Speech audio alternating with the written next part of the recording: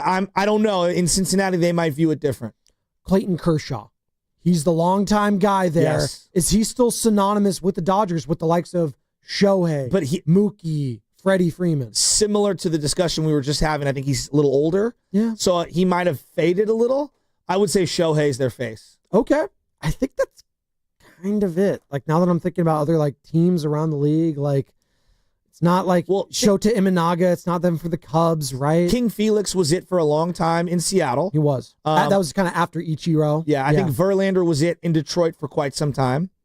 Ooh, yeah, him. Even Miguel. though they had Miggy. Yeah, but that's a good point. You know, I think it changes. Like, I think at one time for Atlanta, you could have chosen between Smoltz, Glavine, or Maddox. So I think we've established right here, unless you're an all-time like future Hall of Famer, that's what I'm saying. The pitcher can't be the face. It just can't. And Scooble's probably on that trajectory after winning a Cy Young last year, looking like he might do it again this year. Like, yeah, unless you're that dude, you can't be the face. It's very difficult. That's why I call Lincecum the unicorn. It's trying to replicate what he is. It's just, you're always going to fall back. Right. And then even like guys like him, like Vida Blue, as you referenced yesterday. Blue, he did it with the A's and the Giants. Doc Gooden. It's good ones like right there. Young Roger Clemens. It was a phenom, an absolute phenom. Wade Boggs was that team. You know what I mean? Like, when I think of that team, looking back on it, when he went to Toronto, he was just a player on Toronto. There were many great players on that team. And then he went to the Yankees, and he wasn't their number one star on the Yankees. It was Jeter. Jeter was the face of that team. Right, and then you had Jeter, you had Mariano Rivera as the closer right there. The core four. He had so many legends on those teams. God, they were so damn stacked. Speaking of stacked right now, I don't know if I consider the Giants roster stacked per se, but if Willie Adames gets it going, Joe, as soon as Rafael Devers gets here, like, we asked Dave Fleming, voice of the Giants, our Giants insider, if you missed any of that interview, find it on the Odyssey app or on YouTube. He joined us last segment. Really good stuff there from Flem. And, I had an open-ended question to him because I wanted him to answer it, and I didn't want to put, I put him on, the spot, but he's got to take pressure off Willie Adames. This acquisition of Rafael Devers, clearly, the guy was pressing for a few months. He's the highest-paid player in the history of the franchise, and all of a sudden, he's not. Rafael Devers is going to be the highest-paid player in the history of the franchise now, which is crazy. Is this the largest contract to ever move hands in the Bay Area? It has to be, right? I can't think of another contract this large to get moved. No, it's easily and absorbed by one of the teams locally. No, definitely here, because this is like a Dodgers kind of a move, or like a Yankees absorbing salaries. Yes. In the NFL, was it doesn't Adrian happen. Gonzalez, Carl Crawford? What was the big one that the Dodgers absorbed many years ago? It was definitely Carl Crawford. Was it David Adrian Price? Gonzalez. Hold on, let's see. David Price, Carl Crawford. I loved Carl Crawford for a long time. And I want to say it was Adrian Gonzalez, but I could be wrong. He might not have been a part of that deal. But it was like 200. He was part of that 2012 deal, Gonzalez. So I think it was Gonzalez, it was Josh Beckett, and it was Carl Crawford were the headliners of not that. David Headliners. Price. No, Price was part of the Mookie Betts trade. Price was part of the Mookie Betts trade. Okay. I got him confused. Okay. Crawford, Adrian Gonzalez. Red Sox have sold off so many pieces to the Dodgers, It is true. That was that same year in 2012. August 25th, 2012. Gonzalez, Crawford, Beckett to L.A. Wow. And the Dodgers sent first baseman James Loney. Yeah. Remember him? James Loney. That's a name you haven't heard in a minute, right? Yeah. Minor leaguers Alan Webster, Ivan De Jesus, and two players to be named later, which were pitcher Ruby De La Rosa and outfielder Jerry Sands. None of those guys were. Dodgers also got Nick Punto out of that. Oh, Ace Legends. Punto. There you go. All right. Nick Punto. And about $11 million in cash from Boston while shedding more than $250 million in salaries through 2018. Wow. Shout out Magic Johnson. There you go. The McCourts. There was a time in my life where I loved the McCourts for what they represented for Dodger futility. Again, we're talking about ownership here, putting money where their mouth is. They're doing that with the Giants. They're doing that with the Warriors. And they've been doing that in San Francisco as they had to shed some salary, but they've been willing to pay, man. They locked up all three of their captains, if you will. Purdy locked up. Kittle locked up. Fred Warner locked up. You've already gotten Nick Bosa on a contract. You've gotten Christian McCaffrey on a contract. Diamond Lenore, one of your young guys that you're banking on in the future.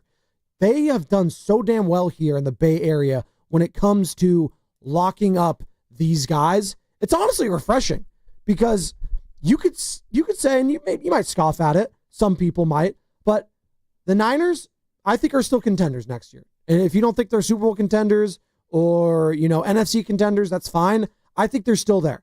Warriors are contenders in the Western Conference. I do believe that next year.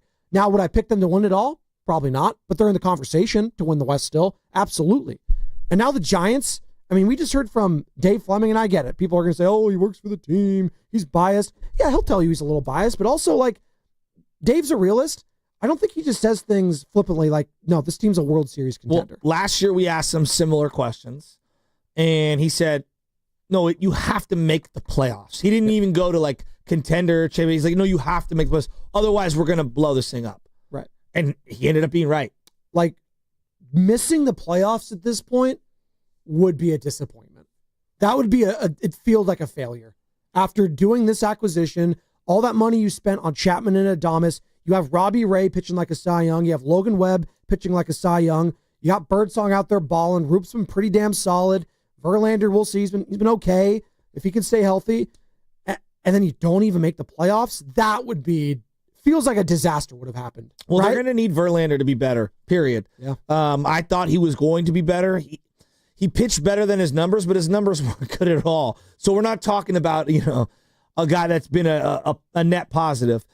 He's going to have to do his thing. And if not, then I think you are going to have to go down into the AAA and get a look at what Carson Whisenhunt has, who's a name that we're probably going to hear more and more about now that Harrison's gone. So Verlander's scheduled to start tomorrow. 52 innings pitched this season. He's given up 52 hits. He has a 4.33 earned run What's average. he, 0-1? 0-2? 0-3. 0-3. Doesn't have a win. Yeah.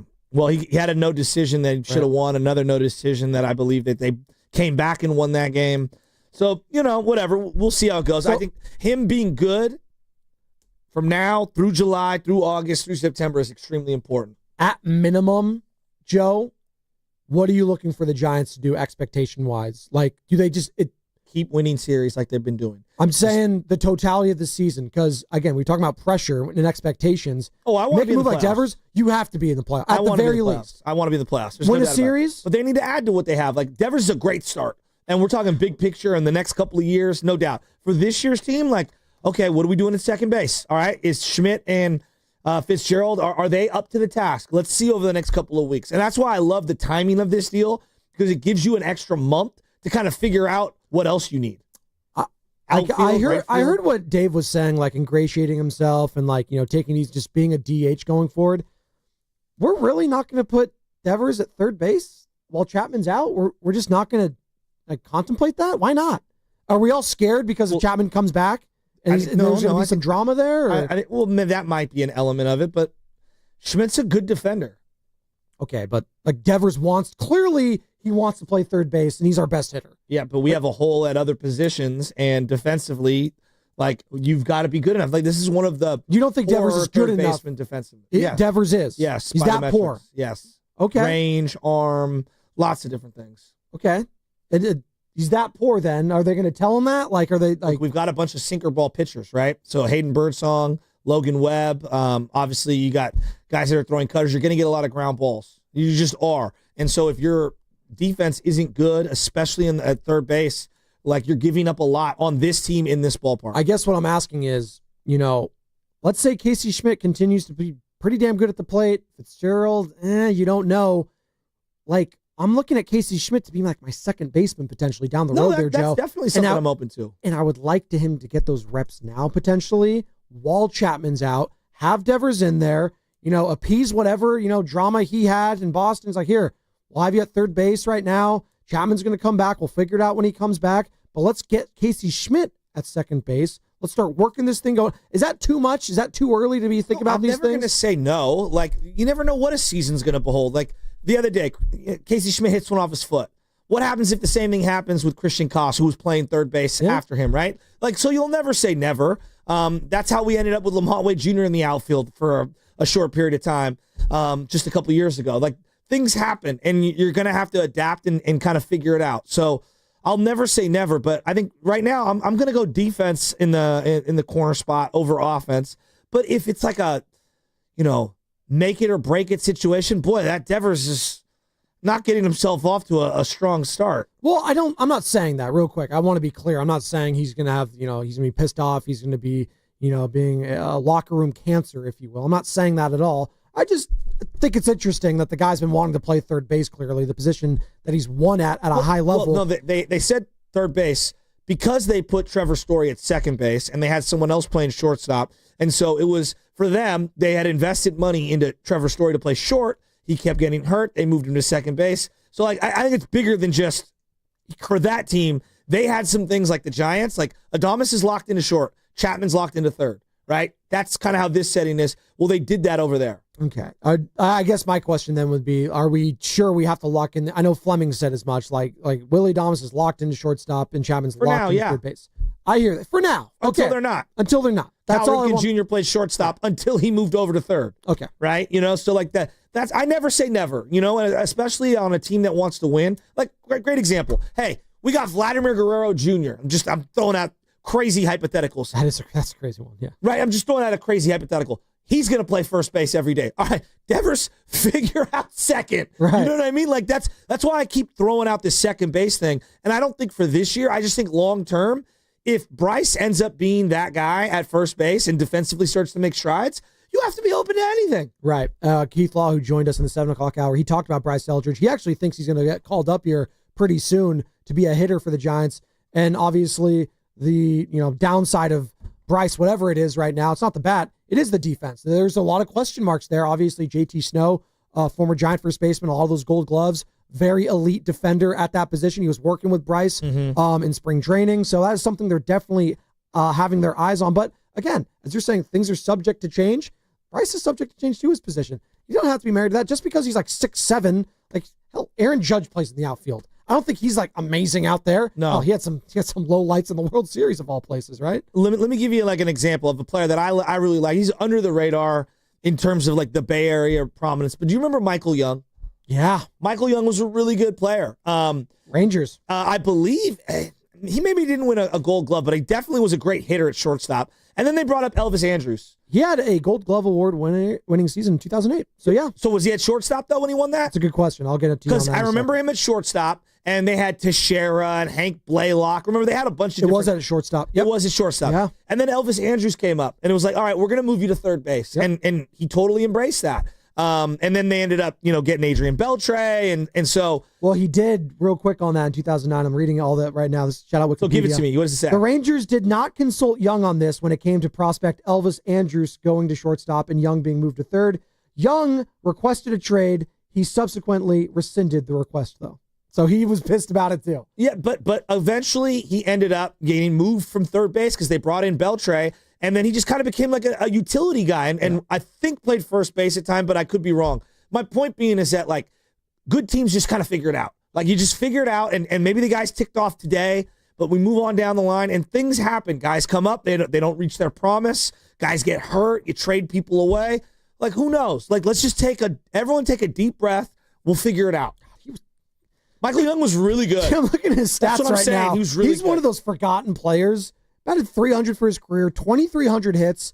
Obviously didn't have huge power, 185 home runs, but 1,000 RBIs. Guy was really good and consistent. Well, and another element that I'm thinking, and again, I'm thinking out loud here. It's like, well, maybe Bryce Eldridge moves to the outfield. Yeah, exactly. I don't know. Like, he's 20. Like, we'll figure it out. Like, I don't know. And I think it's a good problem to have. And I just think anybody that's like obsessing about where someone's going to play, and we'll just, everyone take a deep breath. Let's get the best bats in the lineup that we can. Let's try to not, compromise our defense too much. And now it comes to Bob Melvin in these late game situations. If you do have some guys playing out of defensive spots, figure out a way around it and move guys around. Chris is in San Jose, wants to join the conversation, 888-957-9570. I'm not losing sleep on it. No, I don't think you should. Chrissy, long time no here, buddy. How we feeling about Devers being a Giant? Hey, we're feeling, first off, Spadoni. What's up, my guy? Long time no talk, Mr. Shafsky. I feel great about it. Real quick, I'm hoping this is the last time I'll ever mention Farhan. But, real quick, thank you, Farhan, for accumulating talent. A couple of things he used to say was you can never have enough catching talent, which, we're a little thin on that right now. and you can never have enough left-handed pitching prospects. The fact that we have Wisenhunt, Joe Whitman, et cetera, coming up makes a guy like Kyle Harrison expendable. I'm sure he'll get better, but he's a two-pitch pitcher with command issues, right? So, Farhan, thank you for putting some pieces together, and thank you to the big dog, Buster Posey, for pushing us over the top, using his gut and using some huevos to put the chips on the table and make a big move for a guy that you think makes your lineup better and helps, put you in contention for now and in the future. So thank you, Farhan, but thank you, Big Dog Buster, for putting it all together. Like you guys were saying, I think it's a great problem to have. Now, all of a sudden, everyone was high on, or relatively positive about a guy like Fitzgerald entering the year. Now it's like Fitzgerald, to me, is kind of looking like the odd man out, right? Mm-hmm. With the emergence of Schmidt. Schmidt gets more consistent RBIs, and we're finally seeing some of that pop show. I'd rather have an elite defensive second baseman with some pop than an okay defensive second baseman who can hit some singles and maybe steal you a base here and there. You know what I'm saying? So it's not a bad problem to have. It's up to Melvin to pull the strings, just like it was to Kerr, for Kerr to pull the right strings, with all these different pieces. But at the end of the day, you got one of the best hitters in baseball.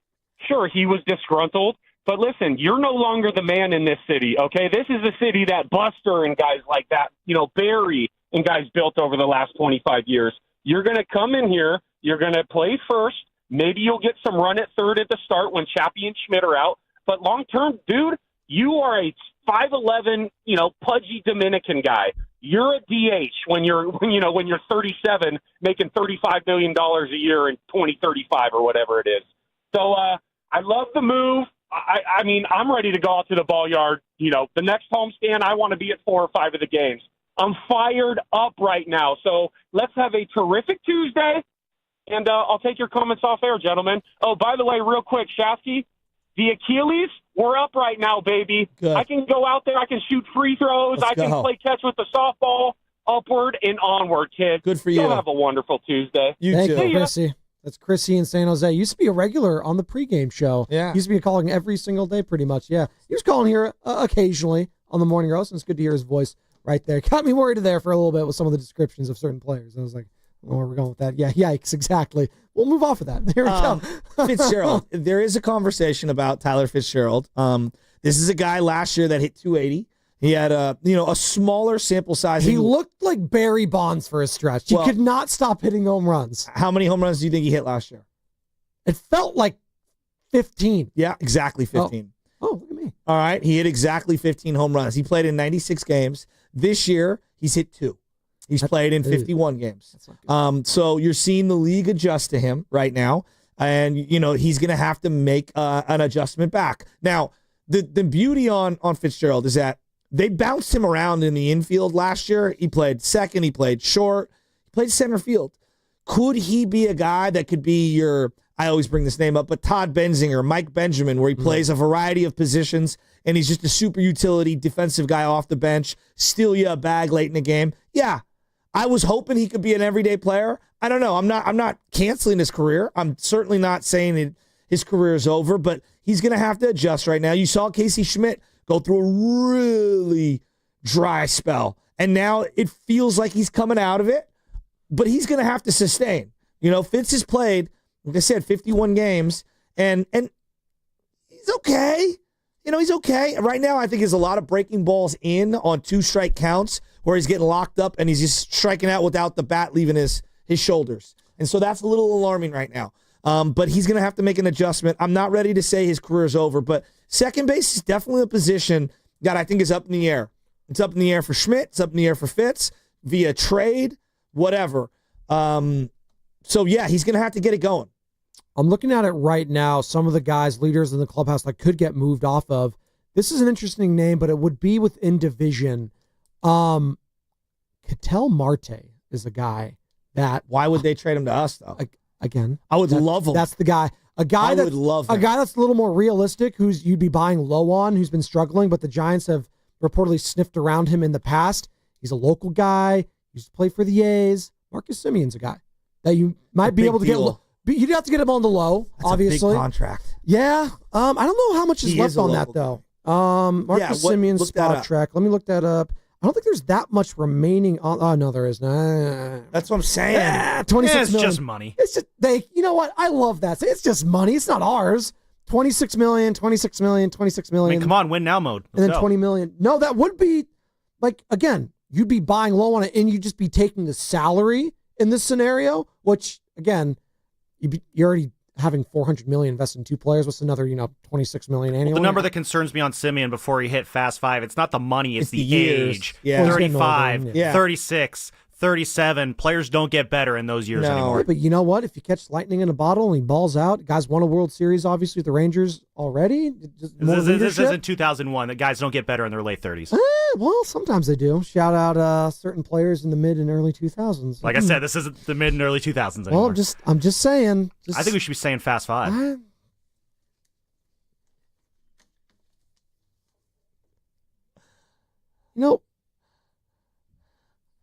Ryan Braun on line one. The Hebrew Hammer. All right. He got better as he got older. Who? Ryan Braun.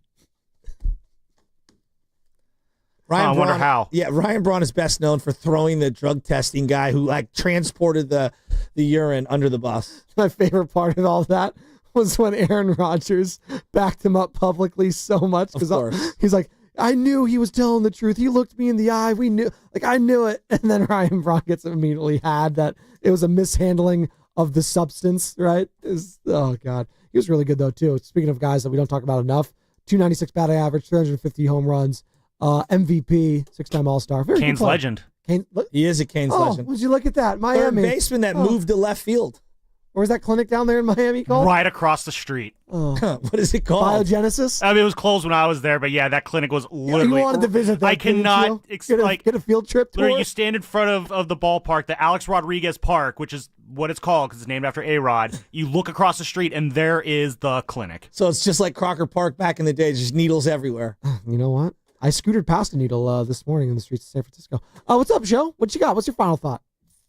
My final thought is, man, it's just the Giants, man. They did what I didn't think that they could do. And I saw this sitting on a platter for them where it's like, hey, look, the Niners are always going to be one of the top dogs in the sport when they're relevant, right? Just being relevant.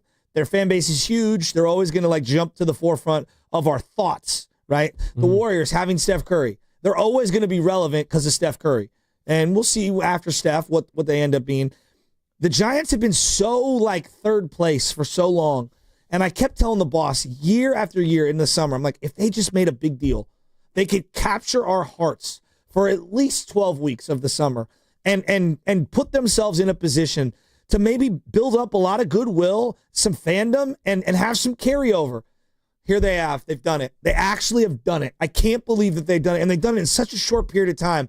It's honestly remarkable how different I feel 1 year ago today versus how I'm feeling right now. It's remarkable. A shot in the arm, as we use that analogy from just a segment ago. That's basically what this has been. And for a fan base that desperately needed it, think about how down bad Warriors fans were. I mean, they've had a title to celebrate within the last couple seasons. We could almost say they're spoiled. But they were. But you think they were down bad? Giants fans. Oh, my God. It's been 11 years. 11 years since that last World Series won in 2014. And in between that, just 2 playoff appearances, 2? Yeah. That's it. And we should have won that series against the Cubs. But again, in hindsight, and against the Dodgers. The Cubs won the World Series that year. It is what it is. It was a team of destiny, it felt like at the time. As the Giants felt like a team of destiny multiple times, that Cubs team was a team of destiny. Technically, we were a team of destiny for many years. Those were the T-shirts. Yeah. Those were the T-shirts. Well, Rod Beck had that line, right? Yeah, it's one of my favorites. When you used to be in the Candlestick parking lot, they'd have the $5 and $10 T-shirts. I miss those. I know, those were great. I have that one going to the Bart games over at the Coliseum, right? Those are the best. Bart Bridge T-shirts. Everything I learned about stealing, I learned in Oakland. Shout out Ricky Henderson. That's good. See, that is creative. It's great. That is really creative. Carter, Sam, what you got? Sorry. No, my final thought is, sorry. Based on that, in Oakland, clearing his throat as he calls. I know I'm pulling a Gene there.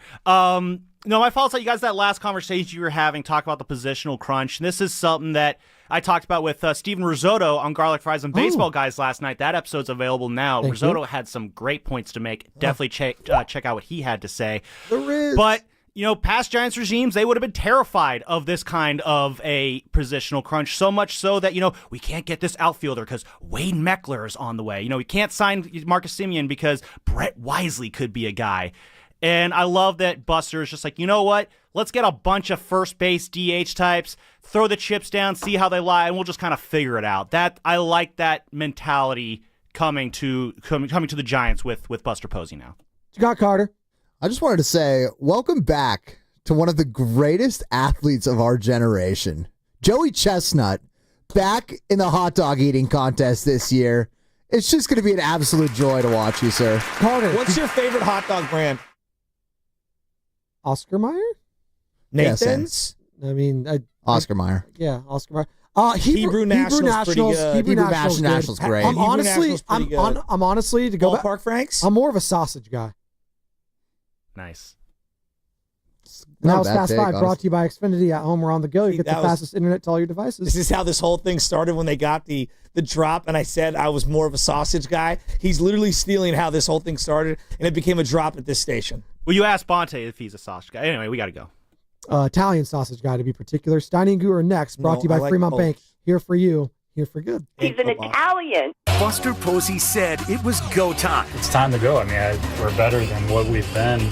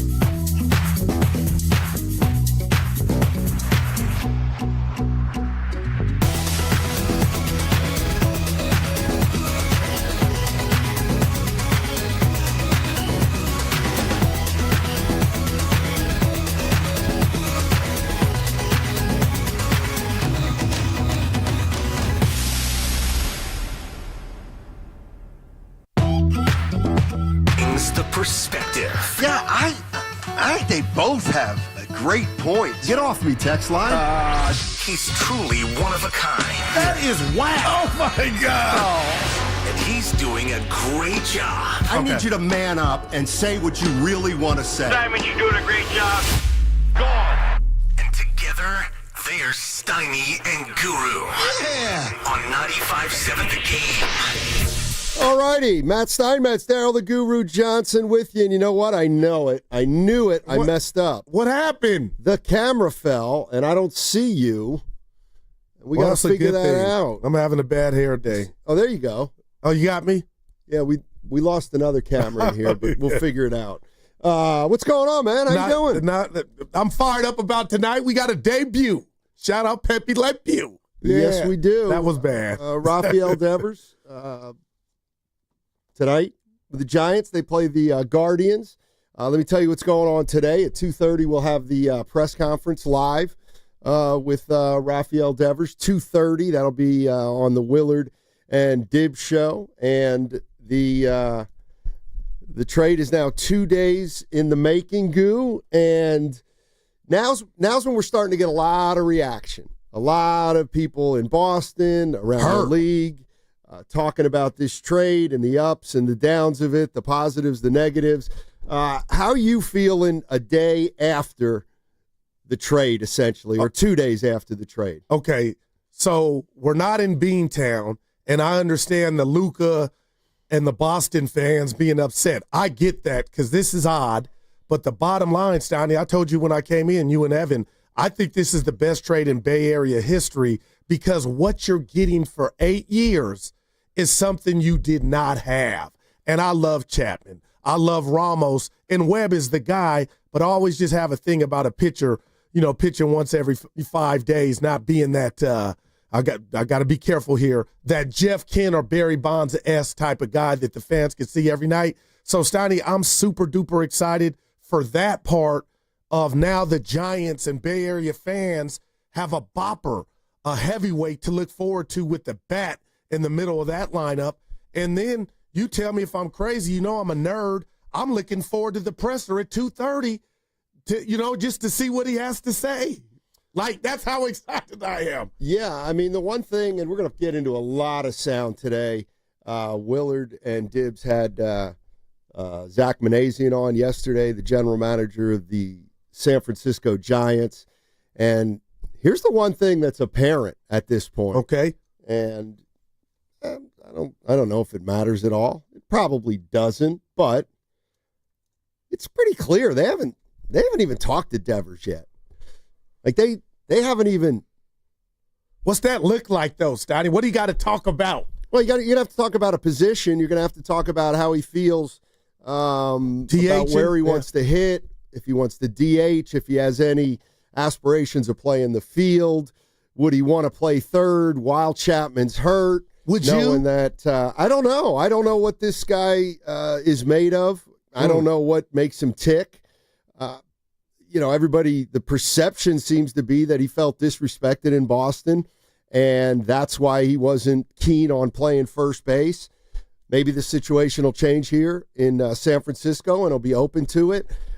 But it's clear, and I said this yesterday, this was a move where Buster Posey clearly said, we can acquire a player who is so good that we'll figure out how to use him and where to use him, and that's Bob Melvin's job.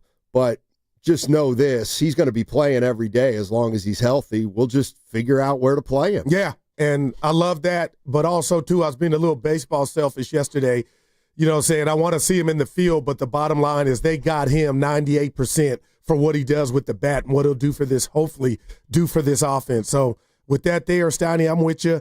And I'll say this, it just has so many similarities to the Jimmy Butler deal in regard to, it got toxic in Miami. And I felt like Jimmy, from a personal standpoint, was get me anywhere, you'll get the best version of me. So I guess I could see Devers not wanting to hold down third, knowing I'm kind of just holding it down until Chappie gets back. So it is what it is, but as long as they got him in the lineup, they can stop this 2-game losing streak. And I keep forgetting, Steiny, this is baseball dumb. There's a season still going, and the Giants are in the midst of a magical one, and hopefully this will be the move to put them over the top. Yeah, and, yesterday the Red Sox front office talked to the media, and they used apparently they used this word 9 times. Damn. Drew Brees. The word is alignment, and they said they needed to get into alignment. In other words, Devers wasn't aligned with the goals of the team, and it feels like they just wanted to get off a guy that they felt like really didn't want to be there. Apparently never asked for a trade, but was open to a change of scenery. So, we'll find out what kind of player the Giants get, but I got to believe they're going to get a player that wants to be here more than he wanted to be in Boston. Yeah, no doubt. You would hope. Yeah, no doubt. And that's the word. Shout out Bob, R.I.P. Bob Hope. But, Steiny, I just threw out to you, and it's just fun thinking about all the trades, Jeff Kent, and I know Kevin Durant came to the Bay, but he was a free agent signing. But as far as a trade, are you on the same street with me or any Giant fan that thinks, this might be the best one in the Bay ever? Well, I mean, if he lives up to who he's been, because he's had so much success in Boston, that's why I just keep thinking about, man, if I was running that team, there's no way, because things went bad and we brought in Bregman, who plays your position, I would have finessed it to where talent like that would never have left. Well, I mean, Boston also thinks they've got some good young players and one of them homered last night. Yeah, and Romy Rome. Maybe they're trying to make room for some younger players. Obviously, a big part of the deal was getting off the $255 million that Boston owed him. But the one thing that and man, there's been a lot out there today, and we're gonna get into a lot of it. But I did see a little bit of pushback from some experts, because it felt like yesterday this was a great move for the Giants. Not that I don't think it still is. Yeah. But there's been some criticism about the move and where it leaves the Giants. We'll get all into that on the other side. But as far as some of the greatest trades in Bay Area history, I mean, that's a good one. We can open it up to the listeners on that one. I mean, the first one that came to mind for me just was the Christian McCaffrey trade. Oh, man. For the 49ers. They picked him up in the middle of the season. And how did that work out? Man. It's worked out pretty well. The 49ers obviously ended up going to a Super Bowl with McCaffrey, and that one worked out pretty good for just a slew of draft picks. We got the Devers trade. Obviously, we got to see how that shakes out, but you would think that the Giants may have just acquired their best hitter in 15, 20 years. Man, that's saying a lot. Yeah, if he can continue to do what he's done for his career in Boston. Yeah, and I always give, I'm going Warriors here, I always give Joe Lacob credit for blowing past all the aprons, and you could say what you want about Lacob. I don't know what you could say that would be a negative, but the bottom line, Steiny, is he has always opened the wallet, and I'm just thinking about what we talked about yesterday. Buster opened the wallet, or the ownership opened the wallet for Adames, extended Chapman, and then you go do this. So just from, the chicken standpoint, Buster's, at the casino, at the gambling poker table, all in. Yeah, I'm interested to know, not only from you, Goo, but from Giants fans, what are the expectations for this team right now, as opposed to what they may have been, let's say, Saturday or Sunday before the trade occurred? Because go ahead. The way I look at it is, the Giants had been playing their best baseball of the season, and whether it was the start of the season or whether it was after their 12-4 start or whether it was during this weekend, I think a lot of Giants fans looked at this team and thought, you know what, we can be a playoff team. There's no doubt about it. And from that respect, obviously, if I'm a Giants fan, I think we can make the playoffs even more so at this point, or, we've just bettered our odds of making the playoffs. But what about after that? Like the way I look at baseball is the first thing you got to do is get in, and then we'll see what happens. So it's a long way for me, Guru, of saying, like my expectations haven't really changed that much. I want to know why, because I feel like there's pressure now, and that's a good pressure for the like. It was a cute story. Where is it going? Do they got staying power? But now, Steiny, I feel like Melvin, he's not. Come on now. But the bottom line is, hey, you got the groceries now. Let's cook. The meal should be tasting exquisite. I'm just saying the reality was this was expected to be a playoff team this season before they made any moves. But and now, even before if it's they not made with this trade, don't you think people will be upset? I think people were going to be disappointed whether they missed the playoffs with Devers or without Devers. Yeah. But 888-957-9570 is the number. How have your expectations changed for this Giants season? Coming up today, we got a great show. We've got Scotty Osler of the San Francisco Chronicle. He's going to join us at 11 o'clock. We've got Jim Bowden, former Cincinnati Reds executive. He's going to join us in the 12 o'clock hour. Hey, the Valkyries, they take on the Dallas Wings today at 5 o'clock, and you can hear the game on the Odyssey app. Just download the app and search Valkyries and tune in at 5 o'clock for all the action. And tomorrow, we're going to be giving you a chance to go see Caitlin Clark and the Indiana Fever. They play them on Thursday. All you got to do is listen between noon and 12:30 tomorrow for your chance to see one of the greatest players in sports. That's Caitlin Clark. You can also listen to the game right here on 95.7 The Game. Or for tickets, go to Valkyries.com. That segment also brought to you by Life Source Water Systems.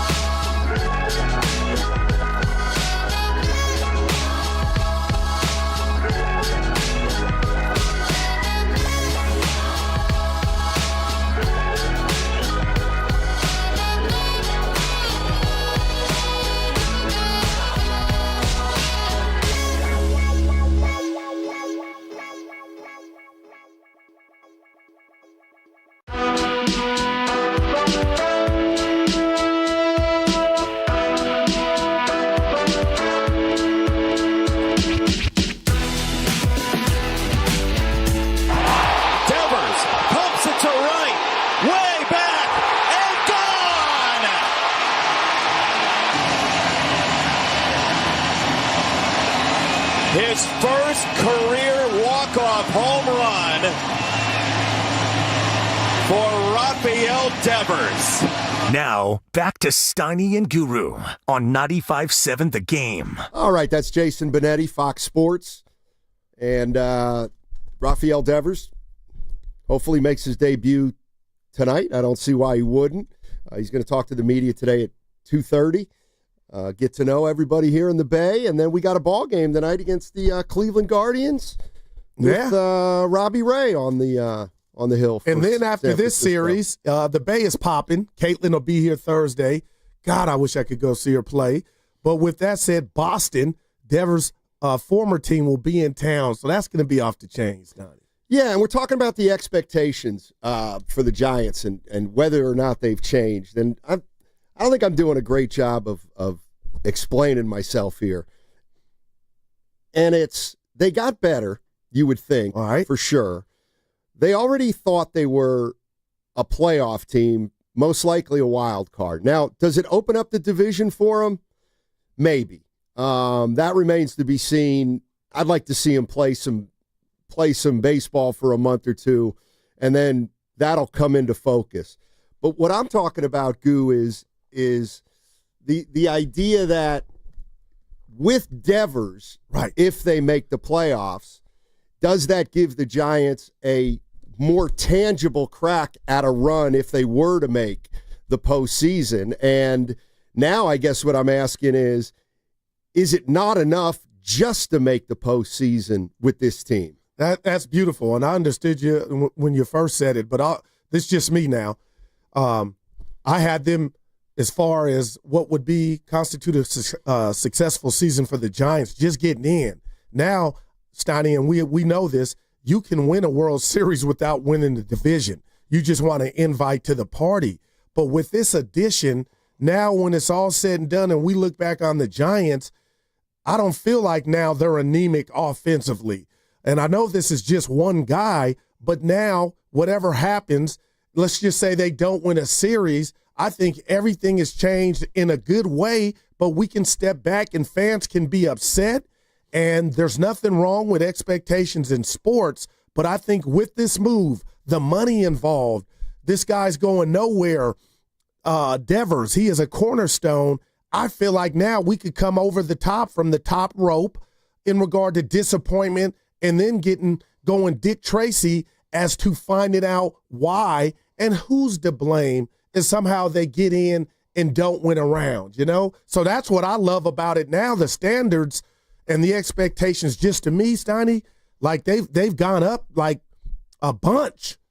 Yeah, 888-957-9570 is the number. Let's go to let's start out with JJ. JJ's in San Jose.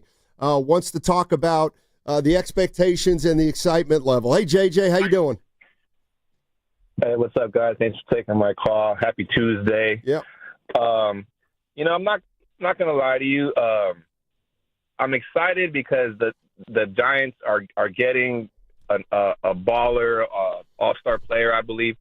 But the fact that I think for a casual fan, and I'm speaking for casual baseball fans, a lot of guys forgot who Rafael Dibs. I believe, I forgot he was on that World Series team. Granted, I'm not watching Red Sox ball a lot, but the fact that the baseball guys are saying, no, this is a steal, this is amazing, this is crazy, I think we're going along for the ride. But deep down, it's kind of like Goose said, you got the groceries now, like all you got, you got to go cook. Well, my fear is that we might not have the right kitchen, quote unquote, ballpark to cook like how we want them to cook. I just, it's one of those things where, we haven't seen a power bat in 20 years since the great Barry Bonds. It's almost like the curse of Barry Bonds, 20 years going to trying to find a guy that can hit the ball all over the park. And so because we haven't seen that in so long, I'm not going to put that kind of pressure on the young man, even though he is capable of or we think he's capable of delivering like that. So they're going to make the playoffs. I think they're still going to be on the upward trajectory to make some noise in the playoffs. But to all of a sudden expect to have the park rocking all the time now because we got a guy that did it on the East Coast with the Red Sox. I still think the main hurdle is how he can adjust to our ballpark, and if he could do that, then we'll really be on, and then we'll be rolling. Yeah, no, that's and thanks for the call, JJ. Appreciate it. And that's that's what remains to be seen. Is he going to be able to put up numbers that are comparable to the numbers he put up in Boston? If that's the case, the Giants got an incredible player. If he's not the same player as he was in Boston, you still got a pretty darn good player because on this particular team, he's going to be one of the top 3 hitters. You would figure. It's going to be Chapman, it's going to be Adames, it's going to be Devers. You hope that Devers is the best of the 3. But I think I'm kind of with you, Goo. I don't know how many homers he's going to hit, but how do you value a bat in the middle of the order, what it does to the guys around you, and then not everything's got to be a home run. I mean, it's really about how many guys he can drive in, essentially. No doubt. Yeah, and that's why I'm excited. And I'll just say this to that, Steiny. You didn't even mention Ramos, but this is how I feel. The threat of Devers in that lineup, everybody, most nights might get pitched differently now because you got that threat. But it'll all come out in the wash in regard to this guy right now on paper is yours for 8.5 years, and Steiny, if somehow he can't get acclimated to third and king and playing in that ballpark, that's a problem that's got to be rectified. But as far as our caller, and I love what he said in regard to using my analogy about the kitchen, the beautiful thing about when this trade happened is we're going to get a lot of baseball games before the deadline, so you can still grocery shop if you see something, you need to tinker with something. So who's to say the Giants are done adding? And my main man, Austin in San Jose, coming at me, Steiny. He says, Goo, this sounds like the Warriors all over again.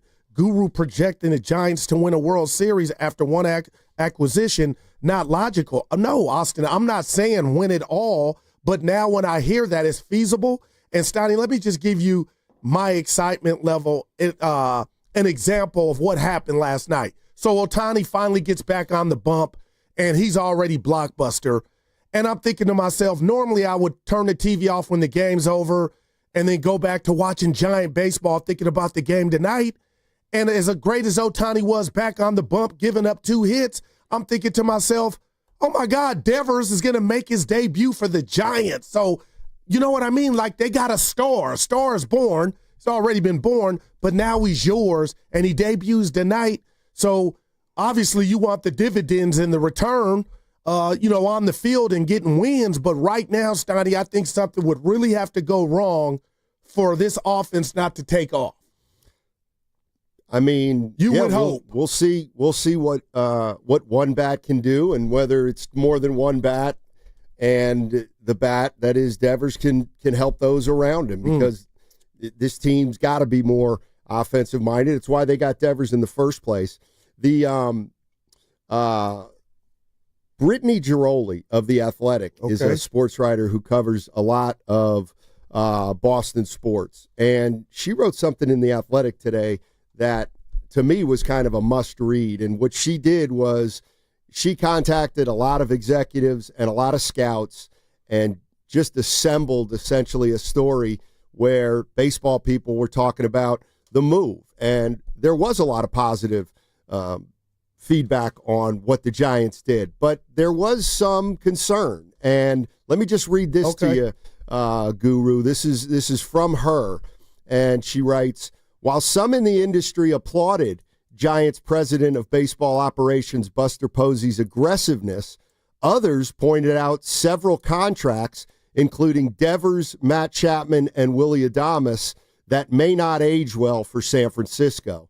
So the concern would be you have three guys under contract for very long periods of time. They're all going to be getting up there, and the question becomes, how much value will those contracts hold over the course of 6 years for Chapman, 7 years for Adames, or 8 years for Devers? That's what some general managers and scouts and executives see as a possible concern for the Giants. Yeah, no, I'm not mad at that, but I'll say this, Donnie, and I don't want to sound like a fan simpleton, but the bottom line is it's not the fans' money, and I believe Farhan would have been one of those guys to where the analytics would have scared him off to where what you just talked about, the aging process of these contracts. But at the end of the day, decisions need to be rendered, and the Giants feel like Adames was worth it, Chappie, and obviously Devers. So from that vantage point, it's exciting as we get down the road, but you got to live, right, Steiny? And as a fan, don't you like your team going all in? And we'll cross those bridges when we do. If you know, they were to age bad or guys were to fall off. But in the meantime, you know, what if you get a ring this year? And I'm not saying they are, but you've put yourself in a position to be a player now. Yeah, I mean, I don't know of one Giants fan out there that looks at this deal and doesn't like it. Think about that. In this era, you're right. They gave up a pitcher who, you know, had made 39 appearances for them in Harrison. They gave away Jordan Hicks, who, you know, started out pretty well when he got here. But by and large, they put a big bat in the middle of their lineup. And if you look at the rest of the team around him, it hasn't changed drastically at this point. So it's tough to say, or it's tough to not like this trade right here, right now. Yeah. Like all trades, we're going to have to see how it plays out. On paper, you would think the Giants would be better. You kind of never know if that's going to work or not. They got to stay healthy. But, yeah, the Giants have gone from a team where you kind of wondered who was playing day in and day out to a team that, at least with these three guys, Adames, Devers, and Chapman, you figure they're going to be Giants for the next 5 years. Yeah. And that's an unbelievable change that Buster Posey's got to get credit for if that's the direction that everybody wanted him to go in. And you know what? You're on fire, and I'll say this to that. The last time I felt this way about the Giants, Steiny, you know, the guys were homegrown, but it was Belt, it was Crawford, and it was Posey. You know, so now obviously they're not homegrown, but the bottom line is now you got three guys that are your infrastructure, and hopefully it resonates on the field. Yeah, if you were a Giants fan, you know, before this trade, and you were liking what you saw, particularly starting with the halfway point of the Padres series a couple weeks ago, and you were already feeling pretty good about this team, and now you got Devers. What can somebody explain to me what the difference is in the excitement level? Do you view Devers as a guy who you could get into the postseason without him, but now you got a really great shot if you get in, as opposed to a puncher's chance? I mean, is that what we're talking about right now? Or are we talking about, no, for the second half of the season, the goal would be to win the division, something we haven't done since 2021. I'm just kind of interested in how Giants fans are processing this move, knowing that we were all feeling pretty good about this team before the trade, albeit we knew they needed help offensively. No, I love it. It just felt like, you know, what am I looking for, Steiny? Open heart surgery or root canal in regard to the Giant offense. And we kind of said, oh, it's just a blip in the radar. But I go back to those 16 games where they averaged 2 or 3 runs. That's a kind of a large sample size. Like that kind of, we understood that's just who they are. They're not going to come out here and for whatever reason offensively make up if a pitcher's slipping or having an off night and gives up 4 or 5 runs. Now on paper, I feel like this is what McCaffrey was to the Niner offense. Yeah, they got to a Super Bowl with Jimmy and the others, but when you got McCaffrey, I was in here at some junctures, I was wrong. This looks like the 94 offense, but that was fun because you saw the change, and I just feel like with this guy in the lineup, I don't think you should be suspended as a fan for having any take if you think or expect, okay, we should be able to get to 5 runs nightly. Now, I know that's kind of unrealistic, but damn, Steiny, this dude can hit. This dude's won a ring. This dude, you know what I'm saying? Batting tight. Like, come on now. This from the 480. We don't have to be perfect anymore. There should be one less one-run games with Devers. That may be some of the fallout of it too, no doubt about it. The margin of error, I feel like, has gotten wider, Steiny, for the pitcher. Right. You would think. Let's go to Drew. Drew's in Sunnyvale. Hey, Drew, how you doing, man? Hey, guys, what's going on? Hey. Hey, yeah. So, I wanted to talk about Rafi Devers, and a lot of people have said that he's going to bring a power punch to Oracle Park, and like how will Devers adjust to the park? Yes. Like Rafi Devers is not just a power hitter; rather, he is a hitter who can also hit with power. Yeah. And I think Zach Manassian, GM of the Giants, he was on Willard and Dibs yesterday, and he didn't say this on Willard and Dibs, but he called Rafi Devers a hitting savant. So more so than seeing balls going into McCovey Cove, look for a lot of Oppo tacos with Rafi Devers.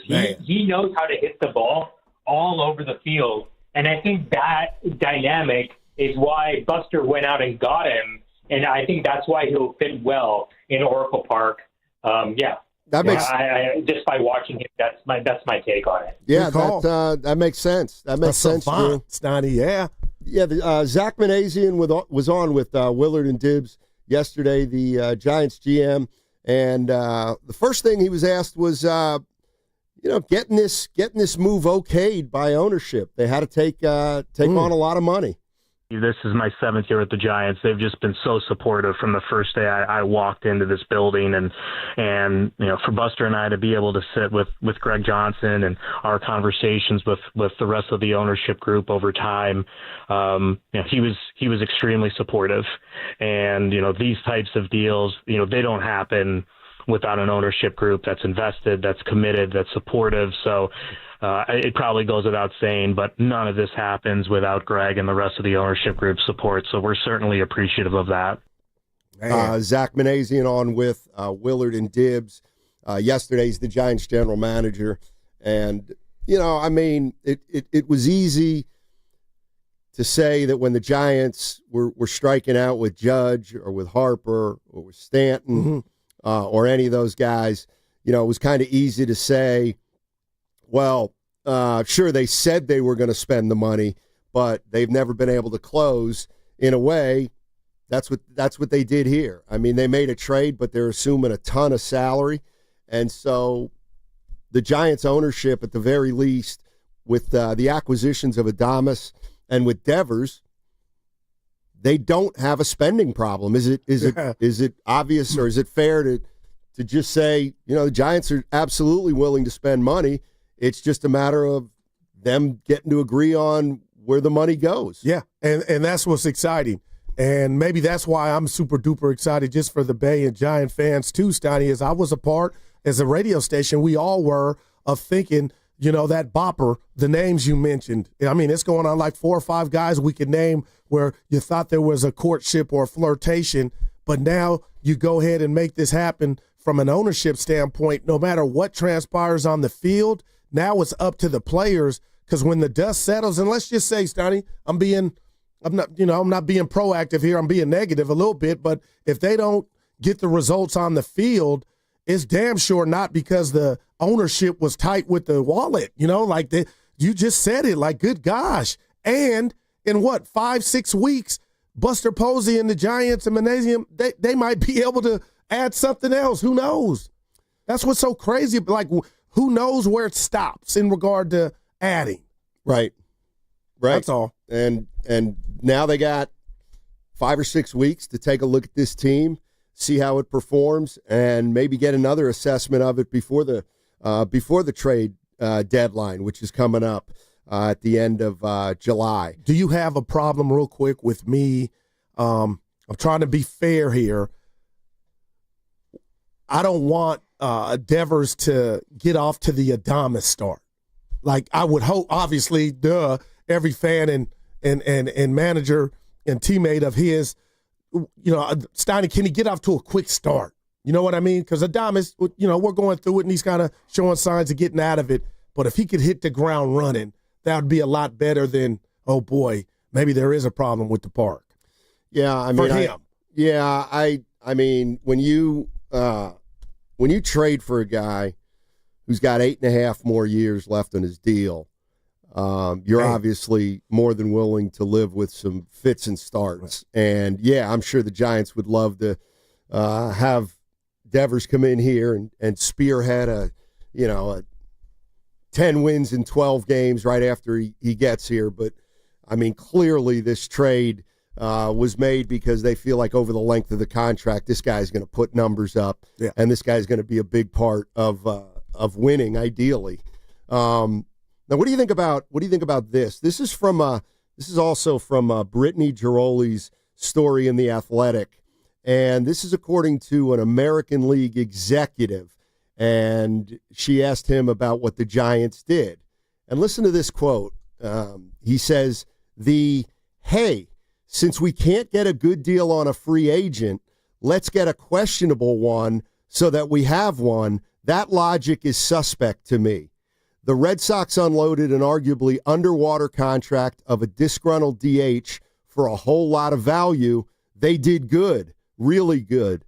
I'm not happy." And that's an AL executive who's saying that the way he looks at it from the Boston point of view, they did make a pretty good trade, and that what the Giants did was essentially, because they can't sign big hitting free agents, then they went the trade route to get one, but the one they got, they may find out isn't the one that they really, really wanted, like the ones they went after in free agents. You know what?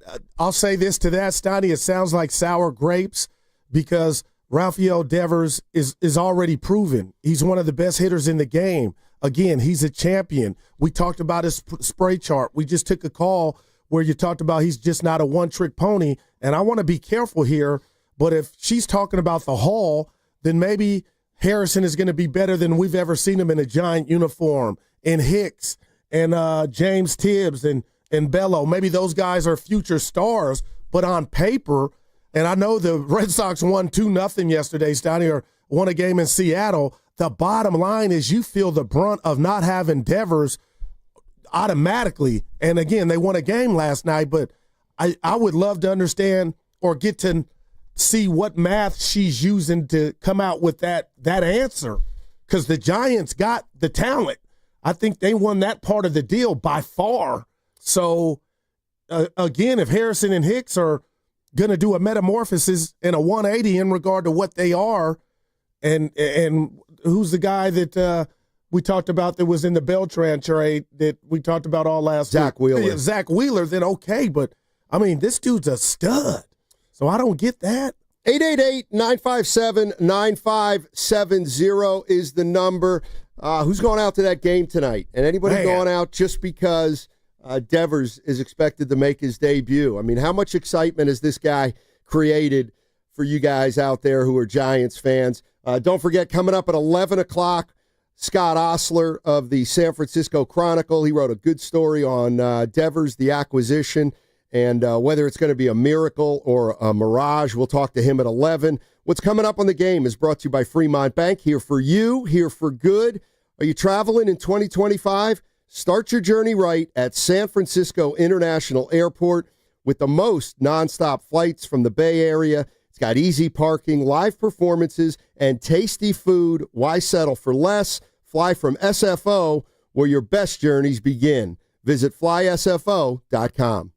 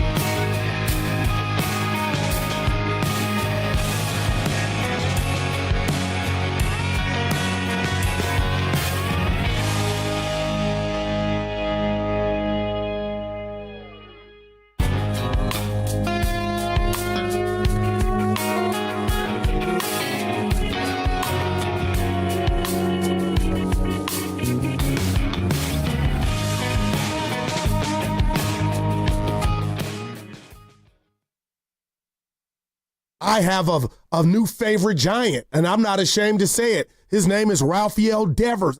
And that's what life's about. Now, back to Steiny and Guru on 95.7 The Game.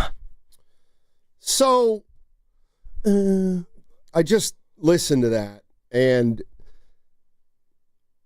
I can't help but think if your new favorite Giant is somebody who's never taken an at-bat for them at this point. Go ahead, you want to write that? Does it mean that there's never been a Giant worth being your favorite Giant? Well, I've always talked about stars. The Otanis, the Machados, the Tatits, the Betts, the Freemans. And I guess from that vantage point, Steiny, the Giants couldn't offer me that. So, Ramos is still my guy, but up until this Devers transaction, I didn't feel that about a Giant hitter. Now I do. And I know people are going to come for me with this take. So you just talked about Adames and Chapman. Mm-hmm. Steiny, I think this guy Devers is your guy, and I'm not running anybody out of town. But if we get down the road even this offseason, who's to say you couldn't move Chapman or Adames? If there was a package that gave you something better than those two guys, like that's what this means now. Like your cornerstone is this guy. So I get, the young lady from Boston in The Athletic, the article you read, but the game's not over. The poker hand is still going. So I'm not running any of those guys out of town, but the possibilities are endless in regard to, you could flip Chapman or Adames now because you got that guy named Rafael Devers. Just a thought. Yeah, I mean, obviously anything's possible. I'd be shocked if they don't let those three guys play together for at least a year or two. No, yeah, right. Meaning Chapman and Adames and Devers, because the reality of the situation is, even though Devers hasn't been great, he projects to be one of your top three hitters. And even though Matt Chapman's not playing right now, he's hurt, he projects to be one of your top 3 or 4 hitters. And so right now, you got 4 legitimate hitters, you would think, right? Those 3 and Ramos. Man, and all-star last year, Ramos. Yeah, and let's see what they can do. Let's see if this pitching staff can hold up. Maybe they'll step back a little bit, but if you get the production from the offense with the addition of Devers, it'll be more than a wash. I think that's what Posey's thinking clearly with this move. And I got to say this, Donnie, because I keep going to it, and I know it's a blip on the radar, but the Giants have lost 3 out of 4. The Guardians are no walk in the park, and then Boston looks like they've got their feet up underneath them. So these next 6 games, or this home, they got some hard games. How about that? Yeah. No walk in the park, no Rockies. Let's go to Will. Will's in Marin. Hey, Will, how you doing, man? What's going on? Hey, guys, thanks for taking my call. Yeah, I know there's been a lot of speculation about the ballpark and will it fit for Devers. I think that's just kind of all nonsense. I mean, let's go back and let's bring up one Pablo A. Sandoval. There is a world where he hit 330 with 25 home runs and had another season at 315 with 23 home runs. Rafael Devers will and always has been a better hitter than him. I believe now Triples Alley will pop again. And the last time I checked, even if he doesn't have the crazy home run numbers, doubles score runs these days. Yeah. I mean, and also, too, another point, this is no knock on either player. I say this with nothing but straight respect. But if Wilmer Flores and Helio Ramos are showing that the ballpark is not too big for them, I don't think that Devers is going to struggle. And for another thing, too, I know that a lot of people are worried about, there's small talks about could Kyle Harrison develop into something else. Well, guess what?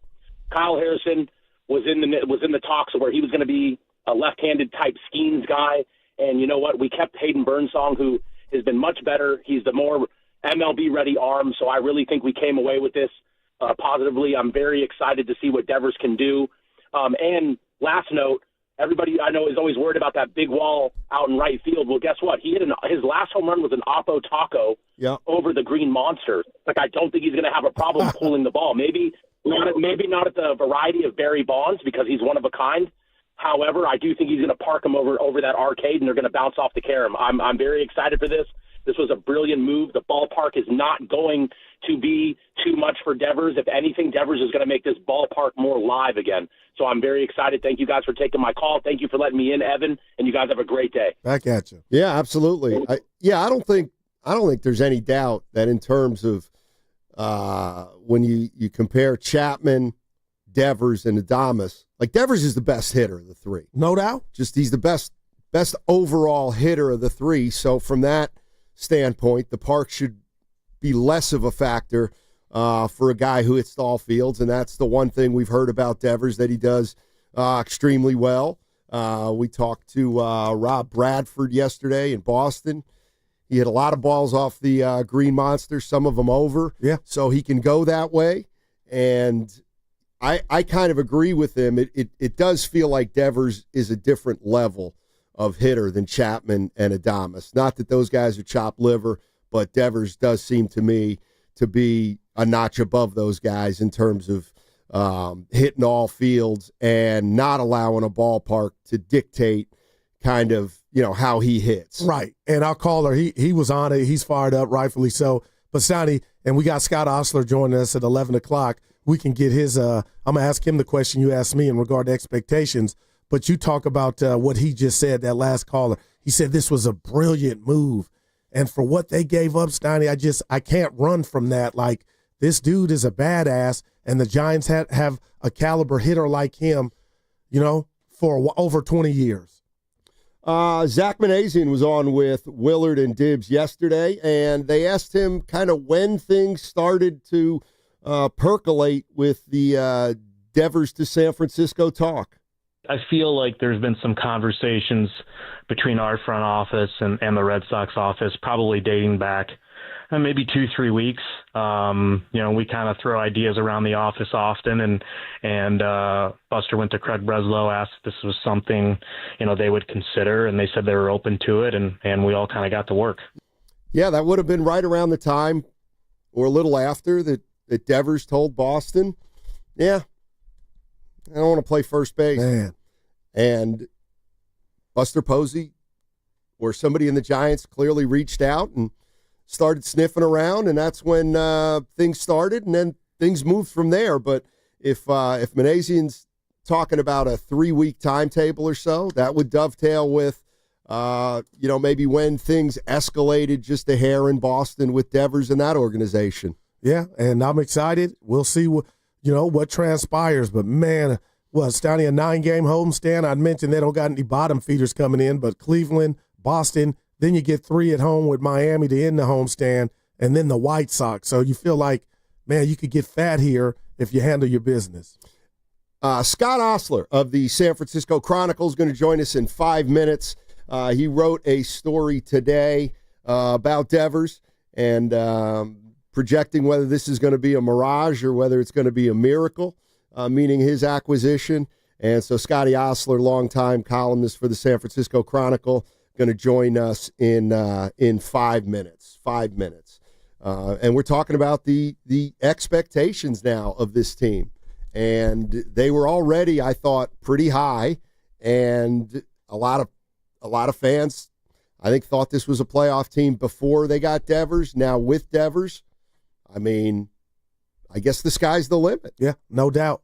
And I won't use the D word, but I'll do it anyways, Donnie. So it'll be disappointment city if somehow, when it's all said and done, they don't handle their business and break the drought of not making the playoffs since 21.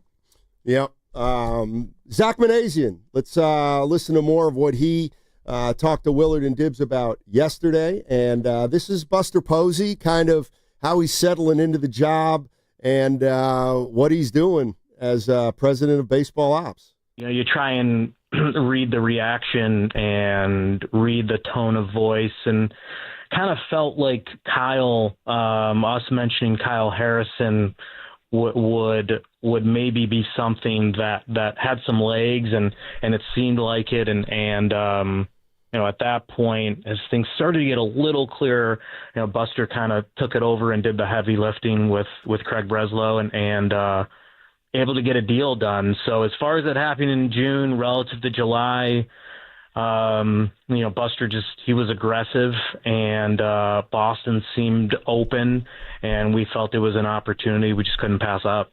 There it is. That's Zach Manazian, the San Francisco Giants general manager. You know what's funny to me, Steiny, is now in sports and, this culture we're in, or the way our society is, back in the day, a talent like Devers or Jimmy Butler wouldn't be traded because relationships soured. You could always, I just felt like, rectify it, but the one thing you did not do is give up pennies to the dollar by letting the guy go because, relationships went sour. But I just can't shake, the feeling of nobody saw this happening. Devers, it got funky in Boston. He's wearing a new uniform. And the same with Jimmy Butler. Like, the talent was so worthy by both of those players that they should have been fixtures and retired at those venues they were at. But now, in the way that it goes now, if you piss me off, Steiny, and I don't want to be here, another team, and why I bring this up, could get that fortune of adding you to their team, all because the relationships went bad. Like, that's great. That's like a whole nother version of free agency to me now. Now you scour everything to, hey, Steiny's great, but, him and Evan are funking, and we got to trade Steiny. Yeah, I mean, I think the situation with Butler obviously centered on money. He wanted at least another year on his deal, and Miami said they weren't going to give it to him. Pat Riley said that, and that's what led to kind of the falling out in Miami. When you talk about Butler, everybody seems to agree it's most of the time about money, but it just seems to me like, Devers was done in Boston once they got Bregman, and he didn't like the way it all went down. He didn't like the way they were communicating with him or not communicating with him, and it doesn't sound like he really was enthusiastic about being there anymore.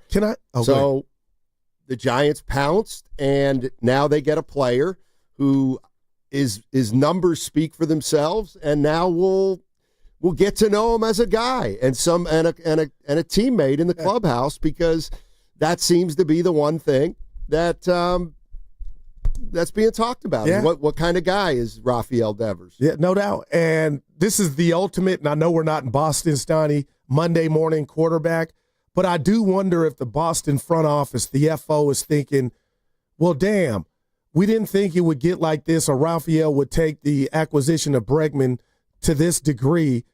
I almost feel like would they have done it knowing it would have cost him Devers? Say that again? When Boston added Bregman, I think they thought that they're going to have both of those guys at their disposal for years to come. I'm just double back and wondering now, and we'll never know the answer, if the Boston Red Sox front office is like, they'll never say it, but had we known that this move was going to cost us the relationship with Devers and his services, would we have even done it in the first place? I mean, it's a good question. It sounds to me, though, that Boston's got some younger players that maybe they want to get some at-bats for, and I do think it probably had a lot to do with the Red Sox looking at 8.5 more years and seeing a guy that just wasn't enthusiastic about being there.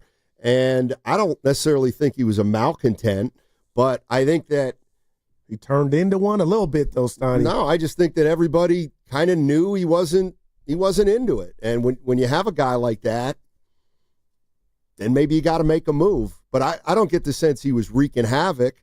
I just get the sense that everybody in the organization kind of knew he was no longer all the way invested because of the way he felt like he was treated.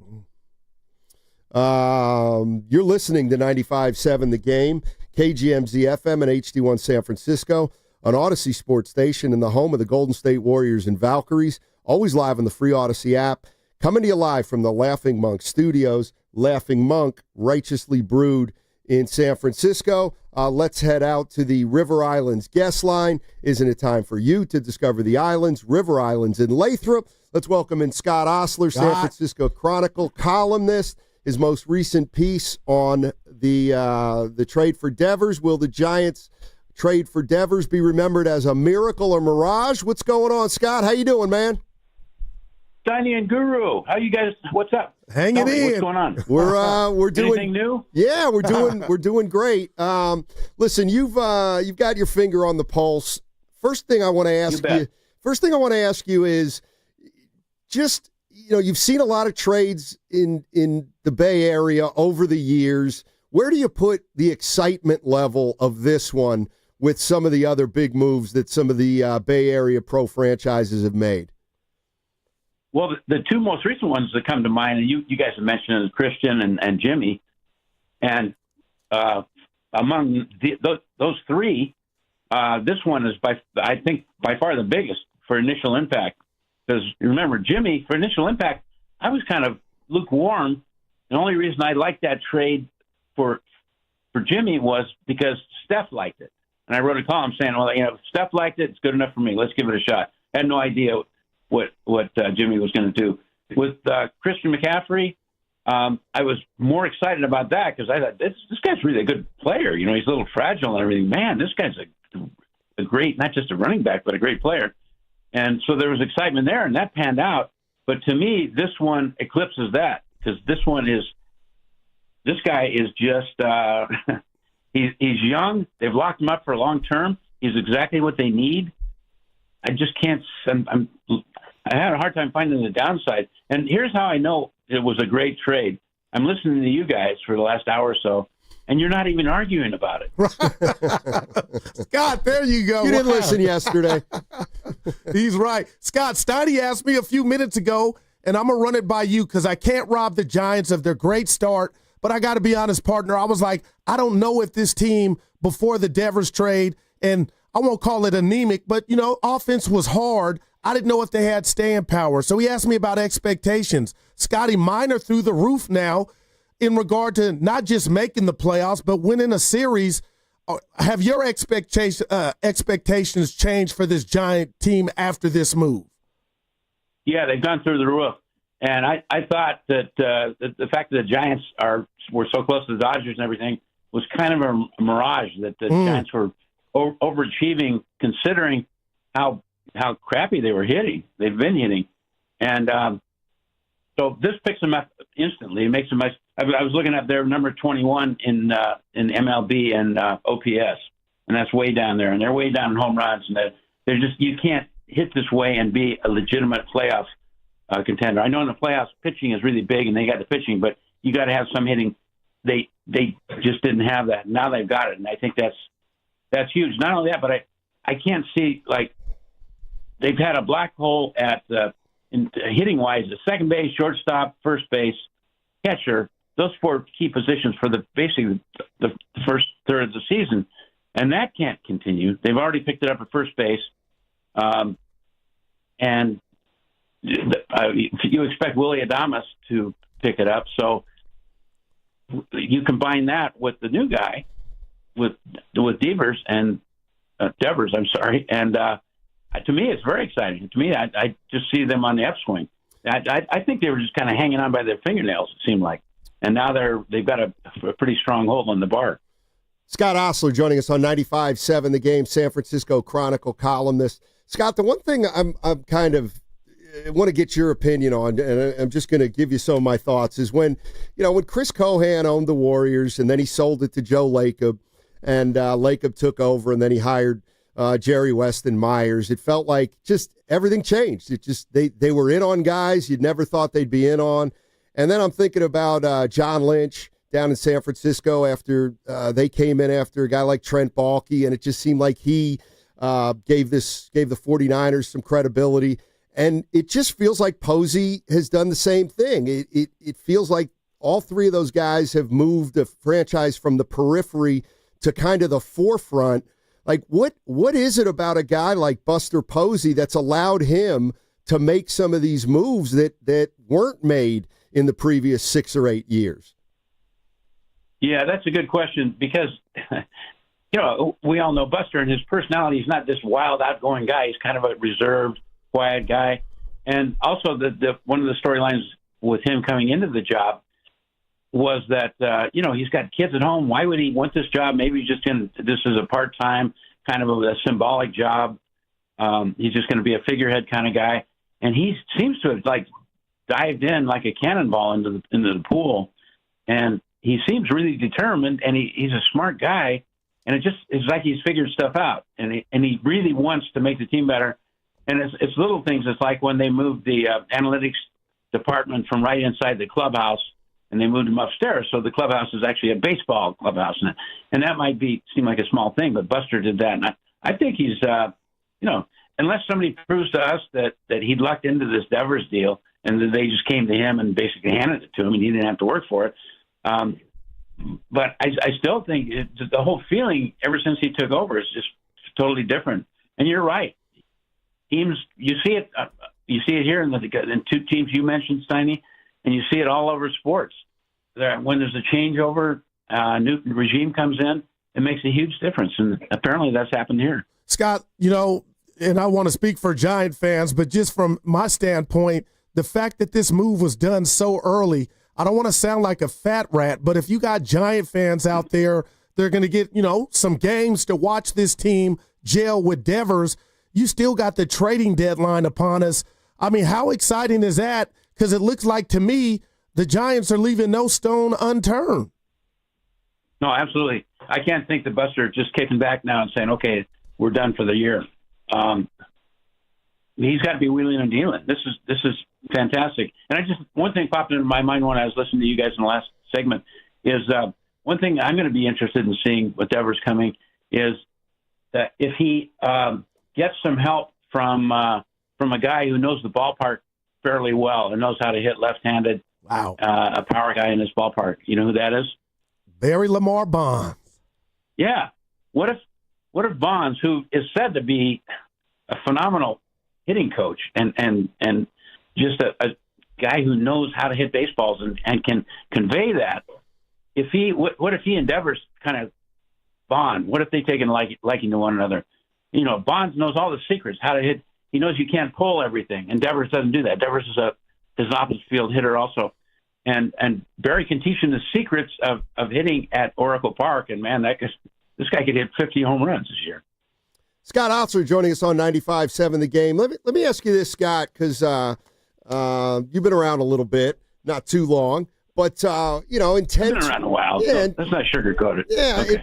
But in 10, 12, and 14, you were in the Bay Area. I was in the Bay Area. The Giants. The interest in the Giants was just unbelievable. I thought it was essentially a phenomenon, what was going on at that ballpark for 5 or 6 years. Yeah. Warriors came along, Giants dipped a little bit, and, of course, the Warriors took over. And the Giants have been a little bit in a malaise. Where are they right now in terms of, if I said, Scott, are the Giants back in this city? I would say they're definitely back. And I keep looking. I look at this guy's stats. I look at what he does. I look at his track record, his consistency over the last few years, and he's still young. And he's created instant excitement. And unless something totally blows up, because everything else is working in their favor. Like I said, Willie Adames, he'll start hitting. Things will start clicking. Hitting-wise, the team has got to be on the upswing. And with this guy coming in, I think it just changes everything. I think people are very, very excited. I think that the players, imagine if you're one of the Giants and you've been slugging it out and you've been, trying to put together these one-run victories, nervous time every night, torture, as Dwayne Piper would say, and all of a sudden the big stick comes in town. Aren't you kind of excited and fired up about this new guy coming in? I would think it just energizes the whole team, which is going pretty well already. I know they lost 3 or 4, but I just think this is the timing and everything is phenomenal. And I think the fans are just going to latch onto this. The fans who could not watch, I admit I have not watched every Giants game this year. Right. Been busy with Warriors and stuff like that. I'm going to be kind of hanging with the TV and at the ballpark and everything. So it certainly makes a huge change. Yeah. No, I'm with you, Scott. Hey, you cover them all. You cover all the sports. So I'm going to throw you a curveball because we don't get to talk much. But I was telling Steiny last week about the Niners, Scott. This is the first time since 19. I don't know what to expect from them. Was last year an anomaly? Like, what's the great Scott Osler think of the Niners heading into this season? Well, a couple months ago, I would have thought, oh my God, they're not even going to sniff the playoffs. They're throwing the season away. They're planning for 2 years from now, and that's kind of shifted radically in the last 6 weeks or so, with the signing of Brock Purdy and the signing of Warner and the re-signing of him and the contracts to basically the drill. They've been very aggressive, not only signing and getting their guys into camp and getting everyone fired up, but they're looking at new guys, and some of the new guys look pretty good. And I've changed like 180 degrees. Now I see them as a legitimate contender. Not as a Super Bowl contender necessarily, but as a 2 or 3 rounds in the playoffs kind of team. And I hate to sound like a homer and a fanboy and all this stuff, but my outlook has changed drastically on them in the last month. Well, you also probably took a look at that schedule, Scott. That's true. Hey, Scott, thank you so much for joining us. You lose. Yeah, exactly. Hey, Scotty, thank you so much for joining us. And, Giants just made some hay, no doubt about it. You're the man. Yeah, fellas, hey, get back to arguing now. Will do. That's Scott Osler, courtesy of the River Islands guest line. Isn't it time for you to discover the islands, River Islands in Lathrop? He's great, Steiny, but I got to say something because you guys got into it, and I don't want to be sometimey or prisoner of the moment. It happens. But the Warriors with Butler, the Niners, to me, I'm not like Scott. He's all in. I got to believe the Giants might be the hottest ticket in town right now. Valkyries might be on the phone. That boy, you just slapped me. Especially with Caitlin Clark coming in here Thursday. Yeah. Which reminds me, you're going to want to listen tomorrow from noon to 12:30. We'll be giving away a couple tickets to the Valkyries Indiana Fever game. That's at 12 to 12:30 tomorrow. Tomorrow, of course, the Fever in town on Thursday at Chase Center. No, I think like the one thing that I remember is about 2 weeks ago, and I've been referencing this because I think the entire season kind of pivoted on it when the Giants won the last 2 games against the Padres, and then they won, 6 straight, maybe 7 straight one-run games. And just kind of the way they were doing it, I was thinking, this team, I get it. They don't score a lot of runs, but the way they're playing is kind of, captivating me a little bit. I don't necessarily need 10-8 games. I just like a team with an identity that knows how to win, and it felt like they were developing that. And there was a lot of excitement. And I'm kind of with Scott. Then you get a guy like Devers, and it's kind of like you guys were saying yesterday. You didn't even care about what happened Sunday against the Dodgers. Man, the focus now becomes the second half of this season and how good this team can be. Yeah, and Scott just mentioned it, Steiny. Again, I keep going back to Barry in regard to must-see at bat, but that's how I feel like when you ask me, I'm saying Devers is my new favorite Giant. I guess I'm back to that. If I'm in the kitchen or doing what have you, I just know where they're at in the lineup. I'm watching all the time anyway, but, man, this guy's special at the plate, and hopefully he can bring what he did in Boston here. 888-957-9570 is the number. Rafael Devers is a San Francisco Giant, and they play the Cleveland Guardians tonight. Best of 3, Tuesday, Wednesday, Thursday. And we're talking about the expectations of the Giants. And the thing I find interesting is even before they got Devers, this team had captured some excitement. There's no doubt about it. They were looking like a playoff team. They were looking like a team that was really leaning into pitching and defense and timely hitting. And now they get Rafael Devers. And I'm wondering, it's just with the baseball playoffs, I thought they had a good chance to make the postseason this year. And now they probably have a better chance. What does it mean, Guru, if and when this becomes a playoff team, how much of a better shot does Devers give them to make a run in the postseason? Oh, man, I'm going to go capital T, Steiny, and that's for threat. They are a major threat in my assessment now moving forward. And, Scott just said it. He was real. He thought it was a mirage in regard to, them keeping this up, the Giant team without Devers. But now, not just staying power, you talk about just sustainability, legit guys at the plate. Like, I feel like they got action. I really do. Yeah, I'm wondering how much of this is expectations versus possibilities, if you know what I mean. So with Devers, like, the way I look at it is, do my expectations change of the Giants? Yeah. In a way, they don't, because I still view them as a playoff team, because I viewed them as a playoff possibility before Devers. Obviously, Devers solidifies that. But what it does for me is it doesn't really change the expectations, but it changes what could be possible. And it does feel like now they do have a better chance to have some staying power, not only for the rest of the regular season, but if they get into the postseason, you got to believe they have like a better crack at making a run. Let me ask you this, and I hear you.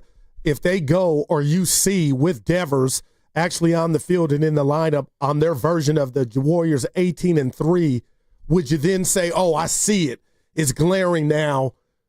Do you think that could change your expectations? You mean like if they win? Yeah, if they get hot, 10 of you mentioned it earlier, like 10 or 12.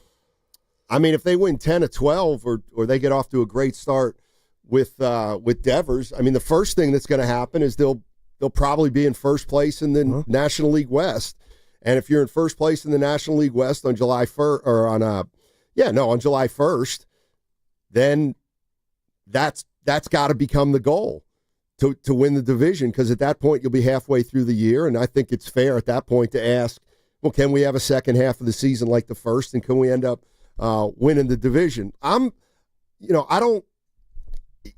The goal is obviously to win the division. Whether they've leapfrogged the Dodgers or not, I'm not ready to say that. I don't know. Okay. I don't know. I'm not ready to say that. But I'd like to think they're going to start, to become entrenched as a wild card team, at least to start. Mm-hmm. And who's to take? You got to finish ahead of the Padres and other teams, but you could be the first wild card. If you don't get the division. But I'm not saying the division is something they shouldn't strive for, because obviously they are. But this just changes everything, and now nothing's left but the players to go out there, Bob Melvin, manage. And let me ask you this, just from a Melvin standpoint, Steiny, I know it didn't work out in San Diego, and it wasn't because they didn't have weaponry. They had it all, to me, as far as offensive boppers. Didn't work out. He had to find a new locale, and it was here. But there's got to be, I got to believe, good pressure, but added pressure on Melvin now to make this thing work. Yeah, I mean, I feel like this is not a difficult team to manage personality-wise. I don't think they got any bad guys on the team. I think generally, 1 through 25 knows what they're expected to do. And I think it's a good question, though. I mean, now you start looking at this team, and they got 3 veterans, in the middle of the lineup with Adames, Chapman, and Devers. And how much managing does he have to do with those 3? How much managing does he have to do, with Ramos, who's entrenched now, with Jung-Hoo Lee? I don't know that I would ever look at this team and, if something didn't go right, think it could be Melvin. You know what I mean? I just don't. What could Bob Melvin do differently than he's done his entire career, where we'd ever say, man, he's not the manager for this team? Well, you know what? I think we're a long way off. Yeah, from that. In San Diego, it was ego central. I mean, you had all kind of guys, and the rumors and the people in the know talk about that's where Melvin kind of lost the team, was they had clubhouse politics and issues that he couldn't fix or rectify, But for you to say the Giants don't have a plethora of guys like that with, well, you don't got a lot of stars caliber of Devers, Steiny, so Melvin should be good on that front. Yeah, you would think so. 888-957-9570 is the number. Rafael Devers. Bam, it starts tonight. It starts tonight against the Cleveland Guardians. And then in an interesting scheduling situation, the Red Sox are in town at the end of the week. So we'll get to see Devers play against his former team and at Oracle Park. So the Giants have captivated their fan base over the last 2 or 3 weeks with their play, and now with this acquisition, the interest level is clearly through the roof. At another point right now. More Zach Manazian. This is talking about getting Devers and yet using the past of not being able to get a big boy and how all that factored in. But as we look at our team right now and in the future, we just felt like this type of bat, given some of the struggles we've had to attract bats like this in the past, this was going to be the way to access this type of bat. So, not easy to give up Kyle, not easy to give up James Tibs, so on and so forth. But it's just the price of paying business, and to get someone like this who I think has the potential to transform our offense just felt like the right thing to do. Zach Manazian on with Willard and Dibs yesterday, talking about, to me, that's an admission, which is great. And that is, we haven't had any success with free agents for the most part, so we got to go get them in a trade, and that's what they did. And at some point they're going to talk to Devers and find out what he wants to do and how he wants to be used. But man, the more I hear everybody talking about this trade, they might have made it. They might have made it even if Devers wasn't crazy about coming here. Yeah. Hey. And I don't know that he is or isn't, obviously. I hear you. But I'll say this, third base, Steiny, and I think you can back me up, that's unrealistic right now for Devers. So as long as the bat's in the lineup, there you go. And just speaking of Zach, he was just on with the Morning Joes before his appearance with Willard and Dibs a couple weeks ago, Steiny, and the Giants were doing well, and he was excited then. But, man, I just bring that up because now you get to introduce today at 2:30 your new acquisition via trade. And like the great Scott Osler said, Steiny, he can't remember in a long while, and I can't, hate on Buster because he was the man. But, man, a bat like this in this lineup, it's going to be exciting. 888-957-9570 is the number. We've spent a lot of time talking about the positives of this move because there seem to be a plethora of them. Is there any danger in this move? If you're a Giants fan, is there anything that gives you a little pause? 888-957-9570. The Valkyries, they take on the Dallas Wings today at 5 o'clock, and you can hear the game right here on the Odyssey app. Just download it and search Valkyries and tune in at 5 o'clock for the action. And tomorrow we're going to be giving you a chance to go see Caitlin Clark and the Indiana Fever. They play Thursday. Listen, between noon and 12:30 tomorrow for your chance to go see one of the greatest players in all of sports. You can also listen to the game right here on 95.7 The Game. For your tickets, go to Valkyries.com. That segment also brought to you by Safeway. Yeah, fellas, hey, get back to arguing now.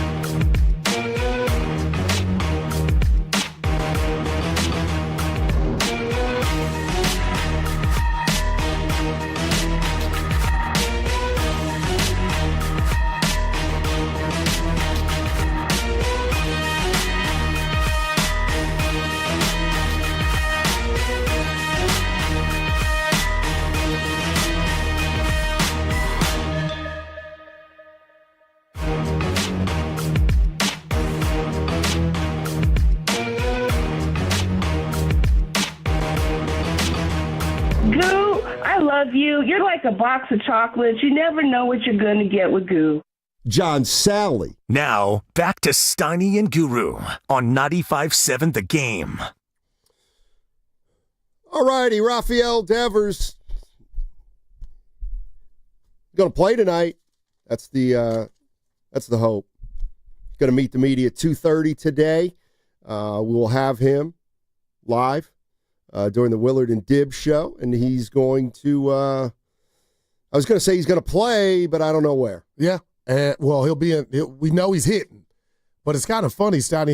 He's been a cornerstone for the Red Sox at the hot corner, and it's just kind of funny. This year he hadn't played any infield, but how big of a transition is that? You go from, going out in the field, hitting, and now you just hit, And it looks like that could be his role here. I think, that's to be determined. Here's the Zach Manassian on whether or not they've spoken to Devers. We're going to end up talking to him when he's in town, so we haven't had that conversation with him yet. But we'll have it, and look, by all accounts, and even in Buster's conversations with Craig, he's a winner. He wants to help us win. There's been some things since the trade that have gotten back to us, really positive about how he feels about coming here. So we'll have that conversation with him and go from there. All right, so it's all been secondhand so far in terms of the perception of how Devers feels. Any concern that you have about that, Goo? No, we're 3 hours away from that presser. I got to believe they've had the conversation, and, I keep going here, but the parallels are just scary. But I got to believe he's happy just to be out of Boston. So somehow, Steiny, they were to finesse him, or he wanted to go over to first base. You think of Dominic Smith and Flores, what that would mean for them. But I don't think that's on the marquee. I would like to see him in the field, but the bottom line is I got to believe he's so happy just to get out of Boston that he'd be okay just DHing. And I'm sure that'll be one of the questions. I'm sure they're taking questions at the presser. Jonathan Papelbon, six-time All-Star, World Series champion. He works for Nesson in Boston. Mm-hmm. He was on with Willard and Dibs yesterday. And I guess we got to get to some of this. But he was asked what kind of teammate Rafael Devers was. Take a listen, Goo. I do. He wasn't willing to conform to what the Red Sox needed. And when you're the highest paid player and your company or your team needs something, I think it's up to that person that they have to do what's best for the team. Am I in that clubhouse? No, I'm not. Do I hear little riffs and stuff about what's going on? Yeah, here and there. But I do know for 110% fact that John Henry was not happy with Rafael Devers. And John Henry solely made this decision. And that's the owner of the Red Sox. Wow. Yeah. I'm just telling you, I know you're laughing at me. We'd have to have a sit down before, I would take back what the Red Sox did to say night-night to him. And I just feel like, again, we're not in Boston, but Steiny, if there was even 1% that I could lose your services by me making a transaction and bringing somebody to the team, I would go talk to you, not kiss your butt, but I would talk to you so we would never get to the juncture to where you got to go. And whatever the Red Sox do, hey, they do, but you can't tell me it's going to be easier without Devers. I mean, on paper, it wouldn't seem to be the case. That's the thing you kind of never know about. You'd expect the Red Sox to falter a little bit. You'd expect the Giants to ascend. And that's obviously what Buster Posey's counting on. So we just got to let it play out and see if that's the case. This is more Jonathan Papelbon. Again, he works for Nesson in Boston. And this is about Devers and the media. And, that's one thing we haven't even talked about at all, the media in Boston versus the media here in San Francisco. But here's what Papelbon said about Devers with the media. Rafael Devers does not do media. He does not talk to the media. He does not make himself available. He does not do team functions. And, he had became a cancer in the clubhouse of the Red Sox way. And so John Henry stepped in and said, I don't want this type of player in my clubhouse, and I'm willing to get whoever it takes to get in here, even if it's a bunch of minor league prospects none of us have never heard of, just to get rid of the $250+ million he's owed. Man, my man used the C word.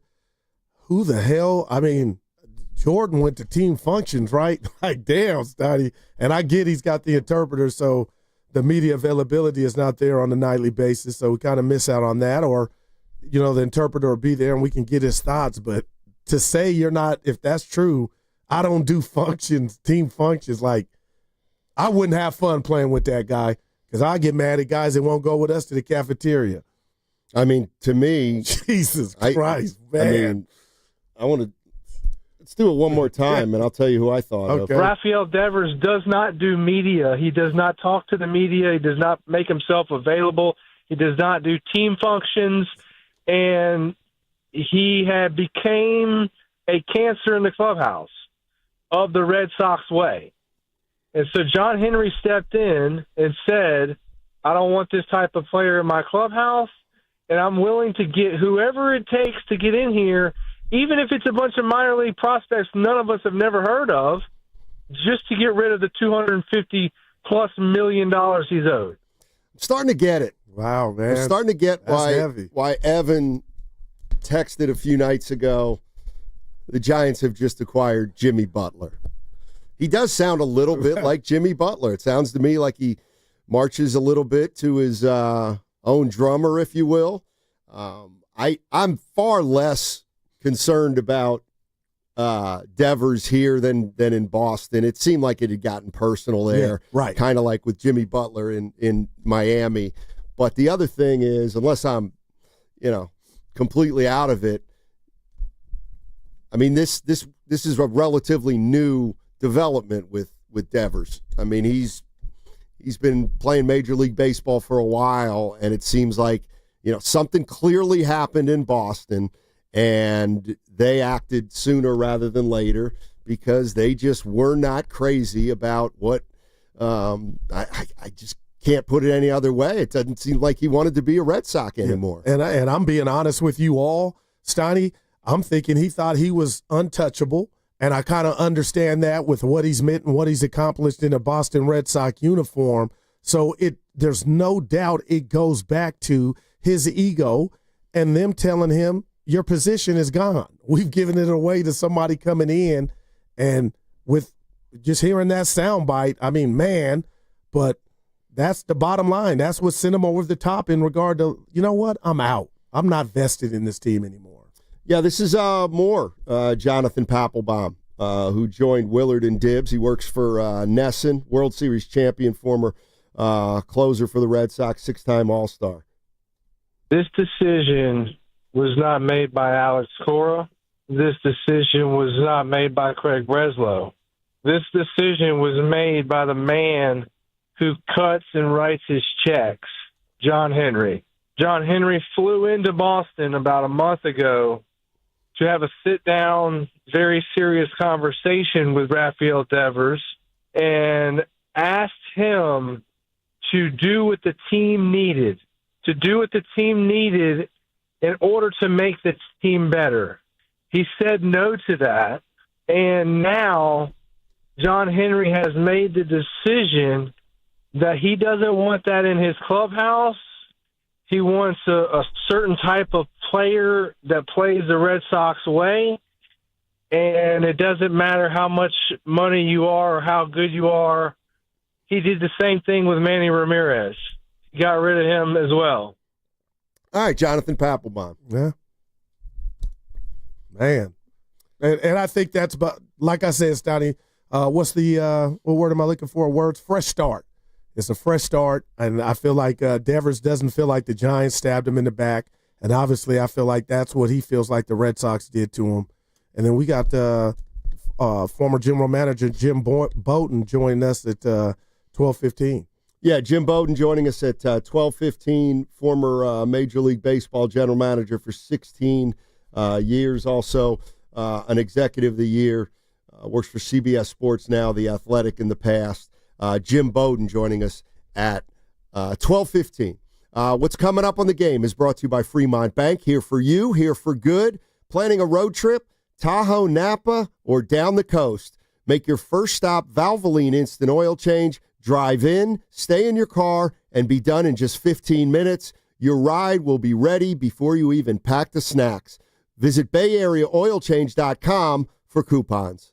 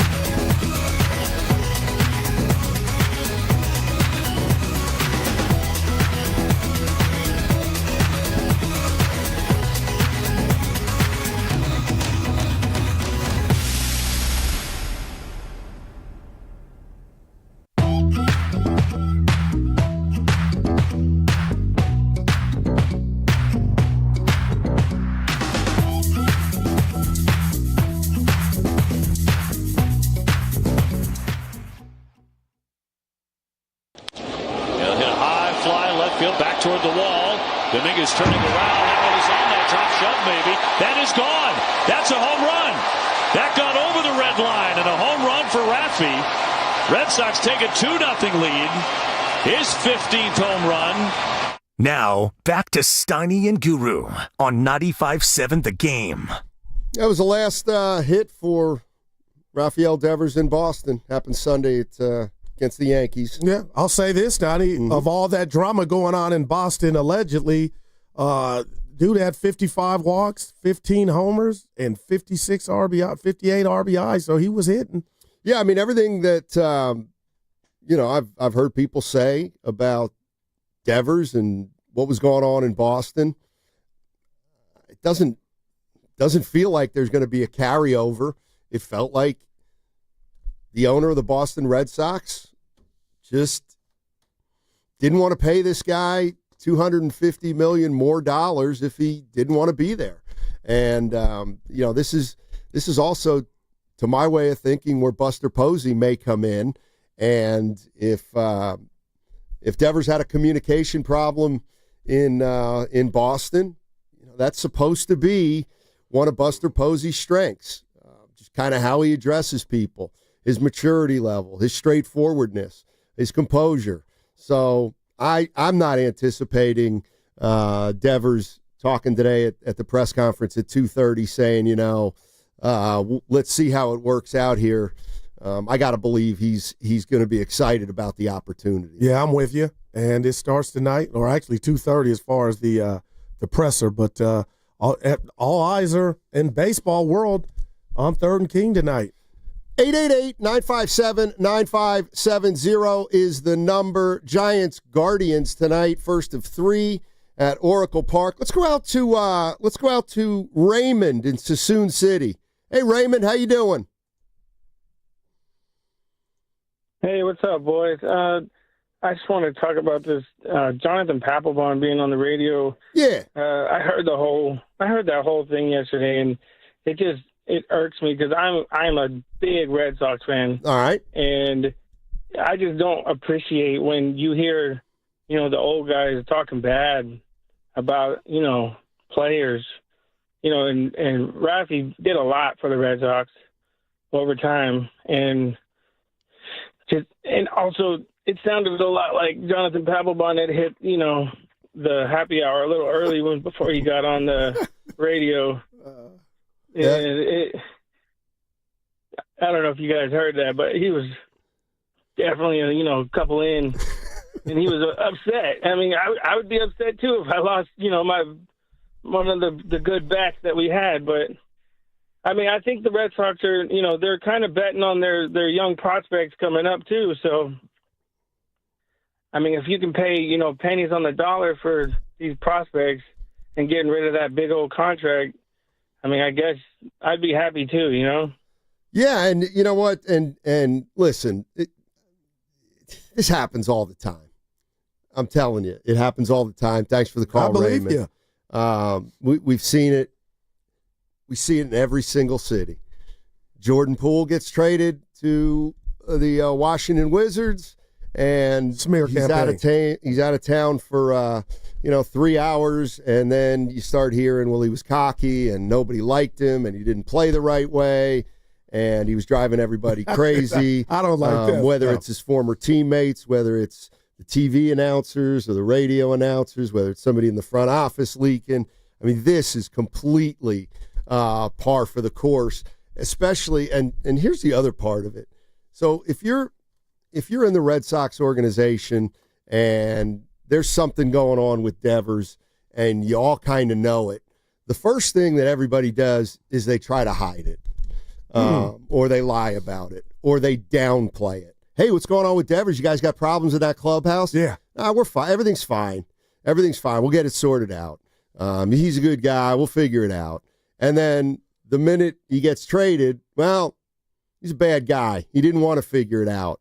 Doesn't say the right thing. Like, that is just so par for the course as far as I'm concerned, not just with the Red Sox, but like with every team that loses a player. Yeah. With the fan base, with the organization, and sometimes even with former teammates. I'm not mad at you. I expect a standing ovation for him tonight. He's done nothing to one single Giant fan. And the bottom line is, you look at his tenure, and Steiny, maybe I'm wrong, or my intel is misleading, but up until this drama with the Bregman acquisition for the Red Sox and his position change or whatnot, or his position getting took, I mean, Devers you didn't hear nothing about him, like, being Right. a bad guy, but to not expect to stand in O. Keith Law was on with the Morning Roast. He works for The Athletic. Very, very knowledgeable baseball writer. Really good with prospects and knows the game inside and out. This is what he told the morning show about who gets credit for this trade. Posey, to me, people are on the line. They're saying Posey did this, Buster did this, Buster.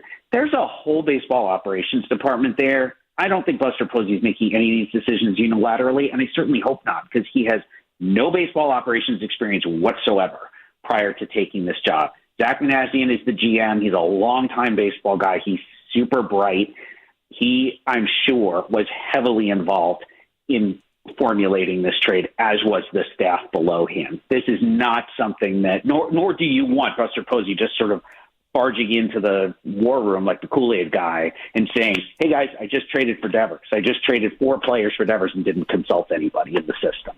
I certainly hope Buster's not running the organization that way, and based on the moves, I really don't think that he is. All right, so he said... my hater detector went off a little bit, Steiny. How come? I mean, does it even matter at this point? I mean, it happened on Buster's watch, and to go there, or Zach, and we all get it, but it's all under... Posey's a part of the regime. Keith had a lot of energy as to, don't give Steiny all the credit. I didn't understand. Like, it still don't change the fact that the Giants got they made an altering move for what they can do and how far they can possibly go with this addition. So he seemed like he was taking it. Don't give Buster credit. Yeah, I mean, maybe he was saying that. I kind of thought what he was saying is, and we've had him on before, Keith Law, and I think what he was really saying, and I could be wrong too, who knows, but that a trade like that, the GM maybe doesn't get involved until the process is maybe close to the end. Yeah. And like, I don't necessarily think he was saying, well, don't give Posey credit. I think he might have been saying, anytime a deal like this gets made, the whole organization is in on it. And no, I mean, we heard Zach Manassian talking about how, he did a lot of the legwork early, and then Buster came in and did the heavy lifting to get it over the plate, or to get it, over the top, or whatever you want to say. But I mean, to me, that's kind of what a GM does, is he talks to all his baseball people, and they bring stuff to him, and he's intrigued by certain ones and not others, and then they talk about it more, and if it ever gets to the serious point, they start thinking about going to ownership. I think team effort. Yeah, I think he's right, Keith Law. I just think that he, wanted to emphasize that it's always a group of people that get something done. I don't know. Teamwork makes the dream work, Donnie. Yeah, this is more Keith Law on Devers and where he fits in the lineup. Well, he's DH, right? He's not. I mean, I understand Matt Chapman is out right now, but Devers hasn't played the field all year. He has never played first base in his life. I've seen this online. Well, the Giants need a first baseman. They do need a first baseman, but they didn't get one. He has never played an inning at first base anywhere in his professional career. He needs to DH. He's not a very good third baseman. If he were to just play there a little bit until Chapman returns, it's not the end of the world, but he's not a solution anywhere in the field. He is a high on-base guy with power. Ideally, that guy hits second in your lineup, or he hits fourth. You want to get this guy as many at-bats as you can. You also want to make sure he's coming up with men on base. Those are probably the two ideal lineup spots for him. He's going to help them wherever he hits, though. At the end of the day, the spot in the lineup doesn't matter. Just let him DH and tell him, just go do exactly what you were doing. He had a 400 on base for the Red Sox. That's probably the Giants' biggest deficiency right now, is literally just getting guys on base. He helps with that, and he's also probably going to be their best or second best power threat for the rest of the season. All right. He sounded pretty optimistic there about where Devers is going to fit in. Yeah, a 905 OPS, Donnie. So your boy's getting on base. Yeah, no, that's I think they'll take that. Yeah. I think they'll take that. I know I would. You're going to Oh, that's right. You're out of town. Yeah, this is our last show. Evan will be with you.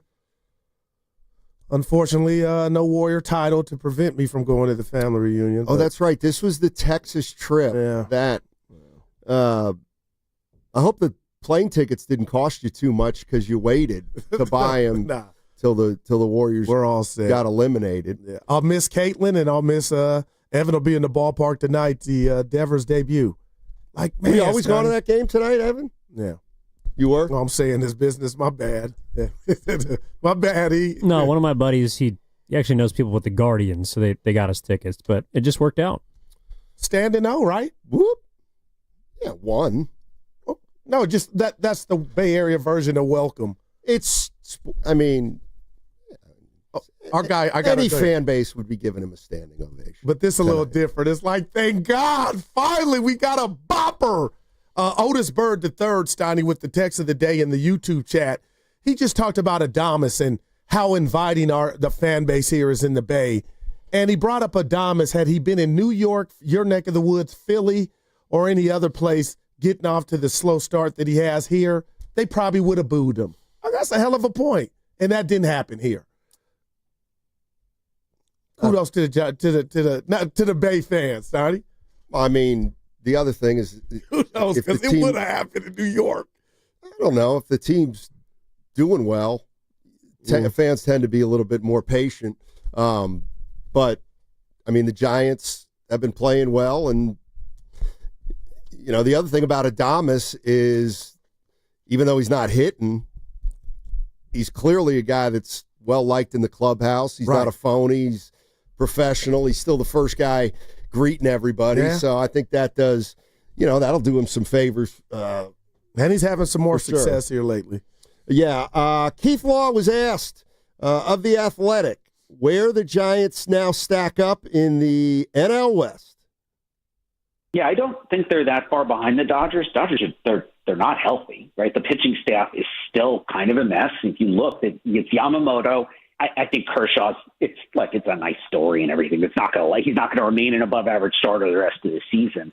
I don't think there's a ton of separation here. I think there's more separation now between the Giants and everybody else in the division, right? The Padres kind of played above their heads for a little bit. They're cooling off. The Diamondbacks are just a mess with injuries at this point. I think they've had 3 Tommy Johns in the last 2 weeks.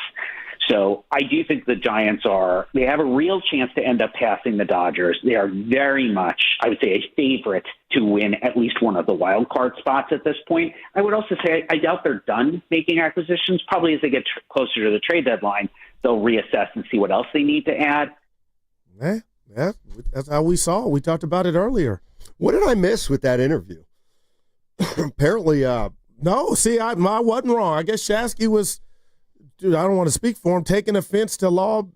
It just, I don't know, it felt like a little cup of Gatorade a little bit. Like, oh, no. And then he insinuated Buster doesn't know his way around the house. Like, I didn't like it. I don't know. I mean, he just. Well, I want to hear it in its entirety after we get done now. Well, I mean, he seems to be pretty bullish on the Giants, saying they got a shot in the NL West. Yeah. Thinks they're better than the Padres. I do, too.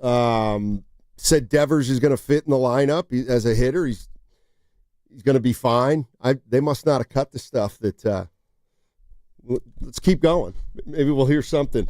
But first, hold on to your hats. By the way, coming up at 12:15, Jim Bowden, Major League Baseball analyst and insider at CBS Sports, also a former Major League Baseball GM for 16 years. He worked for the Cincinnati Reds. He was the executive of the year one year. Yeah. And he is going to join us in 15 minutes. You're listening to 95.7 The Game, KGMZ FM and HD1 San Francisco, an Odyssey sports station in the home of the Golden State Warriors and the Valkyries, always live on the free Odyssey app, coming to you live from the Laughing Monk Studios. Laughing Monk, righteously brewed in San Francisco. Maybe we didn't cut the bad stuff. I don't know. He sounds pretty... Well, of what we said, what we played here, he sounded pretty positive about the Giants. I'll play another one. This is on Bryce Eldridge and where he's at. Obviously, we talked a lot about Bryce Eldridge 3 weeks ago, less recently, and probably even less now that Devers is a Giant. But what does all this mean for Bryce Eldridge, the Giants' top hitting prospect? Expect them to trade him at all. I mean, I guess maybe if the Dodgers called and said, will you take Shohei Ohtani off our hands, they might maybe consider parting with Eldridge at that point. But I do not. I think they view him as the jewel in their crown. And I think they view him as their first baseman of the future. They have really resisted any suggestion of trying him in the outfield. He hasn't played the outfield since his debut season in 2023. He has not been great defensively at first, and I've seen him a bunch, and he hasn't been as good as I thought he'd be. He's a really good athlete. He moves well. He was a pitcher who had a decent delivery. He also never had breaking ball, coincidentally, but he was up to 95 off the mound when I saw him. So I'm a little surprised he hasn't been a better defender, and I think that's maybe the thing that slows him down from getting to the majors. He can really hit, though. It's good approach, good swing, impact. For a guy who's 6'7", the swing is pretty short. Scouts I've talked to who've seen him a lot more than I have say they're not worried that he's going to strike out excessively like a lot of the really tall hitters do. I think he debuts this year. Like I was saying about all rookies, I wouldn't expect a ton of impact right away, but I do think he's going to be their first baseman for the next 6 years. And, maybe at some point next year, he really becomes a major part of their lineup. All right, that's Keith Law of The Athletic talking about Bryce Eldridge. Says he expects him to get some at-bats maybe this year, but next year sounds to me more like his year. And I think that's the way the Giants would like to play it, too. Yeah, it's kind of funny, though, Steiny. He was in the diamond lane, the fast track to, maybe getting a call-up now that he's in AAA, and all he represented to me, because I'm not hating on the kid, I was super-duper excited. But when I saw those swings, and all I thought about was, oh, man, they don't have that now. The big club. And now you got it. You kind of wish Devers played first base, but I get it. It most likely he's not. So I want to see Eldridge, but now you could just take your time with the kid. But when you go get a bat that can do all, hit for power, spray, and do it all like Devers, Steiny, like I'm not thinking about Eldridge like I once was. Yeah, this is from our guy Zucci on the chat. I think he's on to something here. Okay. It sounds like Keith Law, might have a closer relationship with Zach Manassian than Buster Posey, and he just wanted to set the narrative straight. It wasn't just Buster who got this done. I wouldn't doubt that. The one thing I know about Keith Law is he gets out there and watches a ton of games. I'm sure he knows scouts. I'm sure he knows advanced scouts. I'm sure he's tight with assistant GMs, assistant presidents, all that kind of stuff. Mm-hmm. Anyway, what I heard, I didn't hear anything too harsh. I think it's also fair to wonder, as someone who's worked in front offices for a long time like Keith Law, if he's a little apprehensive to the idea of someone with, as he mentioned, literally zero experience in the front office stepping in and having this kind of success. Not to say that Posey can't, but it does feel like Keith Law is kind of wondering if that's even possible. Like, how has this happened so quickly for someone that has never been in a front office or even a coaching, like at any single level? Evan, that's how it feels. No, that's a great point. I want to throw this back at you. So you don't scoff at anybody that feels like just hearing that you could kind of, I can't even put my finger on what I heard, but I was like, but now hearing you say that, I think that might have been the crux of it. I mean, he also might be wanting to give some credit to other people because he's been in the backgrounds for deals too. But it just does, I don't know, there's a tinge of like hesitance or still some apprehension towards Posey, which I think is kind of fair, but also right now you can't knock him. Right. But now that's a great point, Steiny. I could get the other guy like, look at this dude. It ain't this easy. I mean, my question would be, well, let's take a look at what's been going on in the Bay Area over the last 15 years. And Chris Cohan owned the Golden State Warriors, and he sold it to Joe Lacob. And the first thing Joe Lacob did was hire Jerry West to get some credibility into the front office. Then he hired Bob Myers, who had no experience as a president of basketball operations or a general manager. He was an agent, but he had no front office experience. Yeah. And 4 titles later, his resume's etched in stone. Look at John Lynch. John Lynch came out of the TV booth to run the San Francisco 49ers, but there was something about when he took over for Trent Baalke, there was a credibility gap that got filled. And it feels like we're seeing the same thing with Buster Posey. They bring a built-in credibility and a built-in respect that for whatever reason allows them to, feels like, go about their job differently than the people who preceded them. I mean, it just felt like Joe Lacob got to the Warriors and Myers got to the Warriors, and the next thing you know, they were in on players they'd never been in on before, and their players who were there started performing better, and the next thing you know, they got action. And same for the 49ers after Chip Kelly and Tom Sula. Well, I mean, but to your point, though, Steiny, there were other people involved, not just Myers and Lynch. Like Shanahan was a big part of that front office, and he's had years of experience in the NFL. Someone like Jerry West has run and created great organizations prior to joining the Warriors. So, like, Law's just pointing out that, like, Posey's not doing it all by himself. You know, there are other people that have a hand in helping someone who's brought credibility to an organization. Yeah. Let's go to David. David's in San Jose. Hey, David, how you doing, man? Hey, what's up, fellas? Can you hear me okay? Yes, sir. Loud and clear. All right. So with that first clip you played, I forgot his name, Tim Allen or whatever, the reporter. Keith Law or Jonathan Papelbon? No, not Papelbon, the short name guy. Keith Law. Keith Law. So you guys, I think you accidentally cut out the very first segment of that clip where he basically says he's tight with Zaidi. Oh. And so, so he basically comes on first and he's like, yeah, you know, me and Farhan, we go way back, yada, yada, yada. And then, you know what, to be honest, he doesn't give Buster his flowers, man. Come on, dude. Zaidi didn't sign anybody big. We got Adames. We got Chapman locked up now. And then he swings for the fences with the trade, giving up young talent. Well, Zaidi was waiting for this young talent that never developed. That's why you give the man his flowers. And Steiny hit the nail on the head, man. The credibility factor. When Zaidi's calling these other GMs, what are they talking about? Restaurants and stuff? Buster's talking about ball.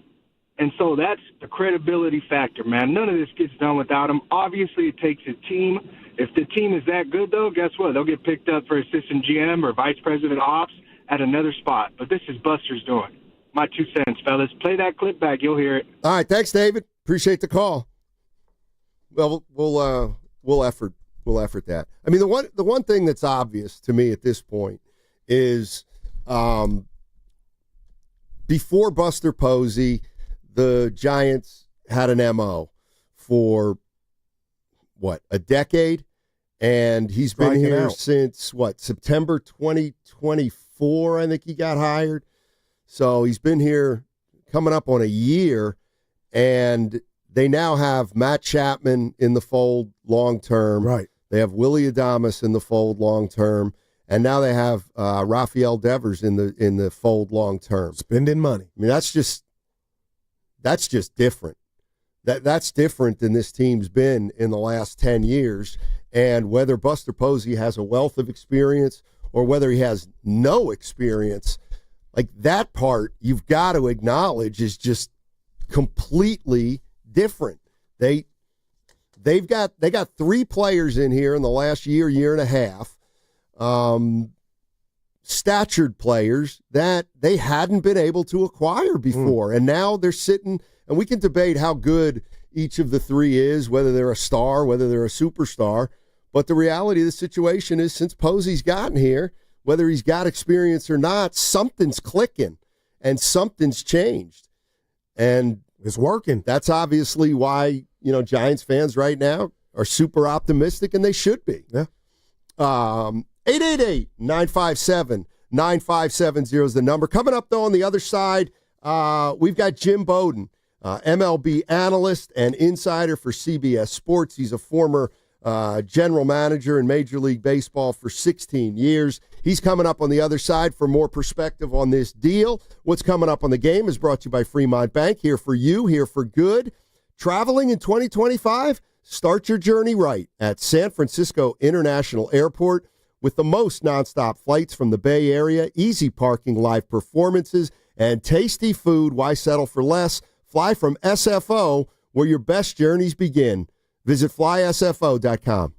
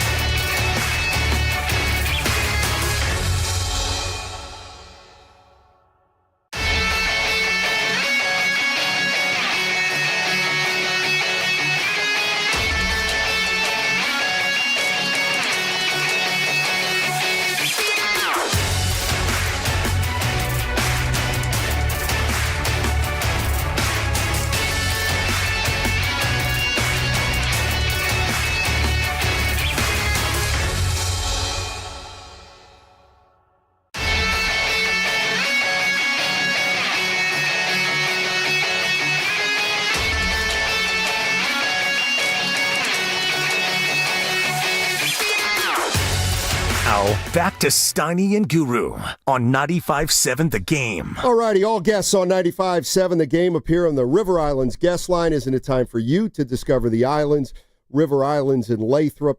Let's welcome in Jim Bowden, former Major League Baseball general manager, former executive of the year.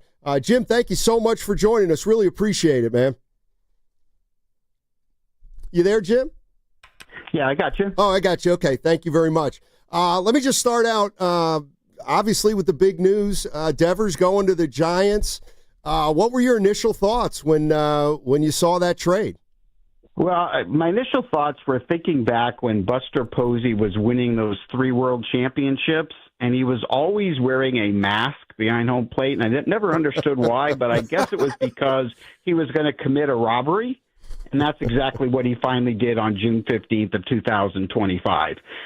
This is just an incredible, game-changing trade that will go down in history as one of the most lopsided trades in San Francisco Giants history. It's a game changer, and the first thing I felt was really relieved and happy for San Francisco Giants fans and the organization who tried for years to sign the big free agents. Whether it be Aaron Judge or Shohei Ohtani or Giancarlo Stanton or Carlos Correa, whatever it's been over the years. And Buster Posey found a way to do it without doing it in free agency. He found a way to do it with a trade. And look, this is an exciting time. I mean, the Giants have not had a left-hand power bat like this since Barry Bonds. He's hit 30 homers 3 different times in his career. He's going to do it again this year for the 4th time. He's a 3.8 WAR player per 162 games. That's what he is. He's 28 years old in his prime.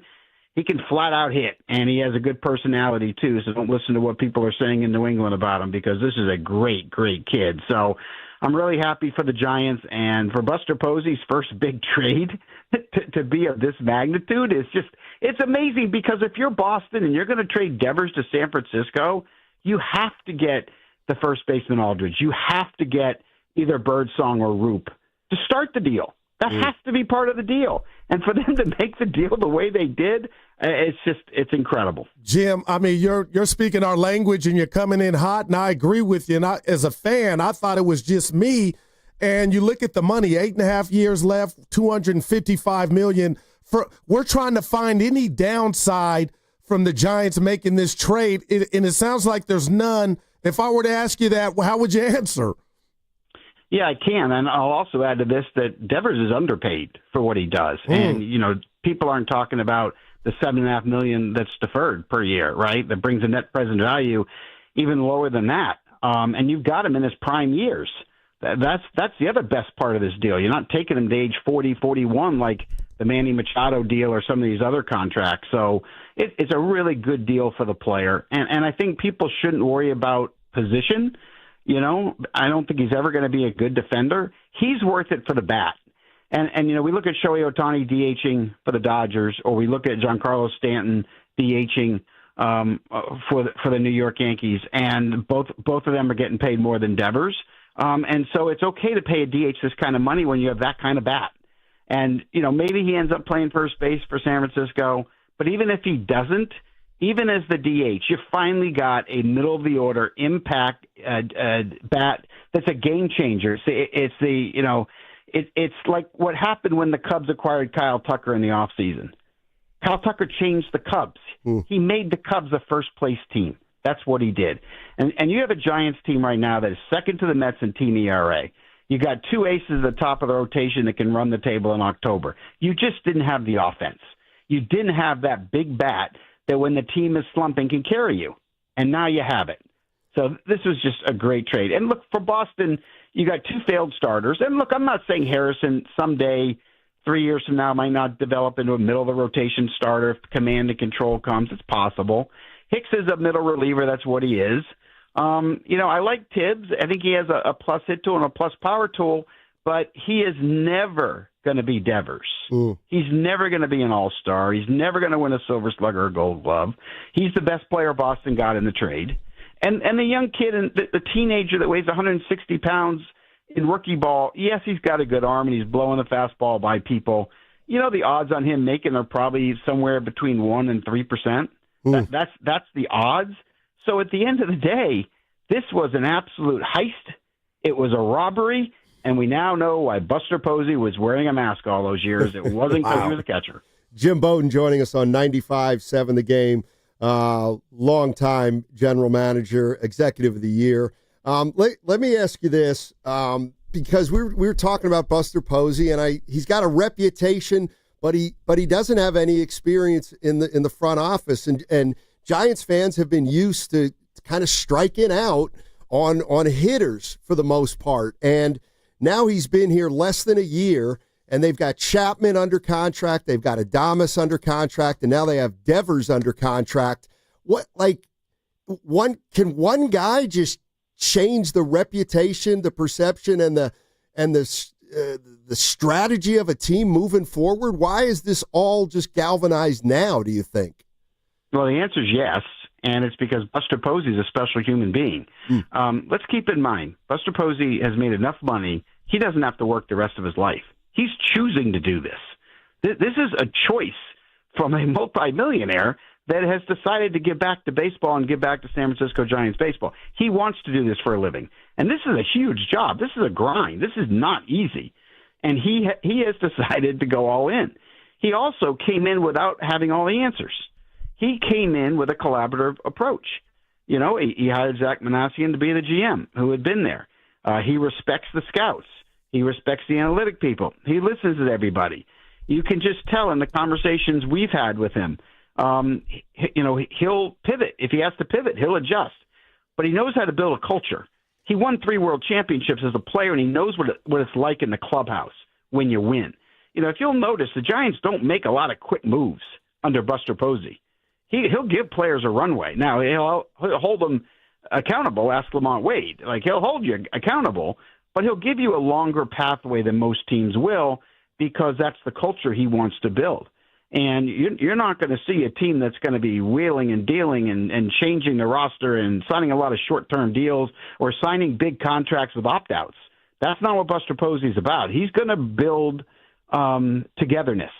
He's going to build that championship culture that he knows what it's like because he played on 3 world championship teams. He will always focus on starting pitching and relief and defense. He always will. But he also understands you got to have some big bats in the middle to score enough runs for that pitching and defense, and that's what he did with Devers and Adames. And by the way, Adames, I don't know if the fans are on Adames or not, but he'll be fine. Don't worry about him. Most guys, when they sign that big free agent contract, it's the second year they're with a team where they live up to what their custom level is.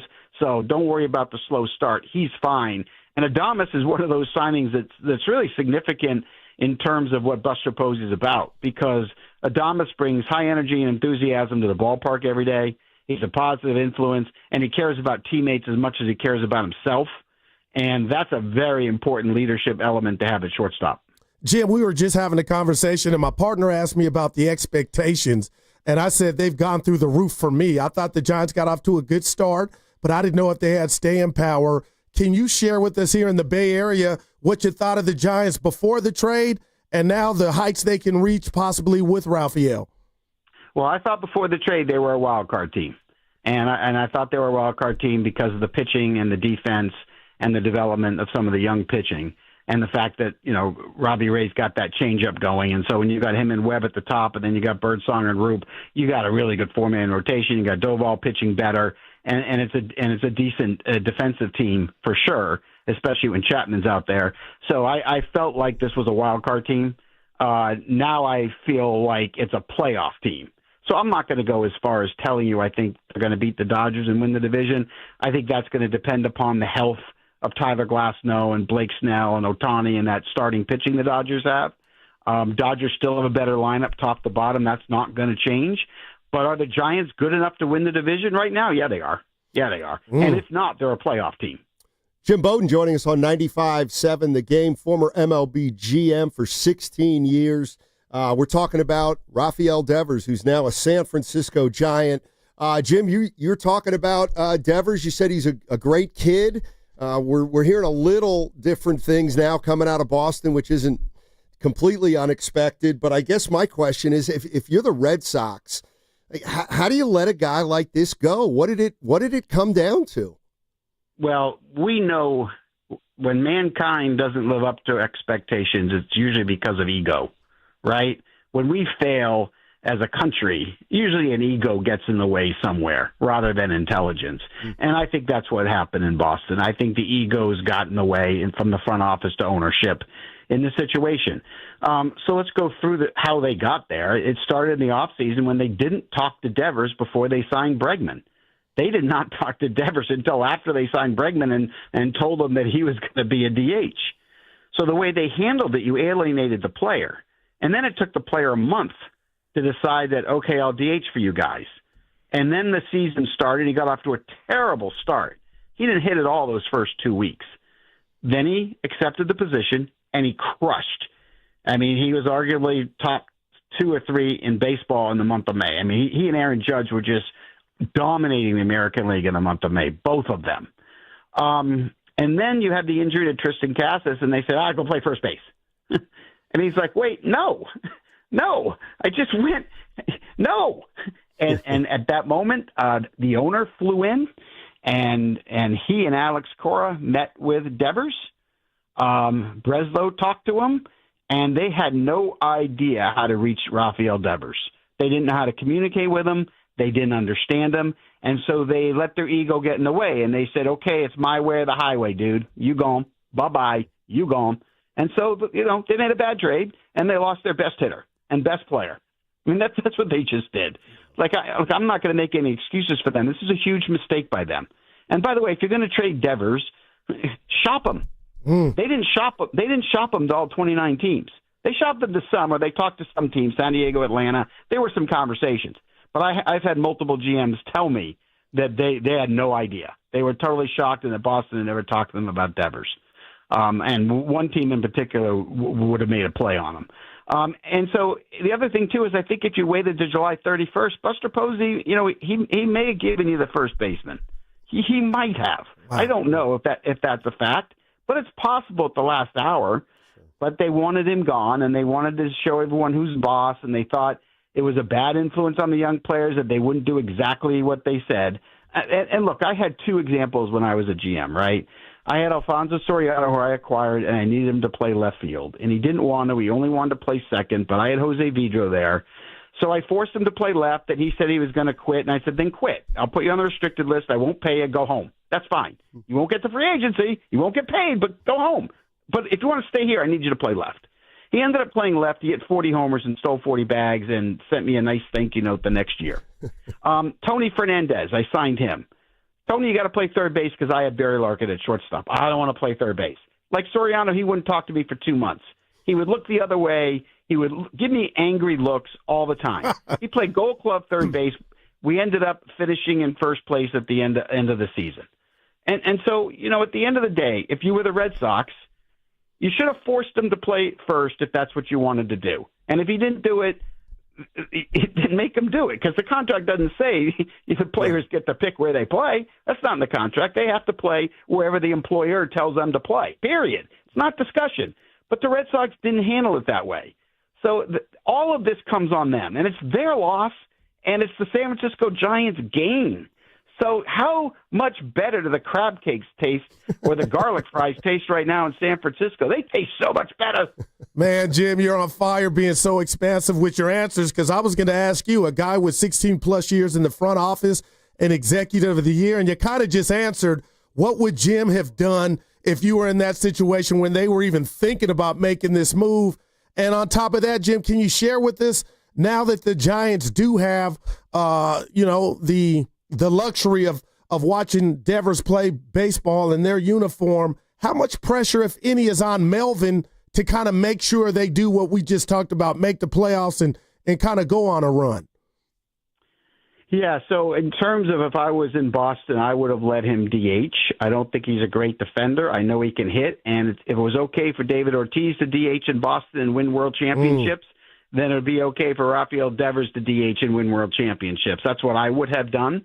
And by the way, if I was in San Francisco and I was Buster Posey or Zach Manassian, I would have popped champagne like I did when I traded for Ken Griffey Jr., because these are the kind of trades that are just franchise changing. So that was pretty exciting. Now, in terms of pressure, I guess just being a former GM as long as I was, I don't put that on managers. Managers can only be as good as the team that's in front of them. Melvin's won Manager of the Year multiple times in both leagues. I'm not worried about the way he manages the team. The pressure's on the players. They're the ones that play the game. They're the ones that have to win. And the expectations, without a doubt, to me, are they're going to have to play in October baseball. And I have a lot of confidence that this group is going to play in October baseball. I love the way this team has been built. I love the energy. I love the blend of youth and veterans. Most importantly, I love the pitching staff, and that's going to play. And you've got a president of baseball ops in Buster Posey that really understands how to get hitters out. And his expertise and quiet leadership and light whispers to Pat Bailey and the other catchers are difference makers for the Giants. So I don't look at it as pressure. I look at it as let's enjoy this ride, because this ride is going to take us into October, baby. Jim Bowden joining us on 95.7 The Game, former MLB general manager. Let me just real quick ask you about Buster Posey and how a trade like this comes together. We had Zach Manassian on yesterday, and he said we touched base with him maybe 3 weeks ago or so, and that seemed to be maybe the time when Devers said, "Yeah, I'm not really into first base." Is that how it comes about? You make a call. What's going on there in Boston? How you feeling about Devers? And then it just builds over time, or does it come together quickly?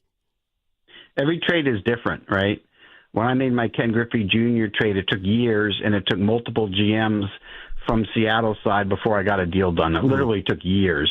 And then I remember I made a deal with Billy Bean, a very small deal once, but I'm at Petco Park having a fish taco, and Billy called me up and he said, will you do player X for player Y? It was a couple of outfielders, Ryan Langerhans and Ryan Snelling. And I said yes. And he said, "Do you want to check with your owner first?" I said, "Nope. Deal's done. Let's go. When do you want to announce it?" 10 minutes. So and then I made a deal with John Schultz when I traded Roberto Kelly for Deion Sanders. I called up John and asked him, I said, "Look, your lineup is two left-handed, mine's two right-handed. You want to do Kelly for Deion Sanders?" And he said yes. So I've had really quick deals, and I've had deals that took months or deals that took years. They're all different. I think the best thing the Giants did was their due diligence, touch base with Boston, let them know they had interest in Devers, and then all of a sudden, when an ego got in the way from an owner or a GM and they wanted to move the player, and they wanted to do it quietly like the Mavericks did with the Lakers with Luka Doncic, and they didn't want it to leak out and they wanted to surprise the world, look what the Giants did.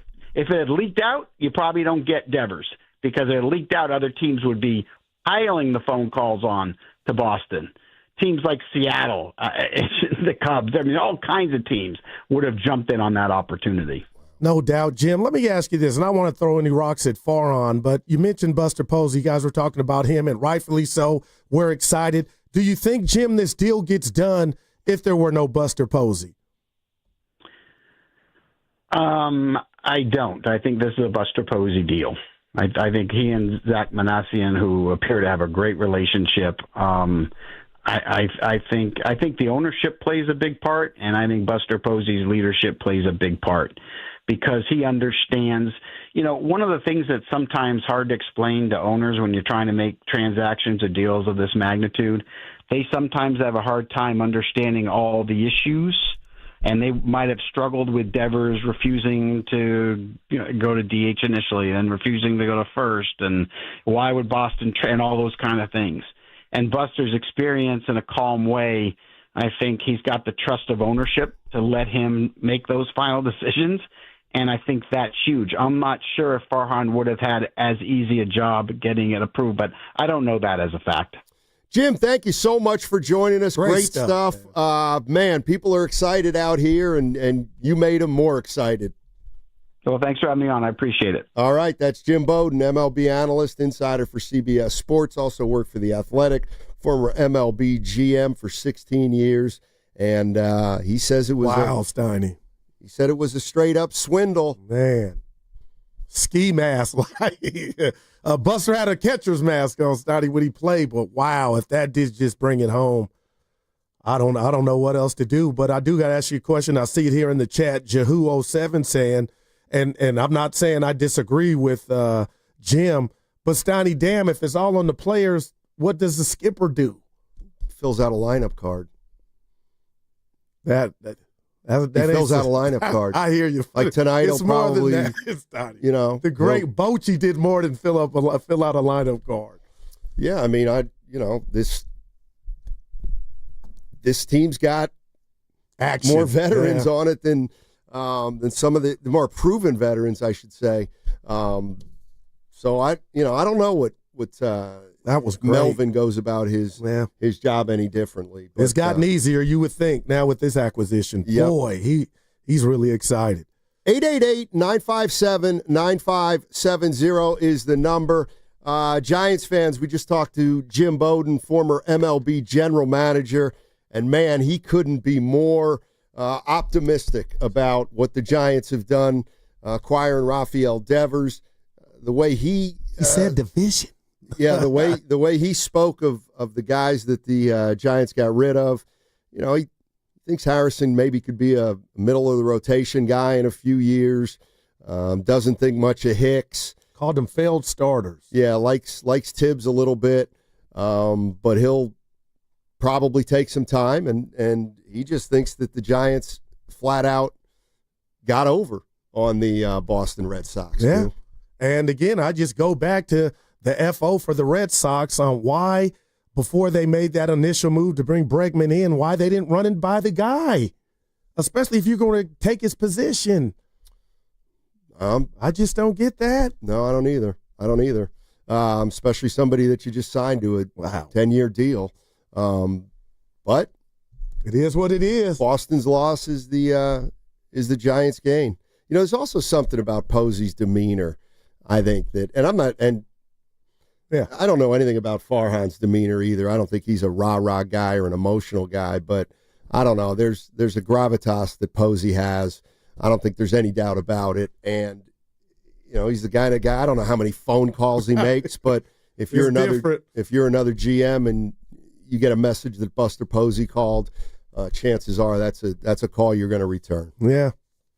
I don't know why my Farhan memory is when he was holding court in the dugout, and I believe Willard and Bonte were out there, and Evan, like, I watched this show on Netflix called The Bear the other. It was like, dude, nobody cares. Get us a bat.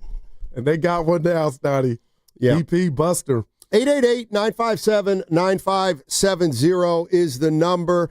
Giants play the Guardians tonight, best of 3, and then the Red Sox come into town over the weekend. That should be interesting.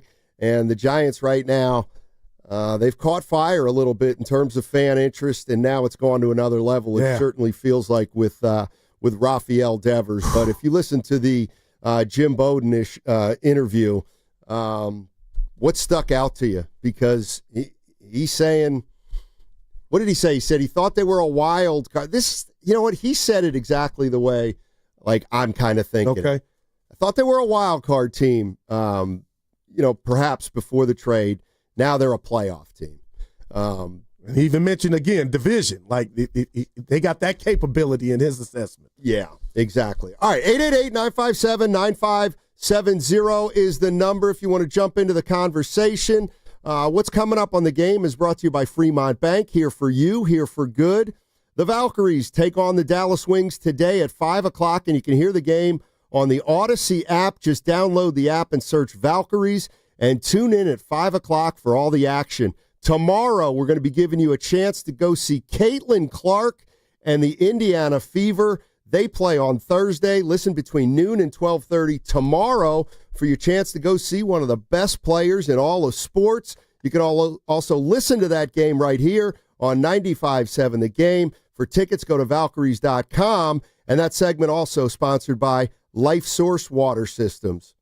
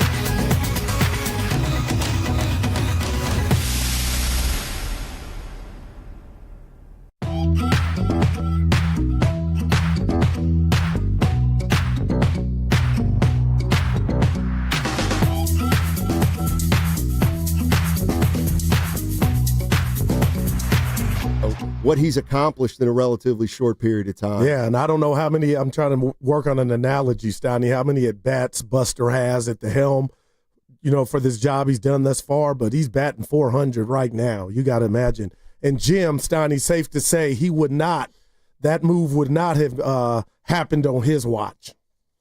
It doesn't sound like that. Man. It doesn't sound like that. Zach Manassian is the San Francisco Giants general manager. He was on with Willard and Dibs yesterday, Goo, and we had a caller early in the day talk about the way Manassian talked about Devers as a hitter, and I'm going to finally get around to it 3 hours later. But this is Manassian on what kind of hitter Rafael Devers is. I think he's a bit of a hitting savant and power, hitting for average, using the entire field. I actually think the ball flies relatively well to left field off the left-handed bat. I think, just thinking back earlier this year, just thinking about a homer like Yaz hit off of Brian Wu, I really think we can see Rafi do that. And, for as inviting as the monster is in Boston, it is pretty high up there. And, maybe some of those balls that he drives high off the wall are carrying over the fence here. But I just think he's such a good offensive player. I think he's going to hit in any ballpark. Wow. He's definitely not a one-trick pony, Steiny. Yeah, I don't get the sense the ballpark figured into this acquisition even a little bit. I think they view Devers as a player that can hit anywhere.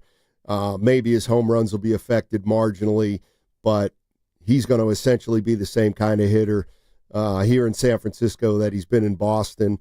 And if he does that, if he's in the same neighborhood, then he'll automatically become the Giants' best offensive player. And Steiny, OPS of 907 we talked about, but he leads the league with 55 walks. So it's just not, feast or famine.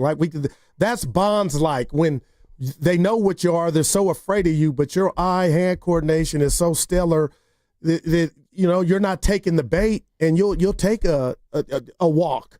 You know what I mean? So not only can he hit with power, he can spray it everywhere, and man, oh man, I expect a standing ovation for him tonight, his first at bat. 888-957-9570 is the number. Giants fans, it's been a whirlwind 2 days. Christmas-like. Would you say? Christmas. I would say that just off the top of my head, obviously when they signed Adames, it was a big move. I think getting Chapman and Snell were significant, but this is, I think, in another stratosphere in terms of the excitement level of Giants fans. This is something totally different, and I think part of the reason is because you went out and got Snell, you kind of knew it was a rental. You went out and got Chapman, you knew it was going to be, let's see if this guy can fit in here. And they ended up signing Chapman long term. Mm-hmm. But I sense that so much of this excitement for Devers is he's 28 and he's under contract for a while. So, yeah, would you like to see him make a significant difference right now and the Giants make a run and go deep into the playoffs? Of course, but I also think it's about having a guy like this in your lineup next year, the year after, the year after that, and the year after that. No doubt about it. And again, I'm so excited. I keep trying to make a comparison, but I won't because it speaks for itself. But you're right, Steiny. They got a steward, a face of the franchise, and I don't think you'll mind me saying, because we've kind of been saying it without saying it all show long, the baseball part of this makes no sense. Devers should not have, a guy of his caliber should not have gone for a bag of beans. No shade at anybody that the Giants gave up, but, if it was just about baseball, this does not happen. No. That's all I guess. That's what's crazy. I mean, I think we see that with a lot of trades. If it would have been just basketball, Jimmy Butler wouldn't be a Golden State Warrior probably at this point. I just made I jotted down a couple trades that have happened because, this one looks like it could be an all-timer. Right. We know we got to wait and see what happens with all the players involved in the trade. But, you said this could go down as one of the greatest trades ever. We can talk about a few of them right now. McCaffrey traded and acquired mid-season. What about this one? Monte Ellis for Andrew Bogut. Now I hated it. Yeah, go ahead. Yeah, it didn't pay off right away because Bogut was hurt. But a lot of people feel like that Bogut for Monte Ellis trade set the table for the Warriors' future titles. But did it have an immediate impact? No. In fact, it kind of solidified that the Warriors weren't going to make the playoffs that year because they traded a healthy Monte Ellis for an injured Andrew Bogut. But a lot of people do say that was kind of the starting point of the dynasty.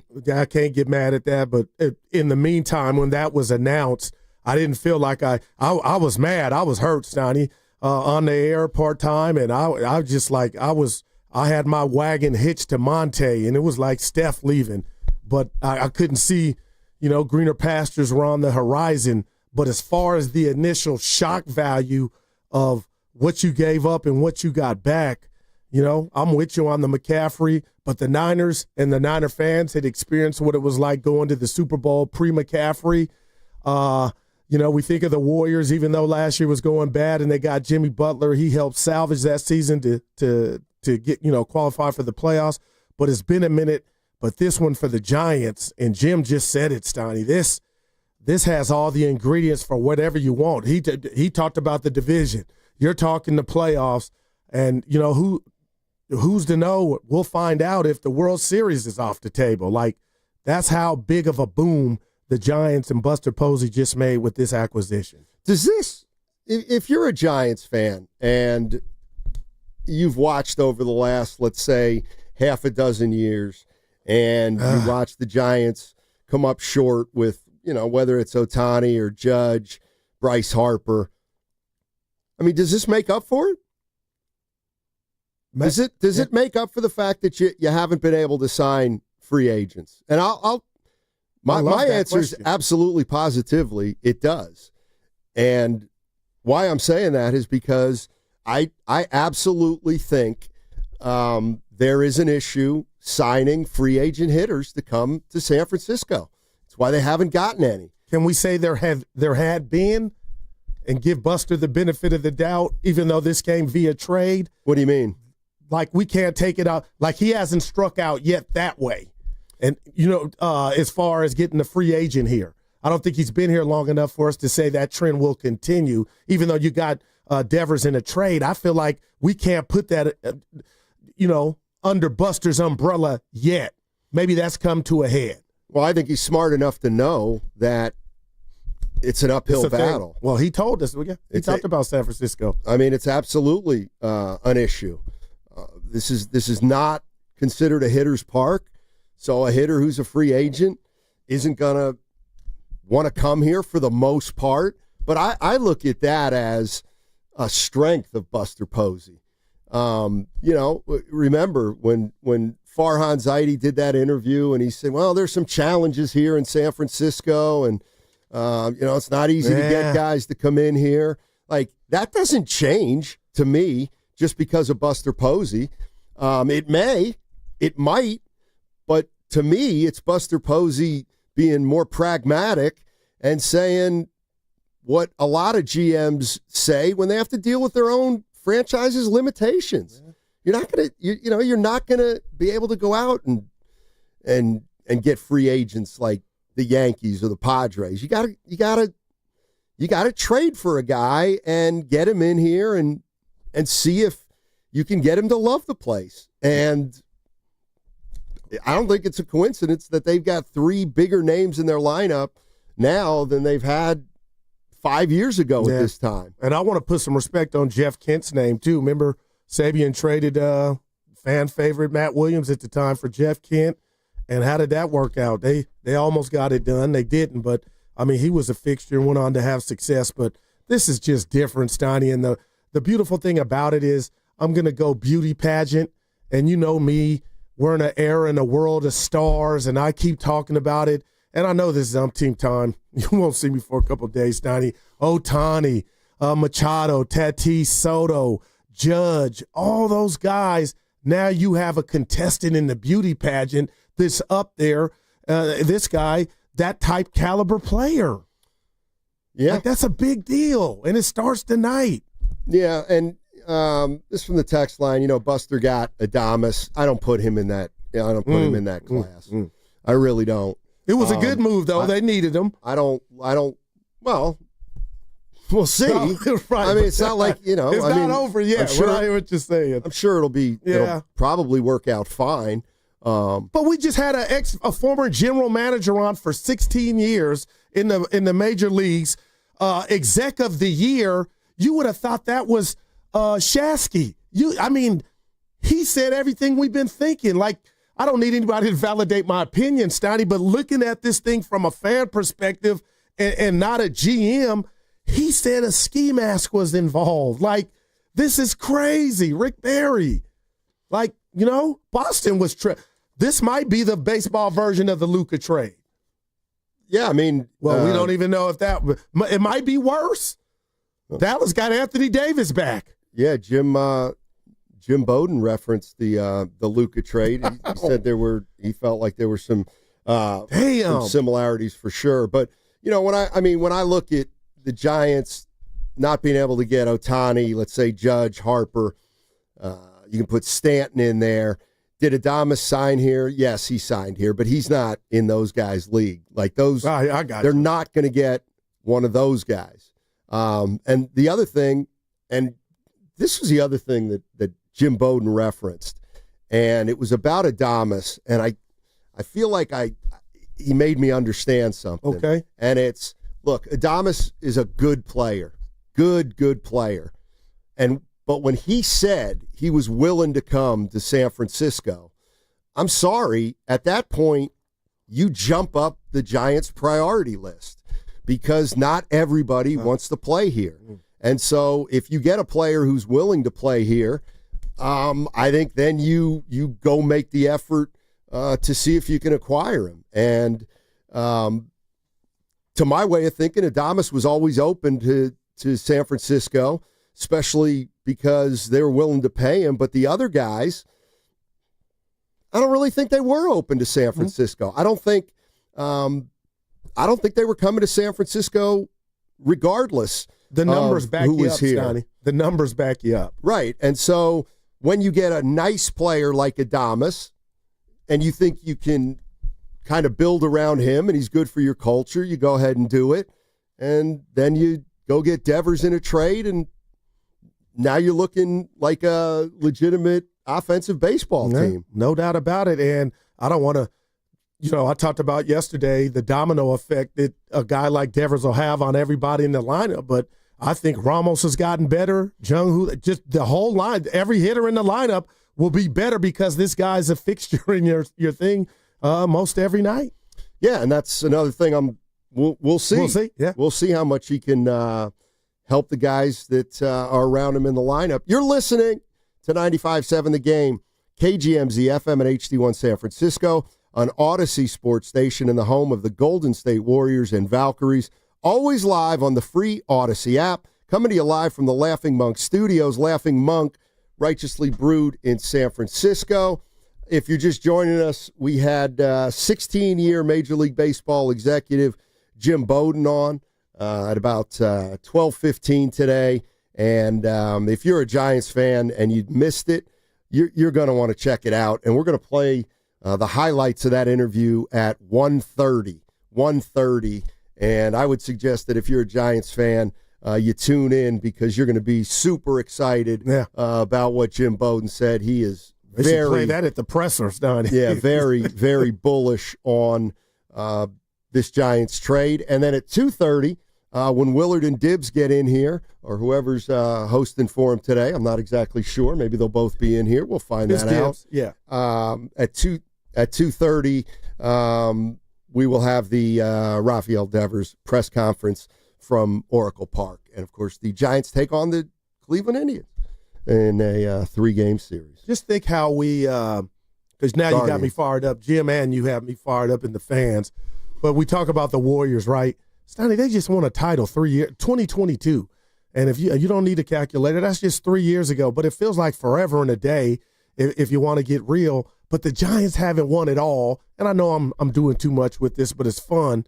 Steiny, their last title was 11 years ago. So if somehow this move propels them to get back and get close to it, I mean, man, it's been a while is all that I'm saying since the last time they were Kings of the Hill.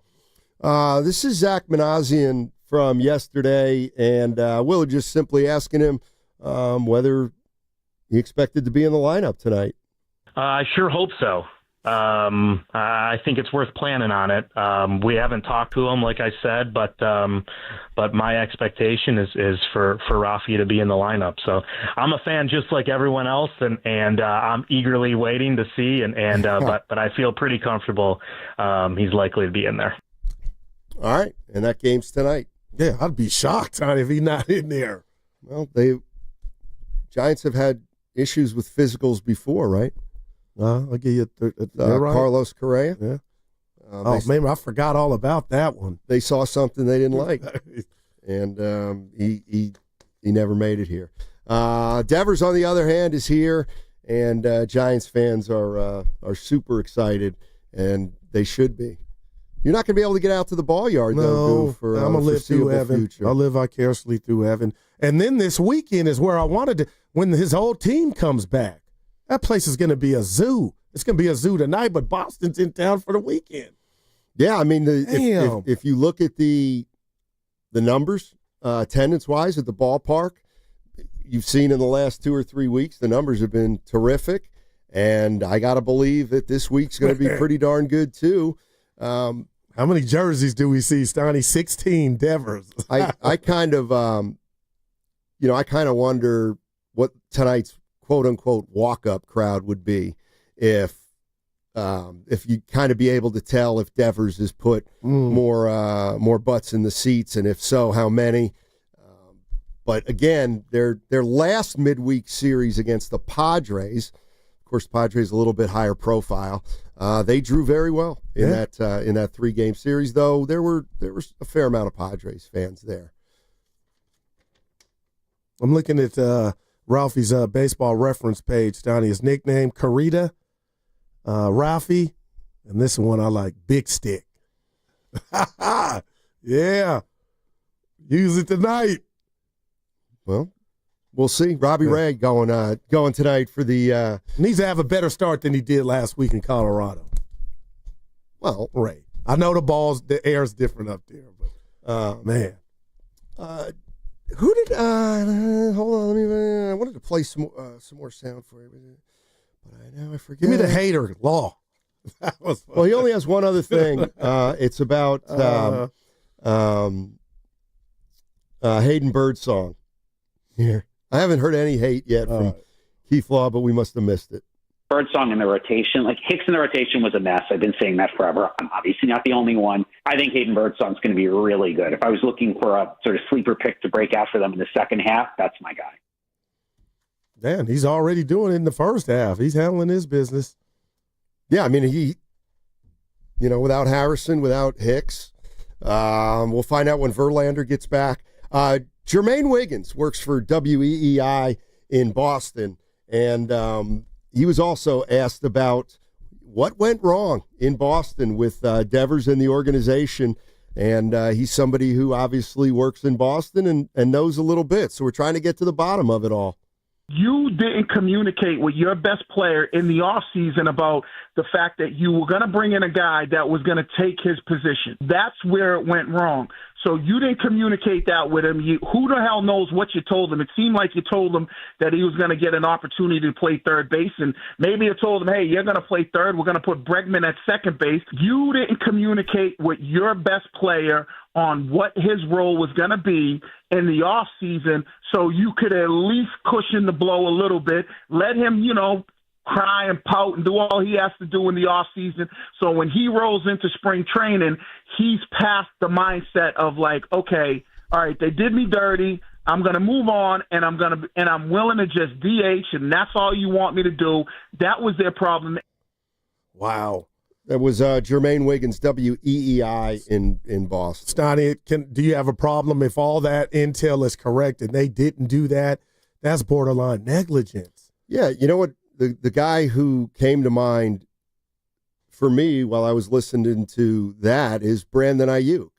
And, you know, I'm not saying they're the same situation, but, you know, we were talking about Ayuk, you know, a week or so ago, and you said to me, like, he got his money. He got his money. What can he be so upset about? I remember. And I said he must be upset about touches. Well, I get it. Devers has done a little more in his career than Ayuk, but I mean, Devers just got a $315 million contract. They're asking you to do something a little bit different. Well, he feels like he's worth more than that, so he's not skipping because they gave him that money. That's one.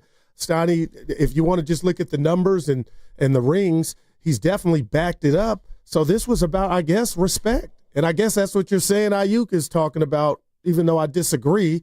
But well, they're both making tons of money, and neither of them were happy in the situations that they were in. And I was just saying one has done more than the other. Yeah, no doubt about that. I just, you know, I mean, money alone doesn't make these guys happy. It's also about their roles and, you know, how many touches they're getting and how many at bats they're getting and where they're, you know, where they're playing in the field. I'll tell you what, Steiny, if I'm a GM, I don't know if they did this even pre-social media, but I'm scouring every day just looking at the socials to see a relationship that got rotten or toxic between a superstar that you would have thought, you know, you never even would have dreamed would be available. Now it feels like, you know, stuff is jumping off so fast, quick, in a hurry. You could have a guy all because, you know, relationship went sour. This from the 510 for $355 million. You should play anywhere you're asked, period. That from the 510. And then this from the YouTube chat. Give it to me. From Dennis. Both Ayuk and Devers felt disrespected by their teams. I think that's probably safe to say. Well, I'll say this to you about that, Steiny. Devers, I get. They brought in somebody to basically take your position. Ayuk, I don't get. Well, You're not Jerry Rice. You're not even Devers. And I like you as a receiver. You're acting like you are Jamar Chase or CeeDee Lamb.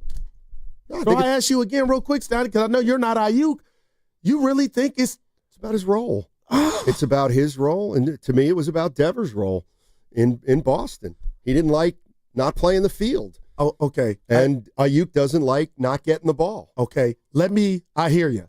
Let me just tell you what's really a thorn in my side about the Ayuk situation. It's not like you got the Dan Fouts offense with Wes Chandler and John Jefferson. You know what I'm saying? So you know what offense they're running. Nobody's putting up numbers like that. So that's why I'm just perplexed at Ayuk, because you knew you never were going to put up CeeDee Lamb and Justin Jefferson type numbers. Now, if somebody else was doing it and the ball wasn't coming your way, then I would understand.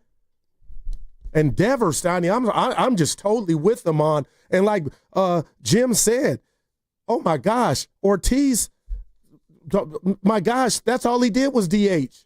But he's standing on business. Y'all took my position without consulting me. Yeah, I mean, the other thing is some guys don't want to DH. Some guys do want to play the field, and you know, what if that's Devers? Maybe that's what Devers is going to do when he gets here. He's going to say, look, I just want to play the field. If you want to put me at first base, I'll try to learn first base, which I wasn't going to do with Boston because they disrespected me. Yeah, and that may not happen this year if he's really that unfamiliar with it, you know. What's coming up on the game is brought to you by Fremont Bank, here for you, here for good. Traveling in 2025, start your journey right at the San Francisco International Airport. With the most nonstop flights from the Bay Area, easy parking, live performances, and tasty food, why settle for less? Fly from SFO, where your best journeys begin. Visit flysfo.com. All right, coming up at 1:30, Evan cut up the Jim Bowden interview, cut it down to about 10, 12 minutes. And if you didn't hear it and you're a Giants fan, you're going to want to listen to this because it's going to make you feel even better about the trade than you likely already feel, which is pretty darn good. 888-957-9570 if you want to jump in before the Jim Bowden interview on 95.7 The Game.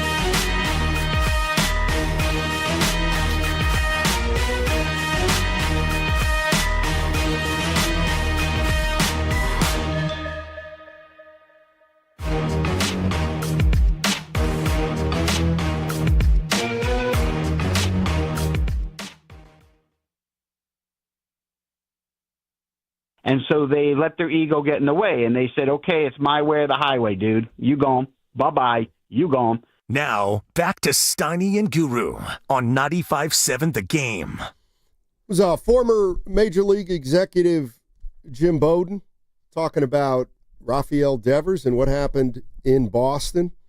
And he is very high on the trade that the Giants made. And we had him on about an hour ago. We're going to replay the best parts of that interview in about 10 minutes. And again, if you're a Giants fan and you feel good about this trade, if you want to feel even better, take a listen at 1:30 because you'll be feeling even better. Yeah. About this move for sure. You watched the NBA Finals? Yeah, and I'm a little mad at Coach Carlisle from the Pacers. I thought McConnell was cooking. That's a bad boy. And then he brought Nembhard in, Steiny, who was just throwing the ball away like Durant did against the Warriors in the Western Conference Finals. But yeah, I watched, and I think it's a wrap tomorrow, Thursday, in Indiana. Yeah. Yeah, Halliburton's got an injury. He didn't have a field goal last night. So had ice on the calf. That's not good. Yeah, so Indiana's in a little bit of trouble, if you will. Can I say another little NBA tidbit I had? I know I won't see you for a little while. So it was 16, when Durant, 4th of July, right? He made the announcement. It's 2025. 9 years later, and dude's still the big ticket on the free agent market. Kudos to KD. And you ain't going to win nothing, but you a bad boy if you're doing it like that still. Well, if he goes to Houston, he could win something, right? I think he can win in San Antonio. Apparently San Antonio is... What happened? Things have cooled off a little bit there. You know, the other thing is technically he's not a free agent. They got to trade him, but... It seems like they're absolutely going to trade him. He said he didn't want to play with Ant-Man. It said Minnesota report. Yeah. Evan put that on the Vine. You didn't take it personal, did you? Why would I? It was a joke. Yeah. I heard he was talking about the Spurs, the Rockets, and the Miami Heat, of course. Did you hear what Del Curry said, Steph Curry's dad? Oh, no. He said that Steph Curry, his son, is nowhere near retiring. Well, there you go. He said, we're not even close to that window yet. Wow. So, Operation All In for Steph. We get it. Then go ahead and extend him again. I mean, would you really be shocked? I wouldn't. After that, like, why did he say that? Like that? I mean, man, I don't ever want him to stop playing. But if you're gonna give me what you did after Jimmy, you still like nobody's shocked that Steph is still baking. The chef is still baking. Yeah, I mean, he's got 2 more years left. He theoretically could sign a 1-year deal, 1-year extension again this offseason. But I mean, right now they're all lined up: Butler, Draymond Green, and Steph Curry. So I was thinking about some other trades. Okay. Would this one count? We're talking about the Devers trade, and the Giants obviously not giving up a ton, and they may have gotten a real difference maker. What about, I have Jimmy Butler, obviously, for Wiggins. McCaffrey's a great one. I have McCaffrey. What about this one? I think I have it right. Steve Young for a 2nd and 4th round pick. That's from Tampa Bay, right? That's a pretty good trade. Yeah. You got a ring. Trade. Could have had a few more. And then I saw, and this probably doesn't count, but the 49ers moved up to get Jerry Rice. Mississippi Valley. And they ended up taking him with a 16th pick, and I think they gave up a 2nd and a 4th or something, or maybe a 1st and a 3rd. But they ended up moving up to get Jerry Rice, so that was obviously a good move. What were your thoughts on Jeff Kent? That didn't do nothing to you, because Matt Williams was a fan favorite when they did it, and him and Bonds made beautiful music. Kent and Bonds didn't get it done, but Kent's one of my favorite Giants. So that I never knew. Yeah, I like Jeff Kent. He's great. He should be in the Hall of Fame. He was a bad boy. Let's go to Philmo. Philmo Mike is in the building. What's up, Philmo? How you doing, man? I'm good. I know y'all got a lot of stuff going on, man. The addition from Rafi, aka Big Stick, it's a good look because everybody goes down a notch. Sort of like with the Jimmy Butler trade, he came right in under Steph, or even with Steph, however you want to look at it. But whatever it is, it fills a void or it takes up a gap. Then everybody kind of like moves down. You feel me? As far as pecking order. So I love that. Guru, I'm going to give you a 0.5. I heard that little Tom Sulo reference about 2 hours ago, hour and a half ago. I'm going to get that a 0.5. That was horrible. Try to do the Tom Sulo. I heard that. And then my last point was that the damn, I pulled a you, Guru. I forgot what it the hell hurt. I was Oh, Mike. Yeah, it hurts, man. Take a second. Yeah, man, that hurts. Yeah. Steph Curry? Yeah. It's more so about you just were talking about it. I can't remember. It's good. I'll remember in about 30 seconds. I hate it. Hey, real quick, Mike, how was Steve Young? Yeah, Steve Young? What about Steve Young? Oh, no, we were trying to Jerry Rice? jog your memory. Yeah, we're just trying to jog your memory, exactly. Oh, no. It wasn't about it wasn't about that. It wasn't about that. All right, the hate. It was about the hate. There you go. Dude was definitely hating on Posey this morning. He was hating on Posey. But who I don't was know Steve where Law? it came from. It came out of left field. Shasky did a little bit too much on the defending, but he peeped it, Guru. You peeped it. No, I did. I didn't know Shasky had that interaction with him, but I'm going to go to the Odyssey app and listen to it all. But, yeah, there was something there, Mike. Like, Philmo, give me a detail because I missed it. I only heard the first half of it. Well, Spadoni asked the question, and Cuz was like, yeah, Posey really didn't have that much to do with it. Like, bro, what are you talking about? He's the GM or the president of baseball operations.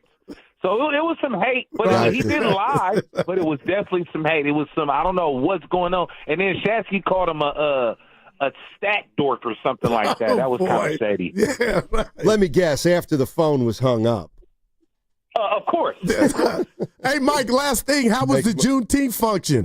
We lost him? Yeah, he hung up. Oh, I got to go back and listen to that. Speedy Claxton for Baron Davis. That's a pretty good one. Somebody else was in that trade, too. Was it Dale Davis? For Baron Davis? Oh, you know what? I wanted to ask you your thoughts on a real fight. Lance Stevenson and Dwight Howard in the Big Three. No suspensions. They reviewed everything. Big Three handed out no suspensions. That was a little something. Well, then it wasn't a fight. No, they hooked up. But there was no suspension? Yeah. Well, then it wasn't a fight. Well, the Big Three needed to field the team, so they probably didn't want to. Well, they have subs. Hey, what about what I showed you during the break? The game I was at last Friday, the Giants, Braves, there was a play at the plate and some Neanderthal threw another ball. They got video of the kid throwing the ball and running off. They're going to find him. He'll be banned. Did that just happen? Yeah. They're going to find him, Steiny. Somebody's going to rat him out. And then what? He'll be banned. Okay. But maybe that's the only game he was going to anyway. And you know what? I get all what of that. What if he can't stand Rafael Devers? Yeah. He doesn't want to go anyway. Yeah. You missed it, Steiny. Lubman Oh. Yep. Read it all. No. You just told Mike to put it all out there. But this is about teammates. Okay. So I don't want. We don't do that. No, I don't want to. I don't want to. You missed it, Steiny. Lubman and Shasky. No. I'm gonna go watch. Listen, I got into it once with Keith Law about 8 years ago, but nothing was like your fight against Bontemps. I'll never forget that. That Saturday. You know what, Tim? Because he had said something, poked you. Oh yeah, he was. And you went in. Yeah, he was talking about Rod Thorne making the. We got to find that audio, man. It still exists. Yeah, I don't know. It's we don't have to go back.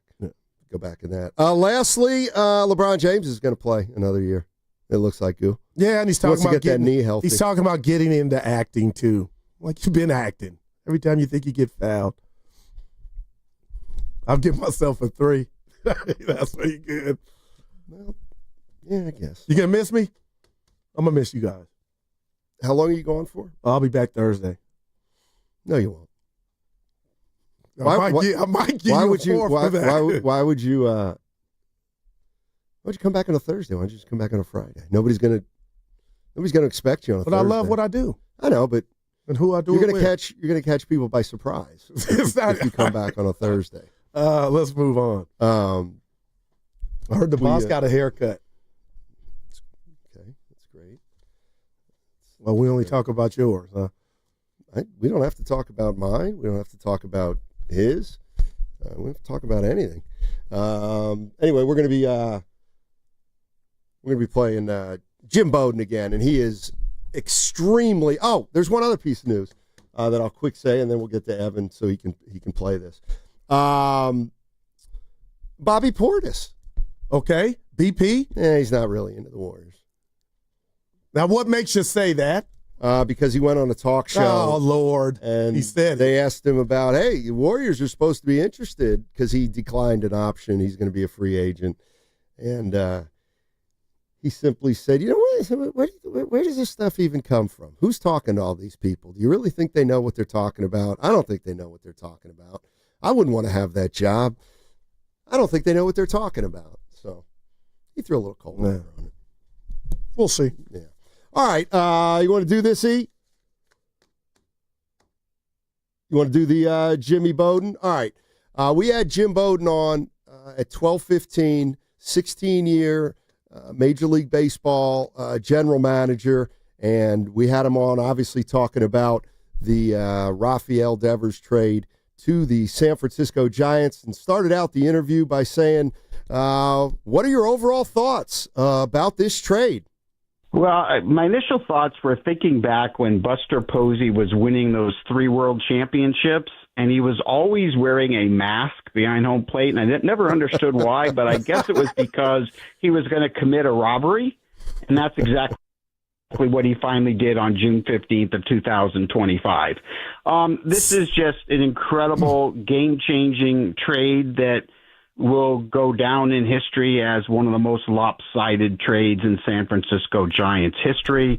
It's a game changer, and the first thing I felt was really relieved and happy for San Francisco Giants fans and the organization who tried for years to sign the big free agents, you know, whether it be Aaron Judge or Shohei Ohtani or Giancarlo Stanton or Carlos Correa, whatever it's been over the years.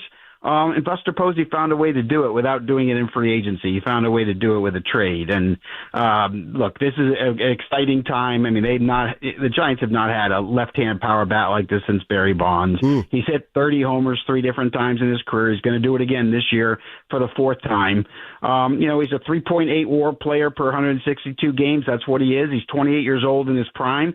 He can flat out hit, and he has a good personality too. So don't listen to what people are saying in New England about him, because this is a great, great kid. So I'm really happy for the Giants, and for Buster Posey's first big trade to be of this magnitude is it's amazing, because if you're Boston and you're going to trade Devers to San Francisco, you have to get the first baseman Aldridge. You have to get either Birdsong or Roop to start the deal. That has to be part of the deal. And for them to make the deal the way they did, it's incredible. Jim, I mean, you're speaking our language and you're coming in hot, and I agree with you. And as a fan, I thought it was just me.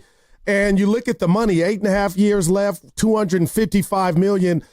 We're trying to find any downside from the Giants making this trade, and it sounds like there's none. If I were to ask you that, how would you answer? Yeah, I can. And I'll also add to this that Devers is underpaid for what he does. And, you know, people aren't talking about the $7.5 million that's deferred per year, right? That brings a net present value even lower than that. And you've got him in his prime years. That's the other best part of this deal. You're not taking him to age 40, 41 like the Manny Machado deal or some of these other contracts. So it's a really good deal for the player. And I think people shouldn't worry about position.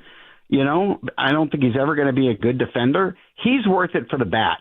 And you know, we look at Shohei Ohtani DHing for the Dodgers, or we look at Giancarlo Stanton DHing for the New York Yankees, and both of them are getting paid more than Devers. And so it's okay to pay a DH this kind of money when you have that kind of bat. And, you know, maybe he ends up playing first base for San Francisco, but even if he doesn't, even as the DH, you finally got a middle-of-the-order impact bat that's a game changer. It's like what happened when the Cubs acquired Kyle Tucker in the offseason. Kyle Tucker changed the Cubs. He made the Cubs a first-place team. That's what he did. And you have a Giants team right now that is second to the Mets in team ERA. You got two aces at the top of the rotation that can run the table in October. You just didn't have the offense.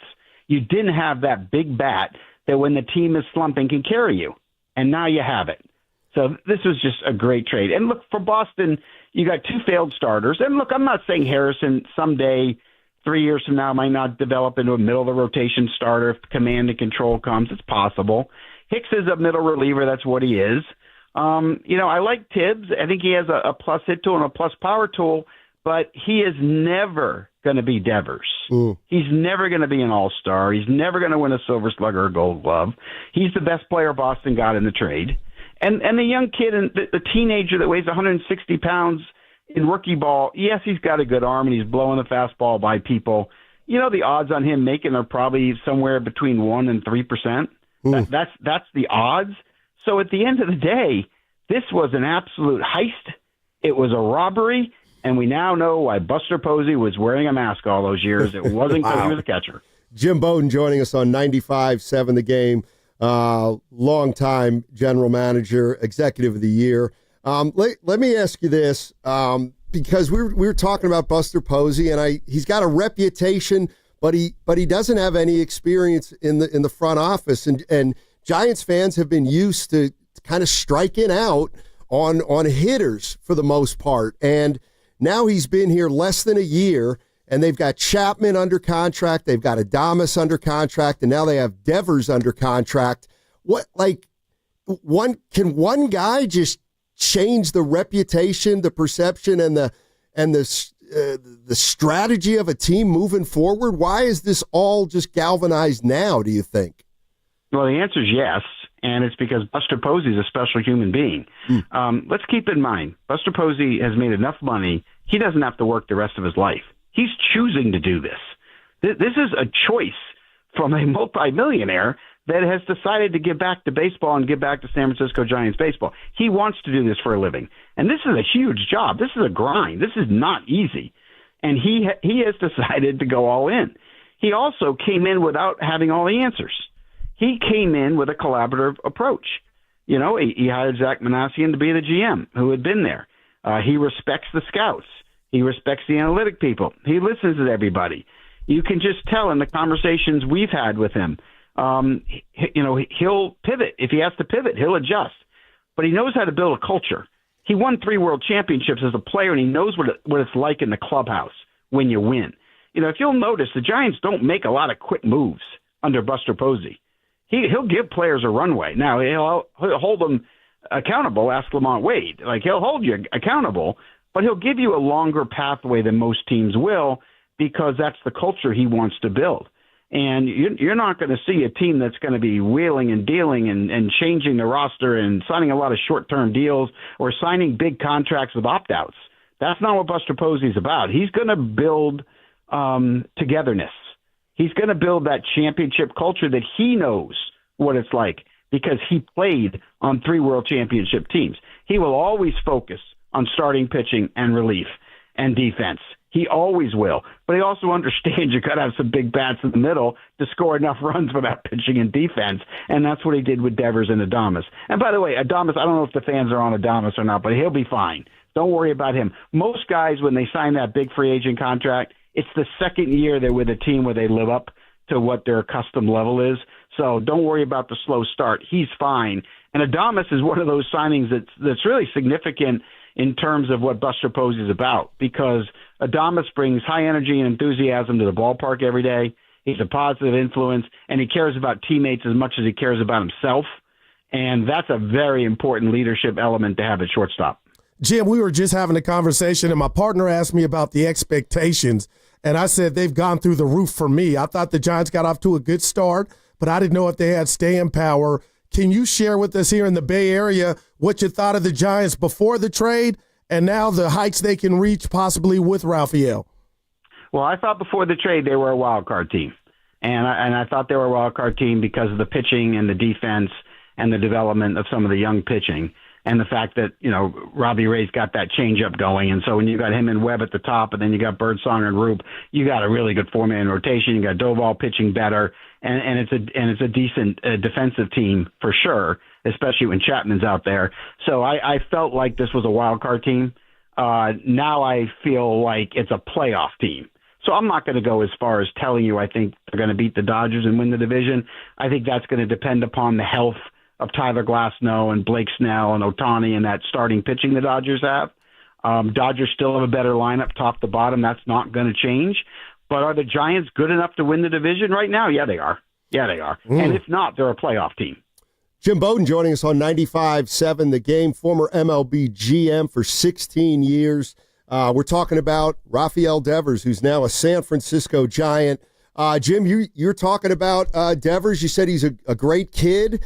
We're hearing a little different things now coming out of Boston, which isn't completely unexpected. But I guess my question is, if you're the Red Sox, how do you let a guy like this go? What did it come down to? Well, we know when mankind doesn't live up to expectations, it's usually because of ego, right? When we fail as a country, usually an ego gets in the way somewhere rather than intelligence. And I think that's what happened in Boston. I think the egos got in the way from the front office to ownership in this situation. So let's go through how they got there. It started in the offseason when they didn't talk to Devers before they signed Bregman. They did not talk to Devers until after they signed Bregman and told him that he was going to be a DH. So the way they handled it, you alienated the player. And then it took the player a month to decide that, okay, I'll DH for you guys. And then the season started. He got off to a terrible start. He didn't hit at all those first 2 weeks. Then he accepted the position, and he crushed. I mean, he was arguably top 2 or 3 in baseball in the month of May. I mean, he and Aaron Judge were just dominating the American League in the month of May, both of them. And then you had the injury to Tristan Casas, and they said, go play first base. And he's like, wait, no, I just went, no. And at that moment, the owner flew in, and he and Alex Cora met with Devers. Breslow talked to him, and they had no idea how to reach Rafael Devers. They didn't know how to communicate with him. They didn't understand him. And so they let their ego get in the way, and they said, okay, it's my way or the highway, dude. You gone. Bye-bye. You gone. And so, they made a bad trade, and they lost their best hitter and best player. I mean, that's what they just did. I'm not going to make any excuses for them. This is a huge mistake by them. And by the way, if you're going to trade Devers, shop him. They didn't shop him to all 29 teams. They shopped them to some, or they talked to some teams, San Diego, Atlanta. There were some conversations. But I've had multiple GMs tell me that they had no idea. They were totally shocked, and that Boston had never talked to them about Devers. And one team in particular would have made a play on him. And so the other thing, too, is I think if you waited to July 31st, Buster Posey, he may have given you the first baseman. He might have. Wow. I don't know if that's a fact, but it's possible at the last hour. But they wanted him gone, and they wanted to show everyone who's boss, and they thought it was a bad influence on the young players that they wouldn't do exactly what they said. No doubt, Jim. Let me ask you this, and I want to throw any rocks at Farhan, but you mentioned Buster Posey. You guys were talking about him, and rightfully so. We're excited. Do you think, Jim, this deal gets done if there were no Buster Posey? I don't. I think this is a Buster Posey deal. I think he and Zach Manassian, who appear to have a great relationship, I think the ownership plays a big part, and I think Buster Posey's leadership plays a big part because he understands. One of the things that's sometimes hard to explain to owners when you're trying to make transactions or deals of this magnitude, they sometimes have a hard time understanding all the issues, and they might have struggled with Devers refusing to go to DH initially and refusing to go to first, and why would Boston and all those kind of things. And Buster's experience in a calm way, I think he's got the trust of ownership to let him make those final decisions. And I think that's huge. I'm not sure if Farhan would have had as easy a job getting it approved, but I don't know that as a fact. Jim, thank you so much for joining us. Great stuff. Man, people are excited out here, and you made them more excited. So thanks for having me on. I appreciate it. All righty, that was Jim Bowden. We'll talk about it on the other side during the crossover. The Valkyries, they take on the Dallas Wings today at 5, and you can hear the game on the Odyssey app. Just download the app and search Valkyries and tune in at 5 o'clock for the action. Also, tomorrow we're going to be giving you a chance to go see Caitlin Clark and the Indiana Fever. They play here on Thursday. Listen between noon and 12:30 tomorrow for your chance to go see one of the greatest players in all of sports. You can also listen to the game right here on 95.7 The Game. For your tickets, go to Valkyries.com. That segment brought to you by Safeway.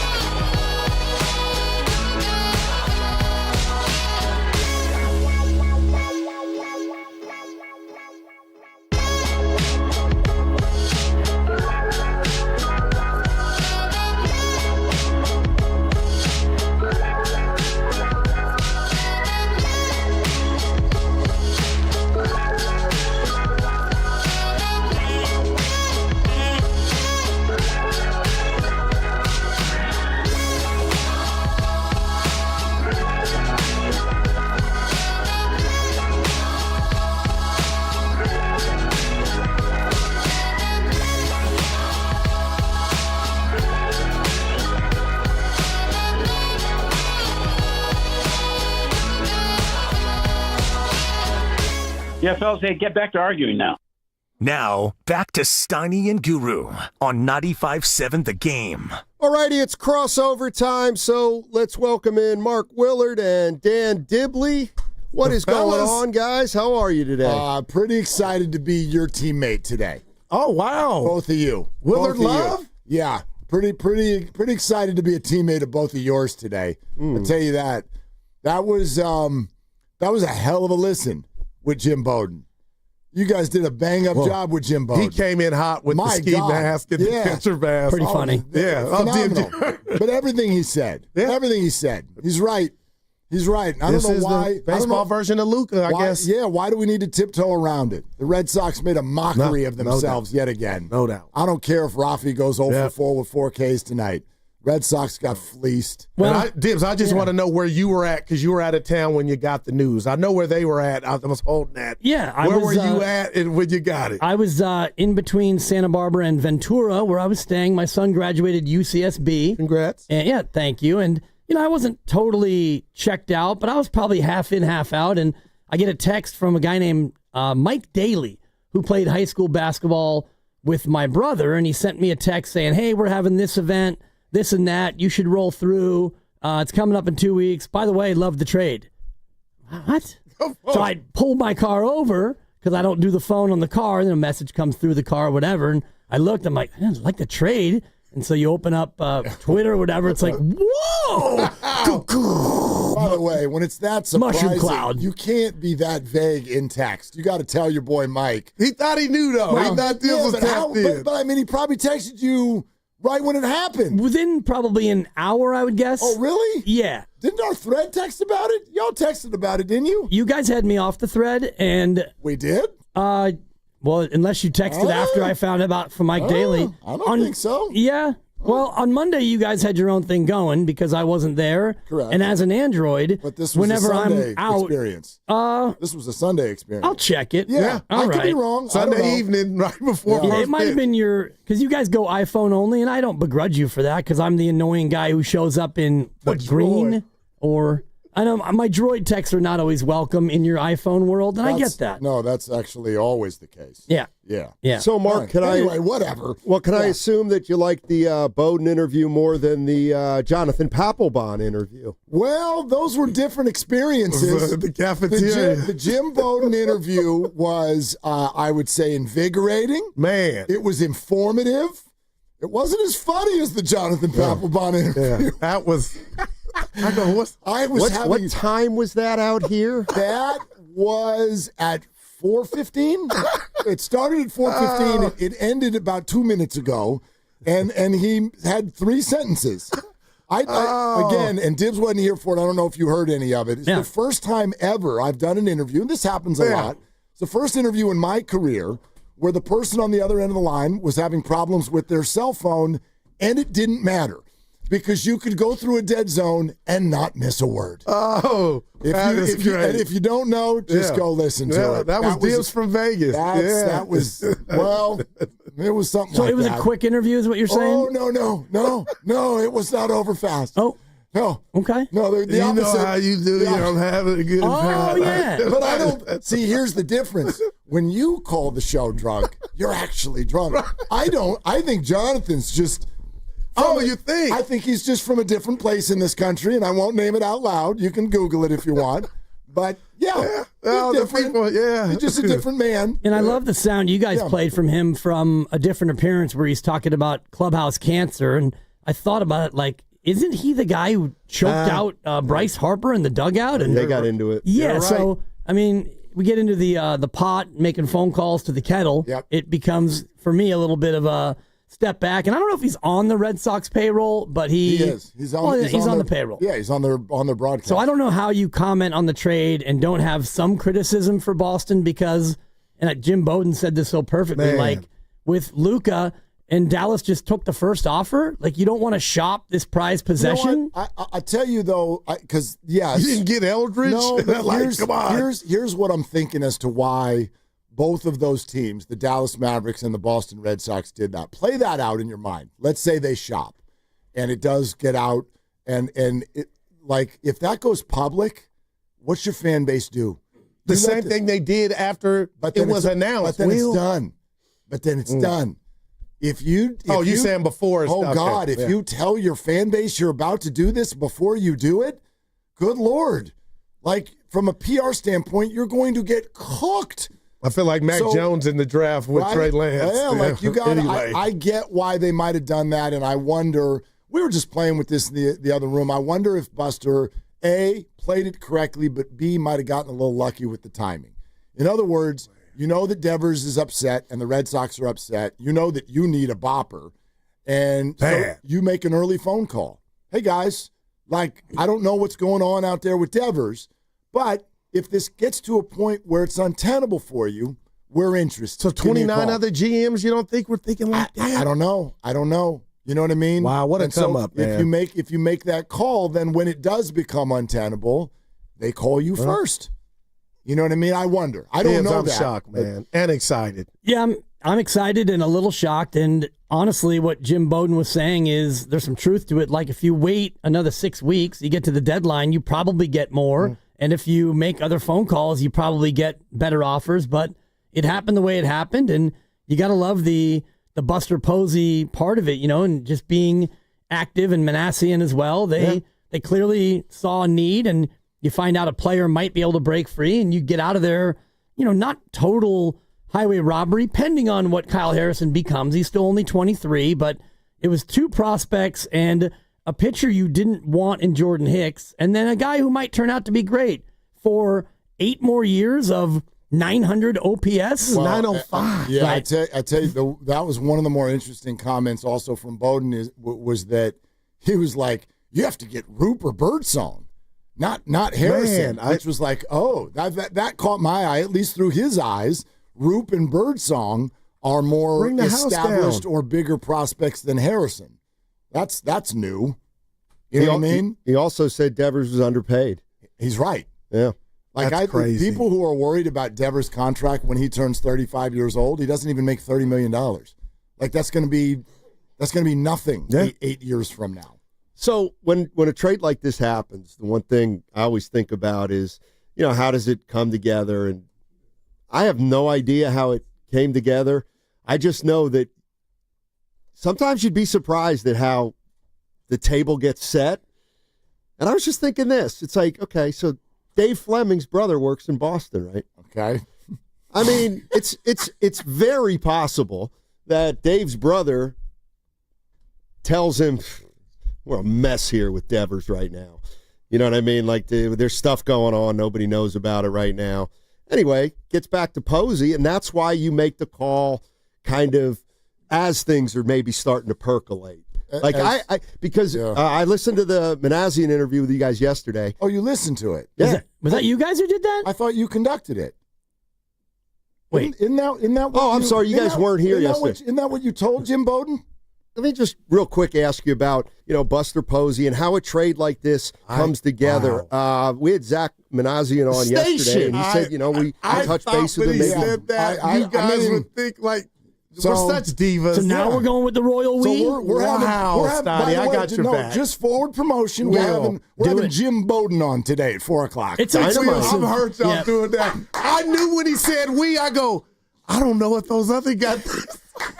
I got your back, Steiny. The station. Do you have his back? Because you noticed. But I had the thought of, not my guys. They won't give it to him. And sure enough, wow. No, I told you I'm proud to be your teammate today. I am. Just want to make sure I'm still on the team. I felt like we kind of got replaced there for a second. So Manassian said when you asked him about the timing, he mentioned 3 weeks about. Yeah. And that would have been right around the time or after Devers said, oh, yeah, I'm not playing first. And so I do believe at that point you call, and maybe, no, I don't think 30 teams call on that day. I think maybe a few do. Hey, what's going on? And I'm sure at that point Boston's like, we're fine, we're fine. We'll take care of it. But they probably knew that he was going to have to go at some point, and it sounds to me like when the owner got involved, the owner was like, no, I'm not paying. That's totally the story. Yeah. Is that he got out there and they tried to sit down face-to-face with Devers, and I don't think that meeting went well. They just could not. It was too late. They could not find common ground, and that's why, when people go, guy's not going to play first base, so what's he going to do here? He's going to play first base. He never has in his career. So what? Yeah. Yeah, neither had Casey Schmidt, then he plays first base. Neither had Wilmer Flores, then he plays first base. He can pick up a grounder. He's a third baseman. I'm not saying there won't be some sort of a fallout there, but that's likely. And by the way, he, in theory, has 3 weeks to ramp up to it, too. I don't know if he's DHing or playing. I would think he plays third tonight. You still want Wilmer in the lineup, right? So I would think he plays third base tonight until Chappie gets back. But I would bet DH. Yeah. Well, but then what do you do with Wilmer? You put him at first. They've already very clearly stated they don't want him on his feet this year. Right. His knee is bulky. For a short period of time. When's Chapman coming back? What was the Friday update when he went to the hand specialist? The update was a good one, but still not quick enough to say timetable. But I think you're looking at least another 2 weeks, maybe 3. Before the break. I think before the break. They got good news on over the weekend, but there's still no specific date. Yep. But anyway, the larger point is this. I think Devers will be willing to do things here that he wasn't willing to do. No doubt, just like Jimmy Butler. Yes, because there's trust here no doubt. That had been ruined. And I know we're not in Boston, but Steiny and I had this discussion. I'm just a guy from Union City, California. But never in a million years would I give up talent like a Jimmy Butler or Devers because of stuff off the field or off the court. I got to believe the powers to be, the FO in Boston, would not have done the Bregman deal thinking it would cost them Devers. So why didn't you go talk to Dibs before you tried to bring Willard in? And if Dibs was saying it's funky, I wouldn't go do I'm blown away. It's wild. Well, they did that. You needed right hand hitting offense, and so you were going to either go with Bregman or Arenado because they were the best options out there. So the big fault, and it's something we're going to get into on our show, is the idea of communication.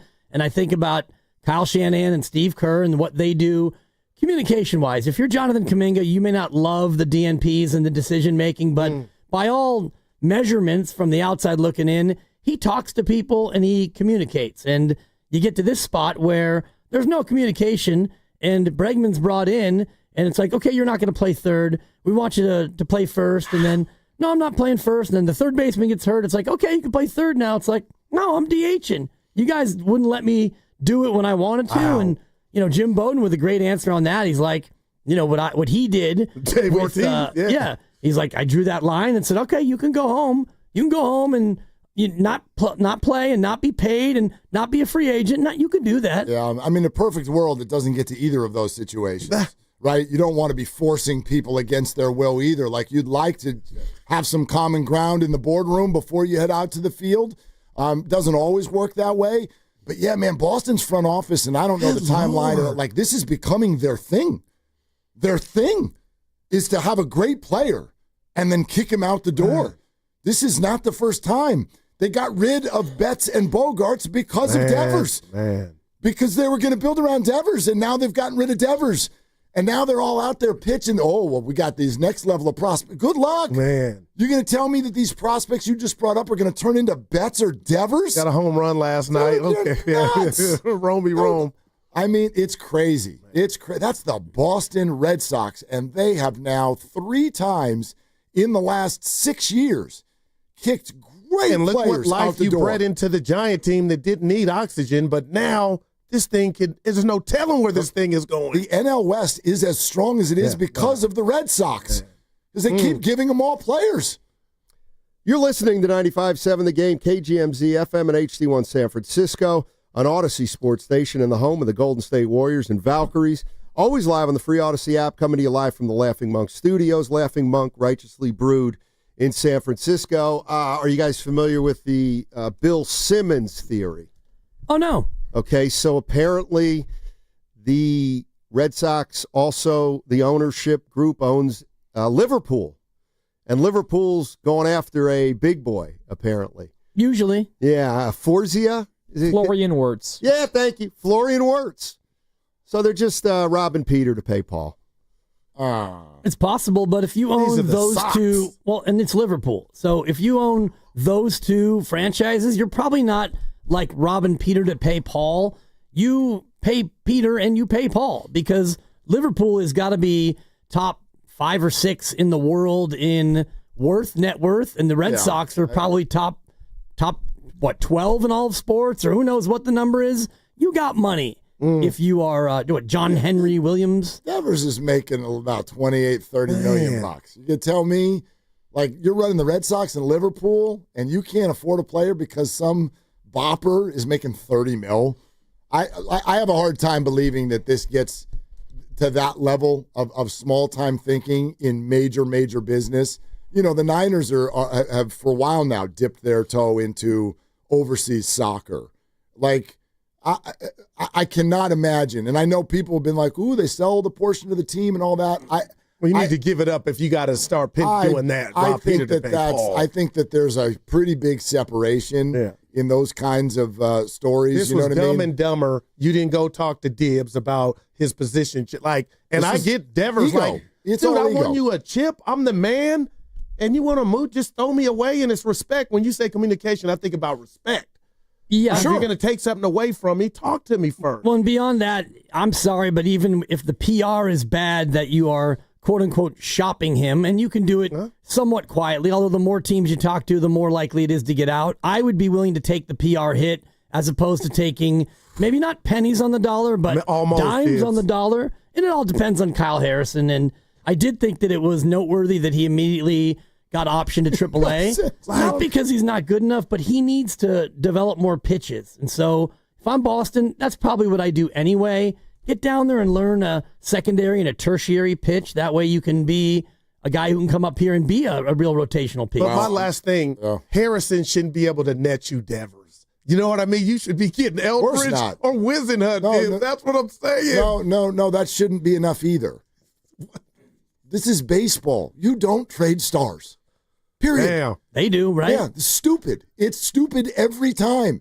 Do you know how hard it is to hit in Major League Baseball in 2025? There's like 8 guys who can do it at this level. Seriously, you do not let them go. Not for any minor leaguer. Bryce Eldridge is 20 years old. I'm not trading Rafi Devers because I've been told by the internet that Bryce Eldridge is going to be that dude next year. Remember when we did this for 4 years when Marco Luciano was going to be that dude next year? I think it's crazy. It's nuts to get rid of a guy like this. Do either of you guys have any concern? What would be your biggest concern, even though it feels like it's probably going to be very small? Do you have any? I guess in this moment, my concern is that he is forced to be a defensive player this year, and he's not good at it. Not that he doesn't want to. I don't think that that's going to be an issue. I really don't. We'll find out today. I'm sure he'll be asked that. Of course. And they've. I don't buy Zach's answer yesterday of like, well, we haven't talked to him yet. Sure you have. Okay. Or at least the agent. Yeah. Like he knows that he's not playing third base here long term. Right. So it's one of the other places. And I wonder about, Bryce Eldridge, if he continues to push, and by next year, opening day, if he is your opening day first baseman, well, then Devers is going to be your DH. Yeah. And honestly, that's probably ideal because everyone we've talked to, or you guys have talked to, Steiny, you guys are doing a great job with all the interviews, but everyone from Boston talks about a glove that's below average at third. And so a guy who's never played first in the bigs, I kind of don't want him over there anyway. I'm sure he can catch a ground ball and he can put his foot on the base. They had Gerard Encarnacion over there missing throws. So I just worry about a team with pitching and defense if you put him at third and he's a glove that you don't necessarily want out there short term. Bryce Eldridge hasn't played much more first base than Rafael Devers. So he hasn't played any in the bigs. But right. But, I mean, he hadn't even played very much in the minors either. Like, he's not a good glove over there yet either. So that's all. That's next year. That's to be determined. There's plenty of time. Wilmer Flores' contract is up at the end of the year. That changes the calculus of the whole thing. So, but yeah, that's my initial worry is a team built on pitching and defense puts a bad glove in the infield. All right, well, we got to get out a little early because you guys are going to the Rafael Devers press conference, which starts at 2:15. 2:30. 2:30, yeah, about 20 minutes away. But I throw it to you now. Yeah, right? yeah, you can. I can. Okay. Seamless. We're getting we're getting out a little early today so that we don't miss any Willard and Dibs. No, on 95. you don't need to do that. I'll Okay. just, All right. you're See you good. later. Steiny, you can go get yourself a cocktail. Listen, everybody, if you want to win a pair of tickets to see My Chemical Romance, this is July 19th at Oracle Park. We'll have that chance for you in the 4 o'clock hour today and every day all week long here on Willard and Dibs. And by the way, of those 5 winners, one of them is going to be randomly selected and upgraded to 2 sweet tickets for the show. This is all courtesy of Live Nation, so just keep listening. We'll tell you exactly how and when to win in that 4 o'clock hour. And for more info and to buy My Chemical Romance sweet tickets, you go to sfgiants.com/concerts. Also, from the ballpark to wine country, summer's better when your car's ready to roll. Valvoline Instant Oil Change gets you in and out in about 15 minutes, no appointment needed. For locations and coupons, visit bayareaoilchange.com. Goo, any parting remarks, or y'all good to go? Go Giants. Okay, there it is. All right, Willard and Dibs is next.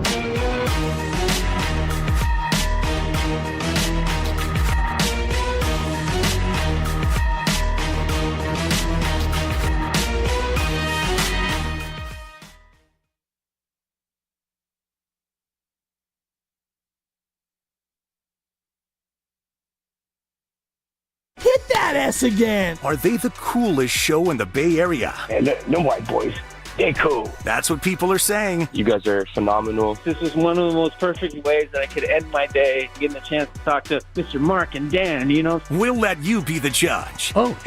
All I know is it's a couple of Bay Area boys talking sports. I know nothing. Thanks. It's Willard and Dibs on 95.7 The Game. Yeah, you ever have one of those nights, kind of like a Friday night flight to Vegas, where you're like, "Woo, we're going to have a sick night." Oh, yeah. Now, the flight home sucks, and nobody talks to each other, and your wallet is empty and all that. I'm not predicting that by any stretch, but we're going to get those City Connect jerseys, put them on. I know only maybe 27% of the public likes them, but whatever. They're going to be on tonight, and I sort of believe that tonight is the start of, in a way, a new era.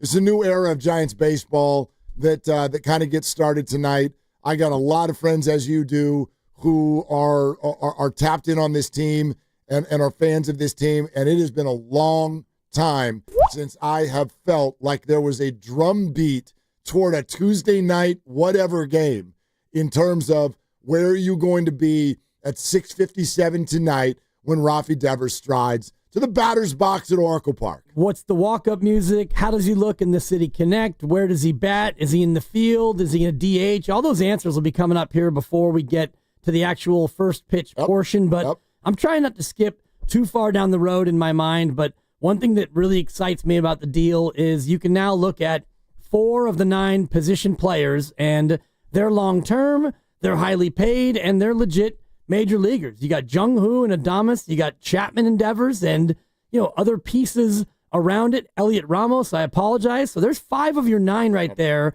who can hit. They can play. They're real, live, major league, play them every day ball players, and that for me is one of the more exciting parts of it. Yeah, Devers' numbers are super sexy, and he's making a lot of money, and he can bang. He hits it the other way. He can drive the ball. That's all fun, but you've got guys now. You've got guys that you can count on. And a lineup that's going to be here, too, which is exciting. Yeah. So, you weren't here yesterday. How did this whole thing grab you? What would you have said if you were here yesterday? Oh, my God. Whoa. Buster freaking Posey. And I was thinking about, when you go from legendary player to front office person, very rarely do you do that to the point where you're a legend on the field, probably a Hall of Famer, and then immediately you make this kind of an impact. And this is a phenomenal move. And you did it not for pennies on the dollar, even nickels, that's unfair, but dimes on the dollar. Kyle Harrison could, and I think will turn out to be a good Major League Baseball pitcher. If he's a Cy Young caliber, pitcher, then Boston did better on the deal than all of us are giving them discredit for. But if he turns out to be, if he turns out to be Zach Wheeler, let's just say, right, and he's on a faster timeline because he's already a major leaguer. Well, he isn't today, but he has been. And Zach Wheeler was a single A guy when that happened. So the Harrison rewards will happen a lot sooner if they happen. And if he turns out to be Zach Wheeler in the next, 2 to 8 years, well, then Boston made a pretty good trade. Pretty good. Yeah. I'd still do it. Oh, me too. That's the thing. I'd still do it. Well, you're pitching rich, and you're getting a guy for 8 years. This is what I keep trying to hammer home, because in any deal that we want to compare it to, it's different. It's flat out different. It's not like any deadline deal. It's not like Beltran, Chris Bryant. It's not like anything the Giants have ever done before. Not in my lifetime. And if there's something before my lifetime, I don't know about it.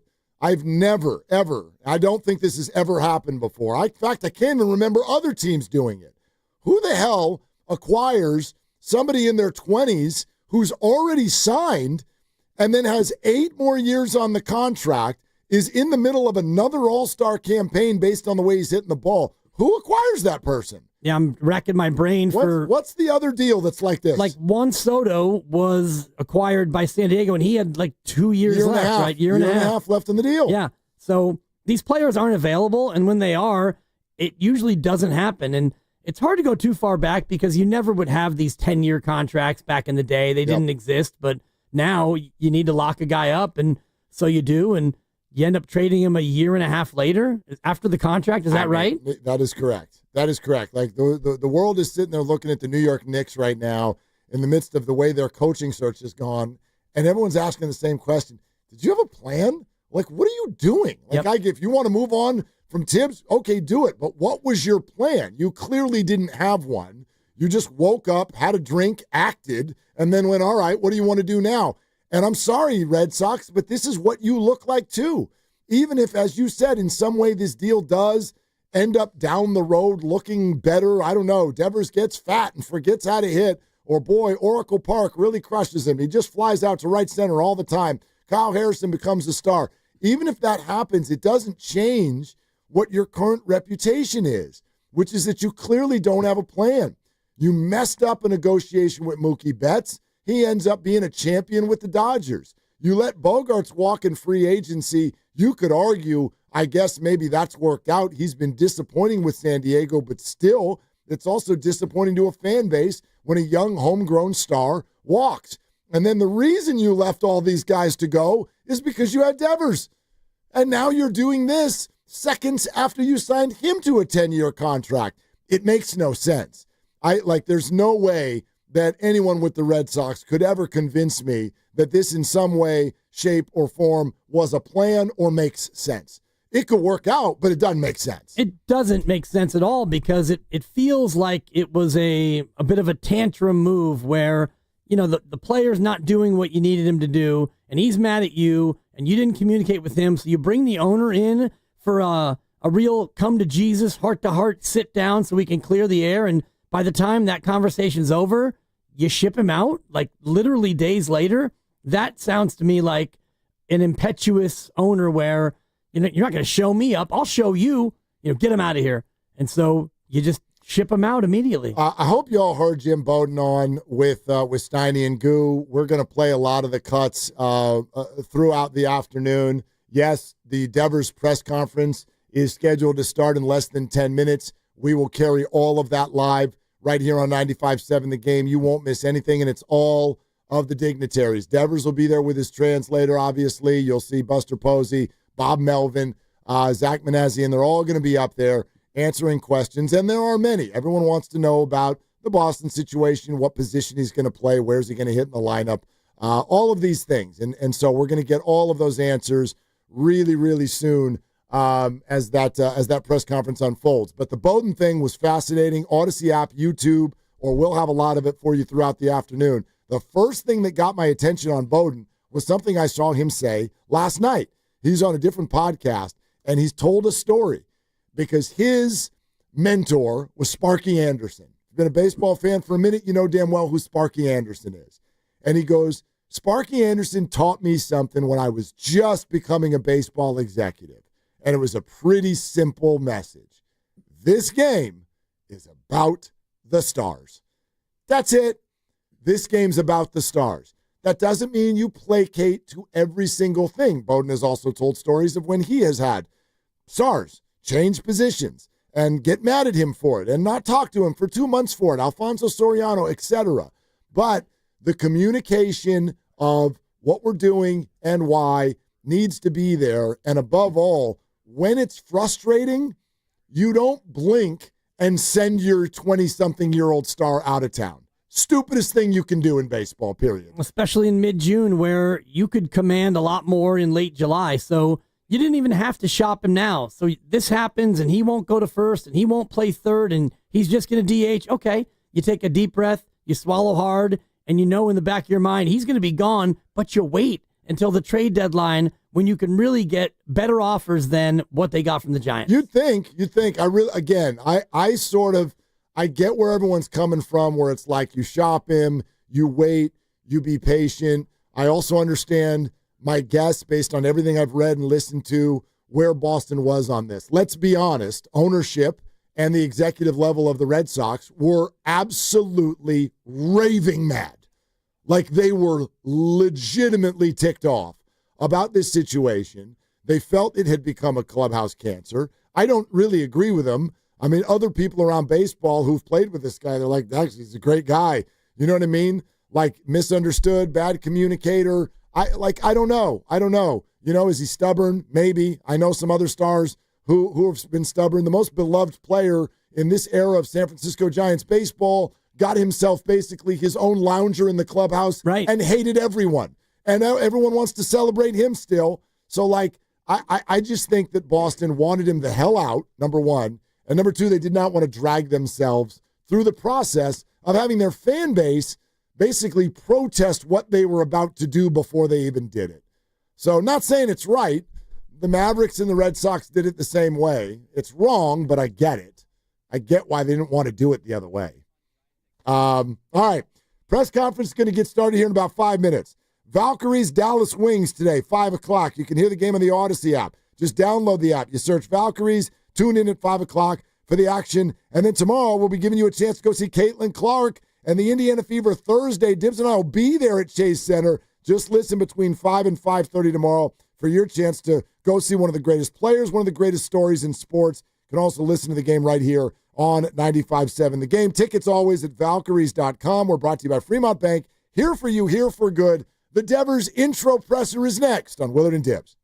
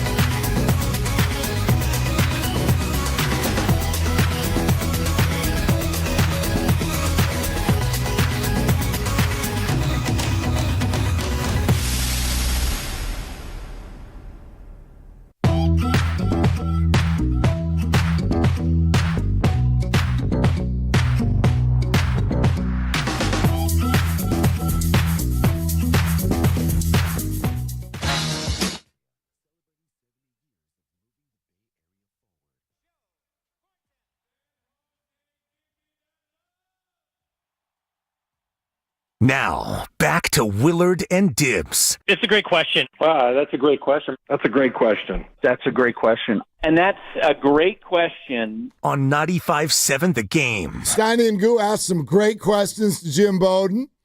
Grandy and I loved our conversation with Zach Manassian yesterday. Okay. Turns out it was Grandy's second Manassian interview already. Strong. Kind of becoming a little bit of a stalker. And he was on the morning show, Morning Roast, last week, I believe, right? Zach or Grandy? So. Oh, Zach. Both of us, a couple weeks ago. Yeah, that was 2 weeks. Yeah. That's when. That's when he had the first Grandy. Manassian. Yeah, that was his first Manassian. Okay. Yesterday was his second Manassian. It is Manassian. It's not Manassian. It's Manassian. Or Manasian. Well, I know it's not Manasian. It's not Manasian. Because we did that first, and then we were corrected. Correct. It is Manassian. Yes. Okay, good. I think. All right, I'm going with it. That's what I went with yesterday. I mean, Grandy apparently is the foremost expert on the man, so. Yeah, Grandy, are you and Zach, you having coffee yet? Or? Oh, yeah, we're tight. Okay. Yeah. So it's Manassian. Manassian. Sure. Yeah. All right. Confirmed. There it is. All right. From his best friend, Mark Grandy. And the Rafael Devers press conference is upcoming. And it's about to begin, yeah. Well, and when it does begin, then my stress and my fear will go away, but I'm just... What are you stressed about? Carlos Correa flashbacks. Oh, no, we asked him yesterday right there in the interview. Okay. I wouldn't let him go. I go, Zach, did he pass his physical? Okay. Started laughing. He goes, don't worry. We're already past that. Okay. Physical is done. I'm glad you said I'm like, that. you scheduled the press conference, but I've seen you schedule the press conference before. Okay. I'm glad like, you asked that. Yeah, I asked him. And he's like, no, he's passed the physical. This press conference at 2:30 is happening. Boom. All right. So it's happening. Then that alleviates my concern and my fear. That's an alleviation sensation. That's a buck. Is what it is. Good to be back. So glad to have you back. We're live in the Laughing Monk studios. Laughing Monk is righteously brewed here in San Francisco, and all of us at 95.7 The Game. So excited to be working with Laughing Monk, especially now that you and I have had a chance to actually go to Laughing Monk. We did last week in Sunnyvale. The food was great. The vibe was great. The atmosphere was great. The water outside was great. It was just great. So go check out Laughing Monk. And yes, the Rafael Devers intro press conference will begin momentarily, and we will have all of it live for you. And by the way, after that, we'll react to it. We've got comments throughout the day from Bowden, from Dave Fleming. Ned Coletti is going to join us a little bit later on in the show as we build toward Rafael Devers' first at bat as a San Francisco Giant, which should happen sometime right around the neighborhood of 7 o'clock tonight. Yeah, okay. And you're anticipating that he's going to come in and hit third? Is that, like, if you were going to structure question. it? I don't know. You go Jung-Hoo Lee, and then you go Adames, and then you go straight into Devers, back it up by Ramos? That's what I hear a lot of people say, and my guess is, and I could very well be wrong, but I don't think they want to move Ramos to fourth or fifth or sixth or whatever. Again, Adames moved to second because Chapman was out. That's kind of where I think Ramos lives for the future. So just my guess, I would be doing something more along the lines of Jung-Hoo first, Ramos second, Devers third, Flores fourth, and then Adames fifth, and maybe Adames move back to sixth when Chapman comes back to bat fifth. But I ain't no lineup drawer. I'm not Bob Melvin. Yeah. So yeah, we already told Grandy yesterday that he has to hit the breaking news sounder when the lineup comes out. I can't wait for that. Unless it's announced at this press conference, which I actually bet it won't be. Maybe. I don't know if someone's going to ask what the lineup's going to be. And I also am curious as to see who else will be up there on the dais with him, if it'll be Buster or the aforementioned Zach Manassian, both of them, if the both of them will be up there flanked by Devers and his interpreter. I would imagine he'll have the interpreter in tow. I think I have those answers. Okay. On the dais, you will have Rafael Devers, Bob Melvin, the translator, Zach Manassian, Buster Posey, and Giants chairman Greg Johnson. And guess what? They're all in position, so here we go. First of all, welcome, everyone. I'm Dave Fleming. Great to have such an incredible turnout for what is a very exciting day for those of us who care about the Giants, for Giants fans, for those of us who work for the Giants. Just a really cool day here on this beautiful San Francisco afternoon. A couple quick things for me, and then we're going to get our program started.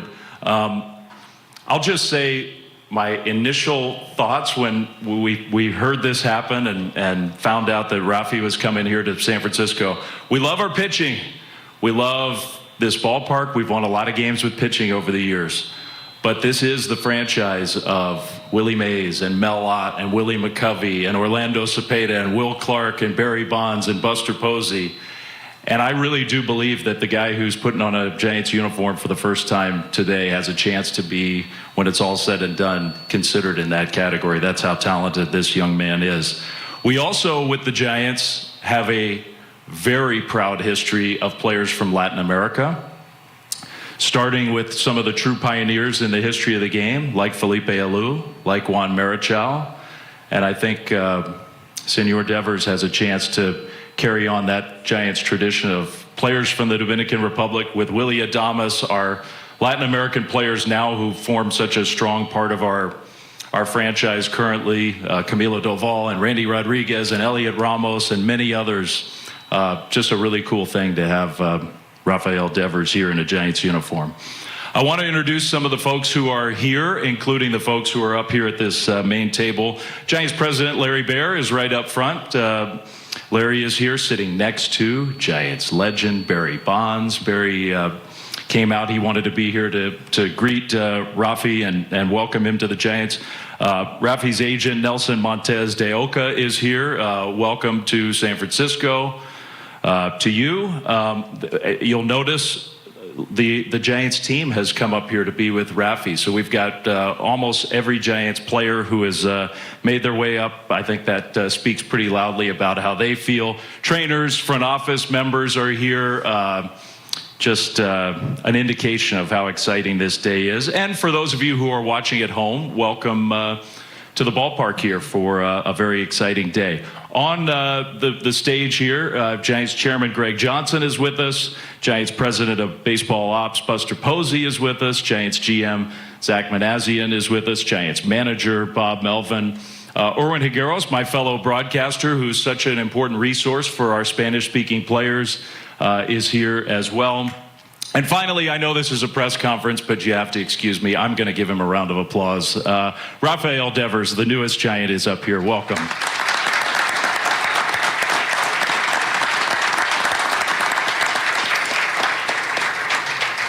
Can't wait to call some of those Devers home runs. My brother's gotten to do it. My brother is the voice of the Red Sox and has known Rafael very well for many years and just absolutely loves him as a person, loves him as a player, is really going to miss him. And now I get to take over that duty. So I'm particularly excited about that. We're going to hear from Buster. We're going to hear from Greg. We're going to hear from Rafi himself. We'll have the jersey presentation, some photo opportunities, and then, of course, we'll open it up for questions. So without further ado, I'm going to turn it over to Buster. Buster. Thanks, Dave. Rafi, welcome, man. Welcome. Today's a great day for the San Francisco Giants and for the city of San Francisco. First off, I want to thank Greg Johnson and ownership for their willingness to make this deal happen. When I was first introduced to the Giants organization as a 21-year-old, it was abundantly clear to me that this franchise has a rich history of players. I go into spring training, I look around the locker room, it's Mays, McCovey, Cepeda, Marichal, Perry, Bonds, Clark, Kent, to name a few. San Francisco Giants fans love great players. Great players have the ability to transcend generations, and Rafael Devers is one of those players. When Zach and I and the rest of the front office group, we sit around and we talk about players, we look at their skill set. What can they do offensively? What can they do defensively? But inevitably, some baseball speak will come up, and we'll say to each other, but is this guy a dude? What does it mean to be a dude in baseball speak? It's not something you can quantify. It's somebody that has the ultimate feel when the game's on the line. He's the type of player that makes his teammates around him better. Rafael Devers is a dude. He's been to the top. He's won it all, and we can't wait to watch him help us bring a World Series championship back to San Francisco. Thank you.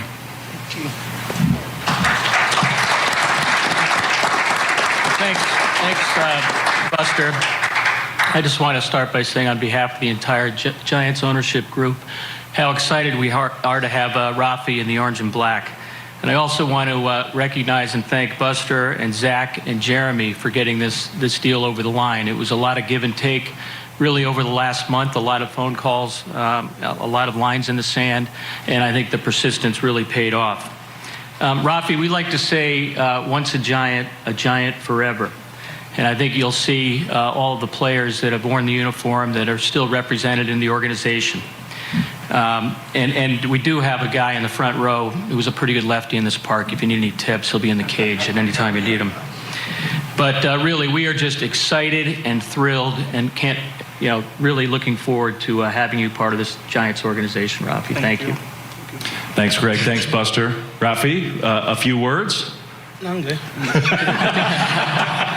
Primeramente le quiero dar las gracias a Dios por esta oportunidad y vamos a decir, a la organización de los Medias Rojas de Boston por darme la oportunidad de firmarme cuando tenía 16 años, y ahora mismo le quiero dar las gracias al equipo de San Francisco por traerme aquí.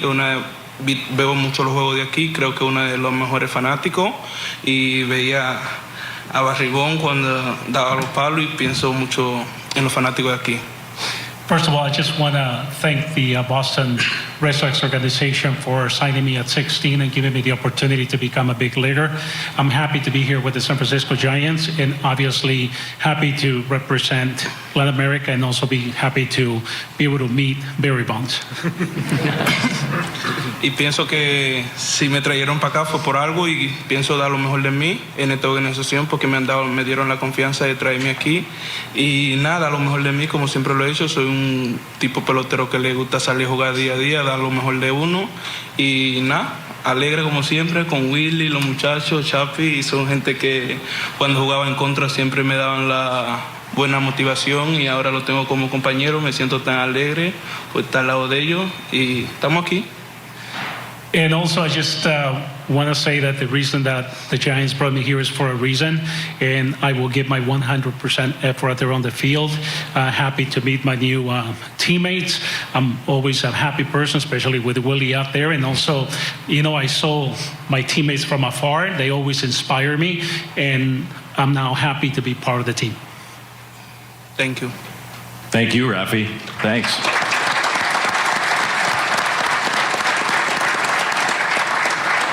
Buster, before we do questions, you want to do the official jersey presentation?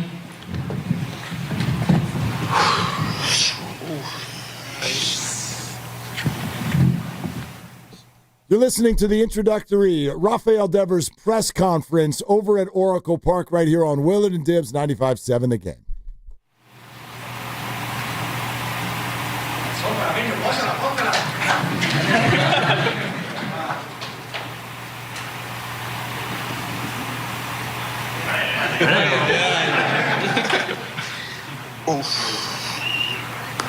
Now it's official.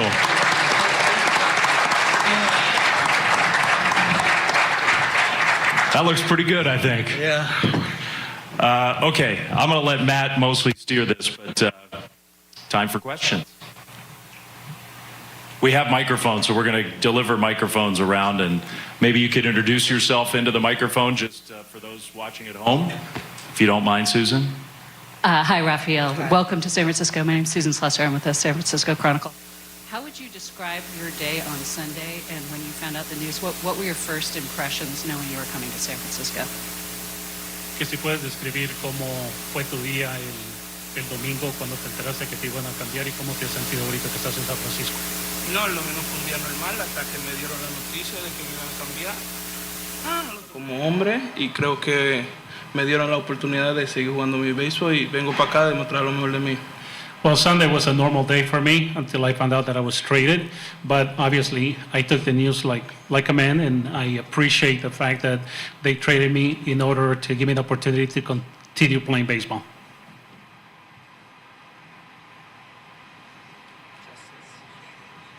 Oh, John's got a microphone. John Shea, San Francisco Standard. Welcome to San Francisco, Rafael. Thank you. Yes, sir. Why do you see the Giants as a good fit, and why did you no longer see the Red Sox as a good fit. Could you compare the two? Like, what went wrong there and what is going to go right here? Que si puedes comparar las dos organizaciones, si puedes compartir con ellos qué fue lo que pasó en Boston y qué es lo que puede pasar bien aquí con los Gigantes. No, ya la organización de los Medias Rojas quedó en el pasado. Soy un tipo que toma el día a día y que pienso dar lo mejor de mí aquí. Y el motivo por que me trajeron aquí, pienso que es ganar y soy un tipo que le gusta ganar y competir siempre. I'm moving forward from the situation in Boston. Now I'm looking ahead with being a San Francisco Giant, and I think that I'm just going to compete.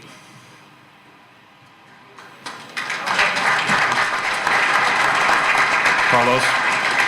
Hi, Rafi. Welcome to San Francisco. Carlos Ramirez over here. Right here, NBC Sports Bay Area.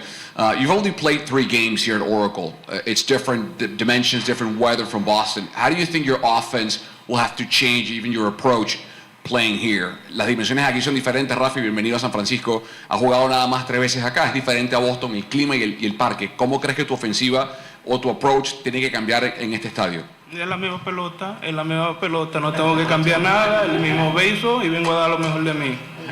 It's the same baseball. You just play the same way, and like I said, I'm just here to give my 100%.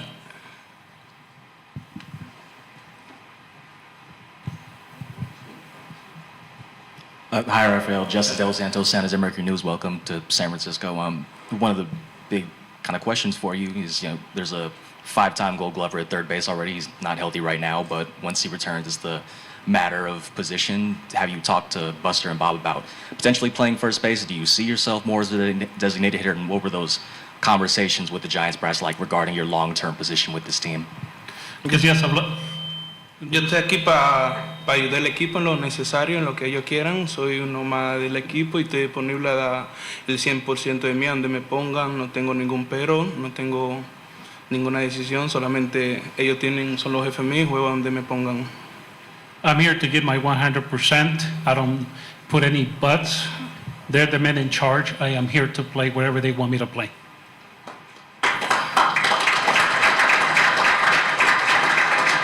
Susan.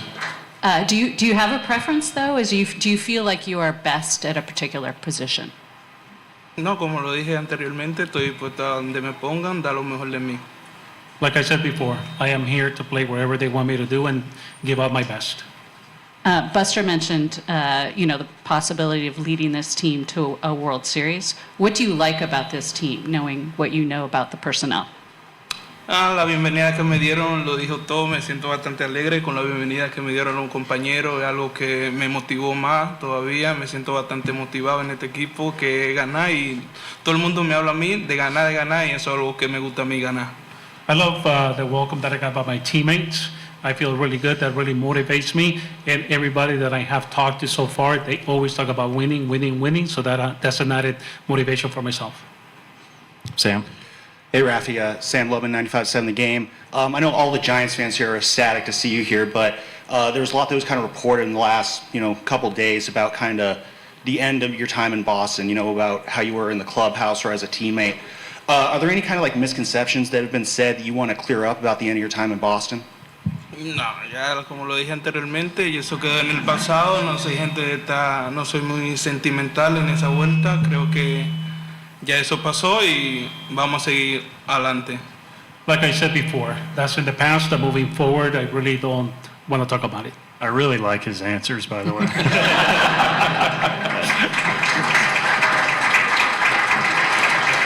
Thank you for that. Then Buster, for you, what can you say about how this deal came together on your end? Like, how much was this you? How much was this collaborative with the front office? Was it you who started these talks? Did the Red Sox reach out to you? What can you kind of say about how this deal came together? Yeah, it's something that has been in the works for 3 or 4 weeks.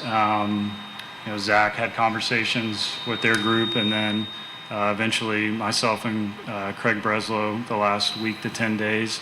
And it was good. It was obviously negotiations. Things are going to go back and forth. But I was texting with Craig today, and we're just thanking each other for the candor and the respect that went into this negotiation. Pete. Peter Abraham, Boston Globe. Rafi, you won a World Series with the Red Sox. You played a lot of playoff games. What's your message to the fans in Boston as you leave? Que le agradezco mucho porque fueron una de las personas que siempre me estuvieron apoyando ahí. El fanático de Boston es un fanático muy bueno y le agradezco bastante porque siempre me estuvieron soportando. Desde que me subieron, estuvieron ahí conmigo. My message is I just want to thank the Boston fans. They supported me throughout my whole time there, and that I just want to give them thank you. Murph. Hi, Rafi, Brian Murphy, KMBR. We broadcast the Giants games, the flagship. Welcome to San Francisco. But actually, my question is for Buster and for Bob. Buster, you told us yesterday on KMBR, I'm going to have a face-to-face conversation with Rafi. Bob, I assume you did too. Can you guys report the discussion of how you guys addressed how you're going to use them? Go ahead, Bob. Yeah, we talked to him a little bit today, and like he said, he goes, I'll play wherever you want me to play. I'll hit wherever you want me to hit. So that's how it started. He's going to DH today. He's going to hit in the 3 spot. We're going to work him in and get him some ground balls at first and make sure he's comfortable before we put him over there. And that's pretty much the way we look at it right now, a little bit of DH and a little bit of first. Hi, Rafi. Chris Alvarez from ABC7. Welcome to the Bay. This question is actually for Bob. I'm just curious how much fun you're going to have writing his name in the lineup card and what that does for the rest of your team as far as having Rafi in the lineup and how that can help the other hitters. Yeah, look, I mean, it's incredibly impactful to have a guy like him in our lineup. So I think the buzz around our clubhouse on Sunday and leaving Sunday and certainly in the off day and today has been, it's pretty immense. So look, you pencil him in where you feel like he's comfortable in the lineup and where it'll be most impactful. And today that's the 3-hole. I imagine it's going to be a lot of the 3 spot for him. But I mean, you look at our lineup now, and when we get healthy and get our guys back, it makes us a really deep lineup with the guy in the middle that I know from the opposing dugout, I always knew where he was and when his spot was coming up, and that's going to be the same way for every manager when we play them. Mia Wachtel, San Francisco Chronicle. You said that you were here to play whatever the personnel tells you to play. What changed in your mentality from Boston to now? You're listening to the Rafael Devers introductory press conference at Oracle Park. He will DH and bat third tonight for the Giants. You're listening here on Willard Dibs on 95.7 The Game. Like I said, this is a new organization. I'm happy to be here. And again, like I said, they're the men in charge, and I'm here to do whatever they want me to do. Rafael, you are wearing number 16. Does that have any personal significance for you? Is there something that you like particularly about 16? Lo usé mucho en ligas menores y me iba bien. I used the number in the minor leagues, and I did really well with it. Rafael over here. Matt Lively with CBS Bay Area. Congratulations. When you think about Oracle Park and the right field here and the splash hits that might come, how excited are you to hit in this ballpark? Bastante. Quiero ya empezar que empiece el juego para ver que lo que, como decimos los dominicanos, emocionado por ponerme esa chaqueta y salir a dar lo mejor de mí. Can't wait to start playing there, and like we say in the Dominican, que lo que, meaning that I'm eager to out there and go play and see what I can do.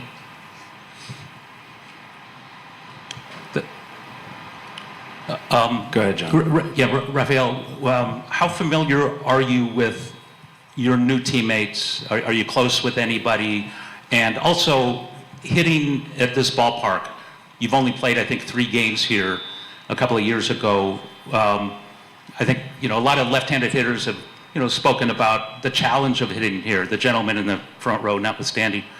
But how do you see yourself at this ballpark, and what can you say about your new teammates in terms of being close to any of them? Bastante, son personas que le dan la confianza a uno de liberarse, de hablar con ellos, y me siento bastante contento, más con uno de los muchachos que nunca lo había visto mucho, lo he visto como 3 veces y me ha caído bien, que Willy es una persona tremenda, siempre está positivo, alegre y dando lo mejor de él, y eso es a lo que me motiva más todavía. Well, I mean, once I got here, my teammates made me feel comfortable. I'm able to talk to them, and somebody that I really didn't meet, but I saw from afar, Willie Adames, just made it easy for me to talk to him, and I think I didn't feel very welcome.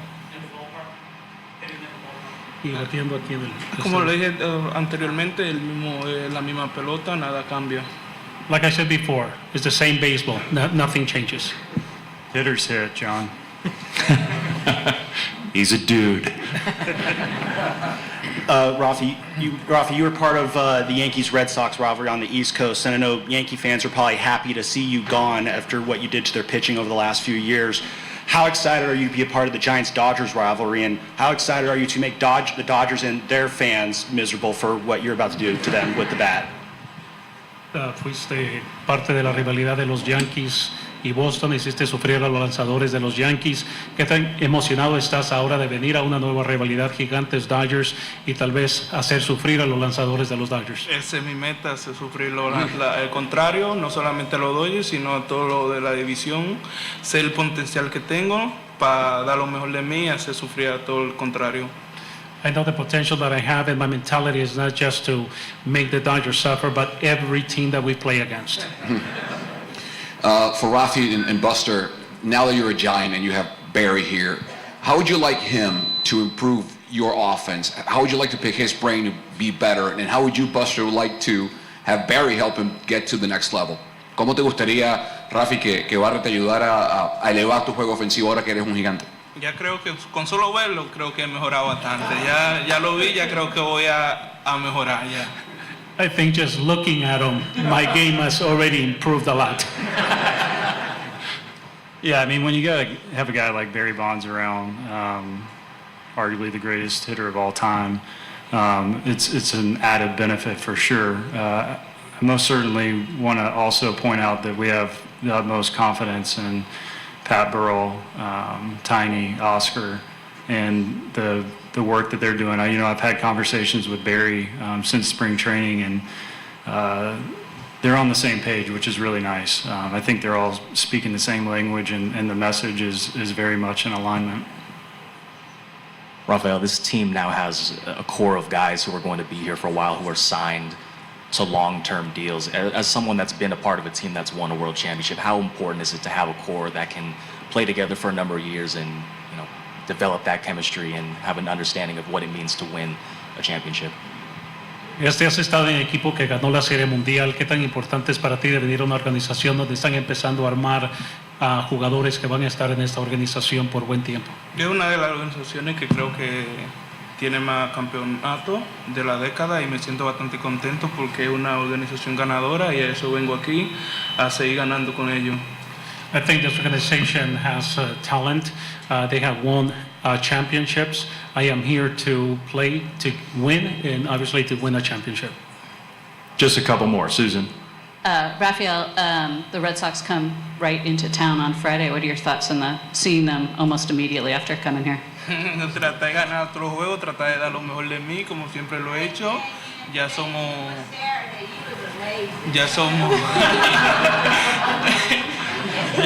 contrarios y creo que tengo que dar lo mejor de mí 100%. Vamos a tratar de ganar la serie y jugar béisbol. Well, obviously, the goal is to win the games, right? But I will try and give my 100% and try to win the series. And we have happy employees at Oracle Park, by the way, Susan. You can tell, yeah. Who wouldn't be? This is for Bob or Zach or Buster, or whoever wants to take it. But working Rafael out at first base, who in particular do you want working with him? You've got guys like JT Snow you can call on. Who do you envision will mostly be working with him? Well, Matt and Mark to start, Matt Williams and Mark Hallberg. But like you said, we have guys around all the time. Will Clark loves doing it. Like you said, JT was in spring training. We have plenty of guys to be able to have a resource over at first base. Look, if you can play third, you can play first, and he's done a great job at third before. So I don't think it's going to be too difficult for him. But I think more than anything, the fact that he hasn't played in the field this year, we have to take our time working him in. It's a new position, and so we'll take it day to day. Steiny Guru with San Francisco Chronicle. Rafael, what do you think is the most underrated part of your game? And maybe Buster, what do you think is the most underrated part of his game? ¿Cuál es la parte de tu juego que tal vez necesitas mejorar? Todo. El béisbol uno nunca termina de aprender. Pienso que es algo que todos los días uno aprende algo nuevo. Debo mejorar en todo, tanto en mi defensa, tanto en mi bateo, en mi base running, en todo. Everything. I think you have to learn everything as you go along. Eddie? Hi, Andy Baggerly from The Athletic. I have one question for Greg, one for Buster. First for Buster, your top prospect in your organization is learning first base at AAA. If Rafi's going to play a lot of first base here, how do you sort of see his development path, Bryce Eldridge? See his development path is the same. He's going to keep playing first, keep developing at the plate. It's a conversation that Rafi and I have had already about Bryce and you know, the future that we potentially see him having, and par for the course for him going forward. And then for Greg, to echo Justice's question about the number of commitments this franchise has made in a very short amount of time. When you have the Adames commitment, the Chapman commitment, you're folding in an even larger commitment with this Devers contract you're taking on. Just what was your sort of thought process as you were sort of getting over the line to approve this? Yeah, I mean, I think that certainly is always a concern when you lock up that much payroll over a longer period. But it also, I think, it's much outweighed by the getting the core group together for that period, and getting the kind of player that that kind of eases that concern. And I think to us, to put it in baseball terms, you look for your pitch. And I think to our group, this looked like a hanging slider to get Rafi in here. You know, it just was too good of an opportunity. And as I said before, you know, we're opportunistic in how we look at payroll and how we look at the team. We don't really set any kind of number, year to year. And this was just, an opportunity that came up, which is too good to pass up. Murph. And Rafael, Dave addressed it in his introduction about the Dominican tradition here, going all the way back to Felipe Alou. And of course, we talked about Juan Marichal. How aware of those older names are you and their link to the Giants? No, algo que Felipe y esa gente pusieron buenos números en esta organización, dieron lo mejor de ellos, y yo vengo a dar lo mejor de mí también aquí y a demostrar que puedo dar lo mejor de mí 100%. I know that they excel. I know that they put good numbers while they wore the uniform, and I'm motivated to do exactly the same thing. Good final question. Thanks, everybody, for being here. We got a game to get ready for. Rafi, welcome to San Francisco. It's great to have you in the orange and black. Thanks again, everybody. All right, and there it is. First and foremost, you are listening to 95.7 The Game, KGMZ FM and HD1 San Francisco, an Odyssey sports station in the home of the Golden State Warriors and Valkyries, always live. On the free Odyssey app, coming to you live from the Laughing Monk Studios. We bring it back live after a good solid half hour or so out at Oracle Park for the Rafael Devers introductory press conference, which included a large cast all the way up from Greg Johnson of ownership, the execs of Buster Posey, Zach Manassian, and Bob Melvin, as far as the baseball staff, all narrated and kind of run by Dave Fleming. Cool event, and I'd say the newsy stuff that comes out of it that a lot of people have been waiting for. First of all, his position tonight will be designated hitter, but his position going forward will be some sort of a combo of first base and designated hitter. They will start working with him immediately on first base. You notice that there was no mention of third base at any point, and if you're not going to put him at third base now, you're never going to put him at third base because Matt Chapman is hurt and Chappie's coming back. So that gives us a little window into how the Giants see him, first base and DH. We did not get the answer of, like, what does that mean for Wilmer Flores tonight and into the future? So we'll see. We'll wait for the full lineup tonight to see if he's in the lineup at all. But Devers will be the DH tonight. He will bat third. And then the other headline is clearly Rafi Devers has walked in here and said, I will do absolutely whatever this team wants me to do. No questions asked, period. Let's play ball. Yeah, I'll hit wherever you need me to hit. And, the baseball is the baseball. And I love that, too, because, this park can be tough to hit in, but I don't think that he's intimidated by it, and I don't think that it's going to be something that he ever uses as an excuse. I could be wrong, but, it's just the baseball is the baseball, and if you hit it and you hit it hard, good things are going to happen. So I do think about the future, and Buster even answered a question about, we've had a conversation about what happens when Bryce Eldridge eventually comes up and plays first, and so that's already been discussed. Yeah. And I don't know if it's a hybrid of DH and first, still mostly DH, but when Bryce needs a day, you pop him over at first. And I also liked what Bob Melvin said about, if you can play third, you can play first. Exactly. Reminds me of the line from Dodgeball. If you can dodge a wrench, you can dodge a ball. Yeah, if you can pick up a ground ball, then you can learn how to play first. Now, can you be Brandon Belt over there? Maybe not. I don't know how well. JT Snow, yeah, right? Exactly. JT Snow, how good are you at scooping? And then obviously there's the placement of, like, where are you supposed to be, right, when it comes to, balls into the outfield and cutoffs and all those. There's nuances to the position for sure. But, yes, he can play over there. Maybe they won't rush it. I'm with you. I love that Buster already talked to him about Bryce Eldridge. Number one, that shows an unbelievable confidence that the organization has in Bryce Eldridge. But two, to me, it speaks to where we started our conversation today. This entire experience, and I think I'll take this with me. I hope you take this with you. This is a great message for anything you're doing in life. Communication. I don't care if you're talking about a marriage. I don't care if you're talking about parenting, a job, a coworker, whatever. Communication. Rafi Devers is a giant today because of communication. The breakdown of it in Boston and the fact that it plays perfectly into the strengths of Buster Posey. And you can tell based on a lot of what they said today and the execution of this deal. He is a very, very good communicator. We have heard so many people say it. It's what Willie Adames kept saying when everyone asked him, why'd you pick San Francisco? And he kept saying, Buster Posey. He sat down and he laid this whole thing out to me, and it looked great, and I wanted to be a part of it. So I think that you're really seeing the dividends of the communication that the Giants have put out there, and they'll be ready. It takes the pressure off of Bryce Eldridge.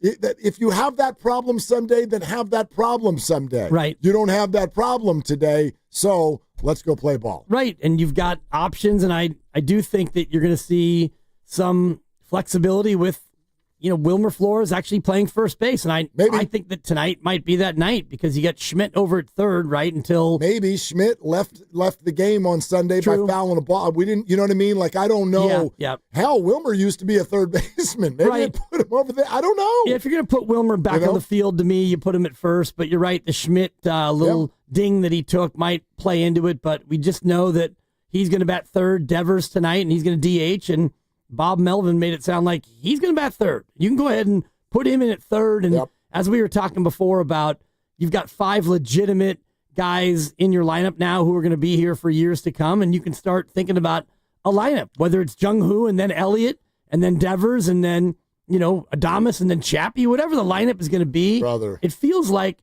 for the first time in 5 years, you got yourself a lineup now. Lineup. Yeah. You got a lineup. Yeah. You got a real lineup. You got a middle of the lineup like you've been talking about, you got a right? middle of the order. You have a group now that's going to be there every day, and when the lineup does turn over, as soon as Patrick Bailey and the Christian Cosses and Tyler Fitzgeralds of the world are done doing what they're doing, it's going to flip over.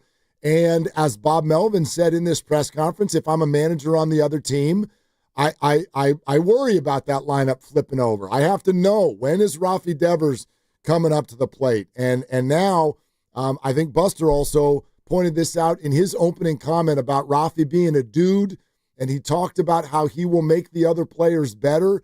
I think sometimes people look at baseball, and it's like, well, you're not passing the ball to each other. How the hell is he going to make everybody better? Well, here's the answer to that. These guys are about to see different pitches. Right? Whoever is in that number 2 hole, whether it's Ramos or Adames, you about to see some different pitches because they don't want to throw them to Rafi Devers. Because as good as some of the hitters are with the Giants right now, I know Adames has struggled, but he has been a very good hitter in the past. Ramos is young. He is a good hitter. Jung-Hoo Lee is young. He is a good hitter. None of them are Rafi Devers. 95.7 The Game breaking news.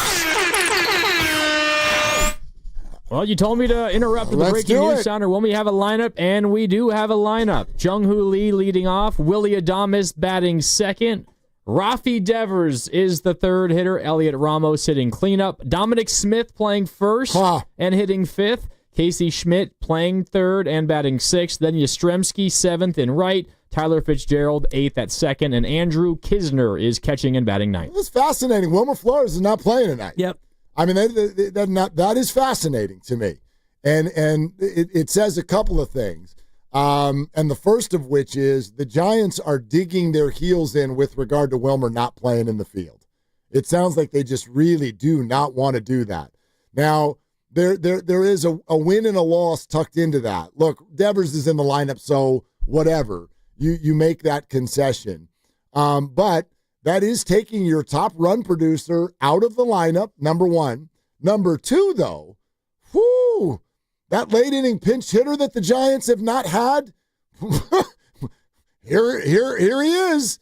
You know, you get into that tie game in the eighth inning, and you do have a Christian Koss, or there's a lefty on the mound, and Mike Yastrzemski is due up or whatever. You now have a real option to turn to drive in a run. That's not the worst thing in the world. No, and I'm thinking back to your rant a couple weeks ago when they were on that non-scoring binge, and you had guys up there in late game situations, and you're bunting because you don't have the hitters. You don't have any hitters. Yeah, and you don't even have a hitter on the bench to where you can throw a guy in there and make something happen. So that's a good way to look at it. And also, not to be too cynical or look too far down the road, but you might have an ability to trade Wilmer Flores if this is going to be the situation, right? And maybe. I mean, if you want to look for a left-handed bat and a prospect or something, if you're not going to use him as much as you have, it's a possibility. This is just me. I'm going to be ready for injury. I don't want to start trading people just because, like this is one thing that hasn't been talked about yet, but it might be soon. I know Justin Verlander's about to return. So it's like, okay, you can trade Kyle Harrison. Well, Justin's 43. Like, what happens if there's now another injury in the starting rotation? Where do you turn? I don't know. And they have some options. You can pull someone up from the minors. There are guys in the bullpen, Sean Jelly, whatever, that you can do a spot start with. But I don't want to just strip the depth of the team because you can. I'm keeping Wilmer Flores, and I'm using him in certain spots. And when Rafi Devers is ready to go play first base, then Wilmer Flores is going to be your DH again. I think that'll happen soon. So I think it's temporary. Yeah, Grandy, what else you got? Also, just real quick, who knows how this will play out the rest of the year, or at least until Chapman comes back. But Slade Ciccone is on the bump for the Guardians. He's a right-handed pitcher. Dominic Smith, a lefty, and Flores a righty. So, so you that could might just also be as simple as that. And maybe that is a mid-game sort of a like replacement, and you could put Flo out there at first base. Or maybe the Giants are truly saying, we're not doing it. We're not putting the guy in the field. I don't know. Time will tell on that, but that was a half hour with a whole lot of answers, wasn't it? Devers is batting third, he's DHing, and Wilmer Flores is on the bench tonight. So let's go from there. 888-957-9570 is the number. Ned Colletti's going to join us in 90 minutes. We are sponsored by Cache Creek Casino Resort. We can't wait to be there next week, by the way. We will. Looking forward to that. Our show next Friday, but your phone calls next. And if you missed any of what Jim Bowden said to Steiny and Goo, my goodness, Giants fans, it was a tidal wave of awesomeness. We'll play some of that for you coming up next on Willard and Dibs.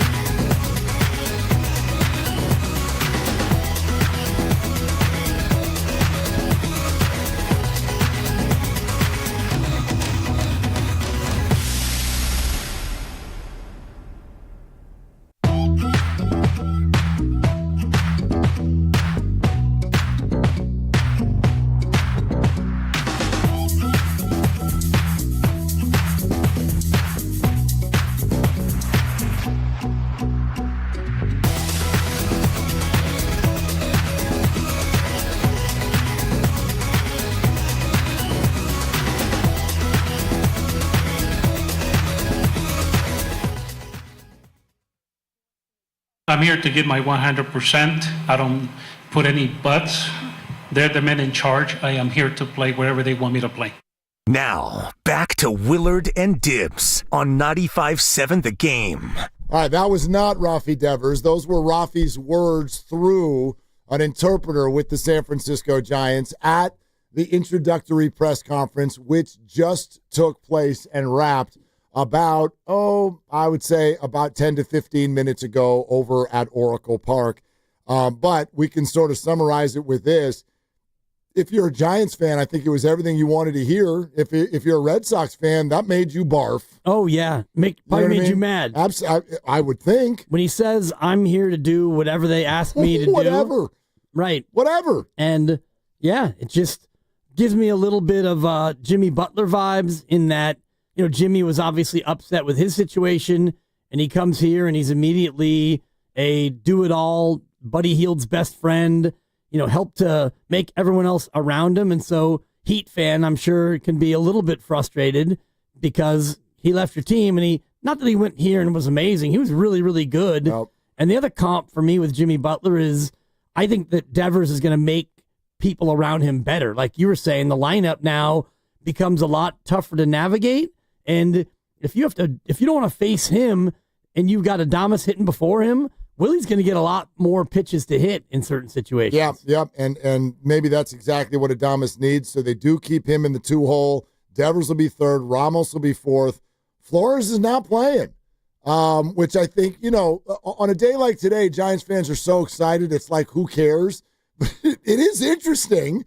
I mean, he's been your most productive player as far as driving in runs, and they just flat threw him to the bench. Grandy obviously brought up a fair point, which is you've got a right-handed pitcher throwing, so Dominic Smith plays first base. I don't know how long Dominic Smith is for this team once Devers kind of becomes their first baseman or an option at first and Chapman comes back. I don't know.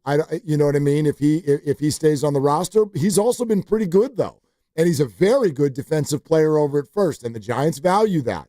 So that's another thing that you're seeing them do here. They're keeping their infield defense intact. Casey Schmidt is healthy enough to play, so he will. He's at third. Dominic Smith at first.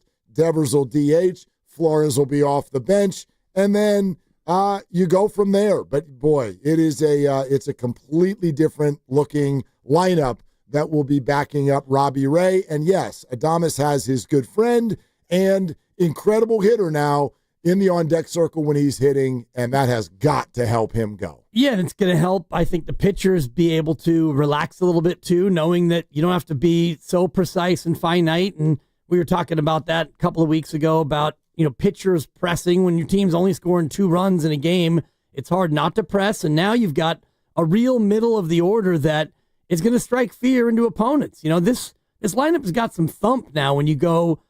Even Jung-Hoo Lee, he's got some pop, but he's a great hitter. And then you go to Adames, and then you go to Devers, and you get Ramos. And when Chapman's back, all of a sudden you've got a nice string of hitters who can really break open a game in a hurry with their bat. I can't wait for the game tonight. I can't either. I can't wait for the game tonight. And it's Tuesday, and the Guardians are here. Right? Like, whatever. You can throw the records out when these two teams get together. They're both pretty good records, actually. Yep. Jim Bowden, who was on with Steiny Guru, before we play some of that, I want to read to you a tweet that he just sent after he listened to the Rafael Devers press conference.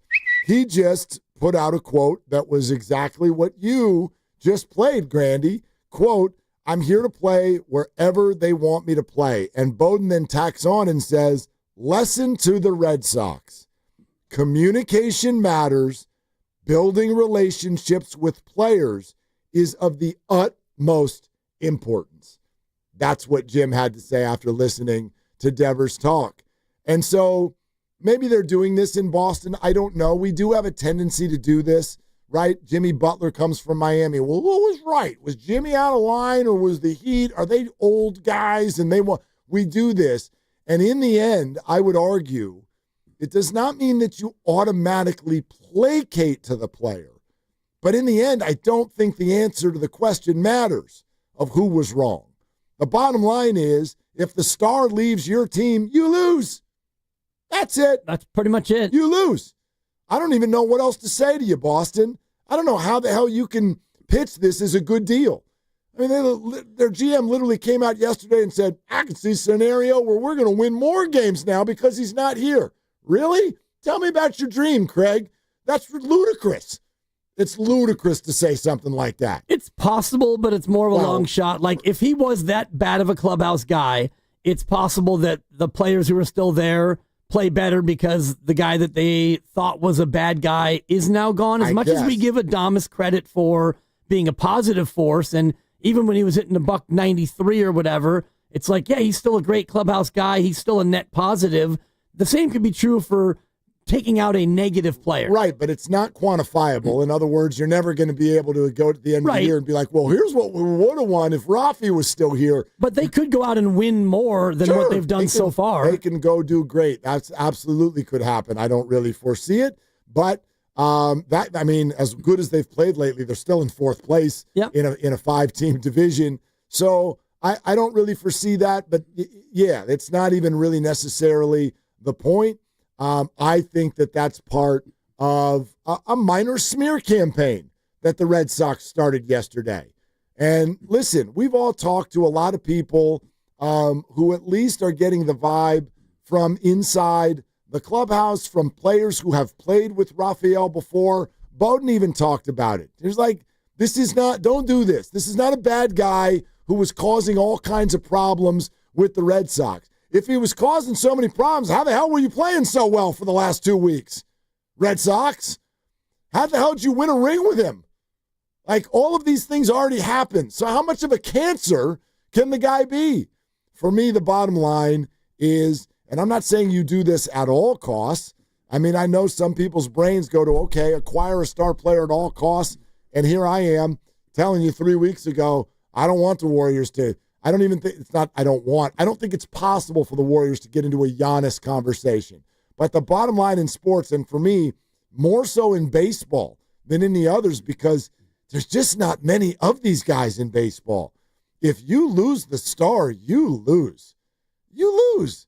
I mean, even if Kyle Harrison ends up being really good, it's going to take a while. You didn't even put him on your roster to start this whole thing. Nah, because I think you need him to work on things and get better. If he was that amazing, like if you would have gotten Hayden Birdsong or Landon Roop in the trade, I would imagine they would go right into the starting rotation. But with Kyle Harrison, and we've talked about this ad nauseum, I'm not trying to throw shade at the kid, but he throws the fastball almost 70% of the time, and his other two pitches get knocked around the park pretty regularly. So that's something that he has to work on. And you work on that in AAA. But for the trade for the Giants right now, hard to imagine this not being a boffo success, at least in the front half of the deal. You look at it, and it is 8 more years, and they owe him $222 million, although I think Jim said in his interview with Steiny and Goose, some of that is deferred. It's $254, and some of it is deferred. Right. Yes. I think it's $7 million a year is deferred, so that kind of helps you short term. You eventually have to pay the money anyway, but chump change, especially 8 years from now. And I do think we should put a little respect and show a little love to Greg Johnson and the Johnson family, because no doubt. They have opened up the purse strings, first with Adames, and even before that it was Chapman, and Jung Hoo Lee got a long-term deal. And so you start thinking about the future, and Robbie Ray only has 1 more year. I would love to see them open it up for Robbie Ray and keep him around as a Giant, because he's been so good. We'll see. I mean, he's going to be 35 years old when his deal is up. And so, obviously you had another year and a half.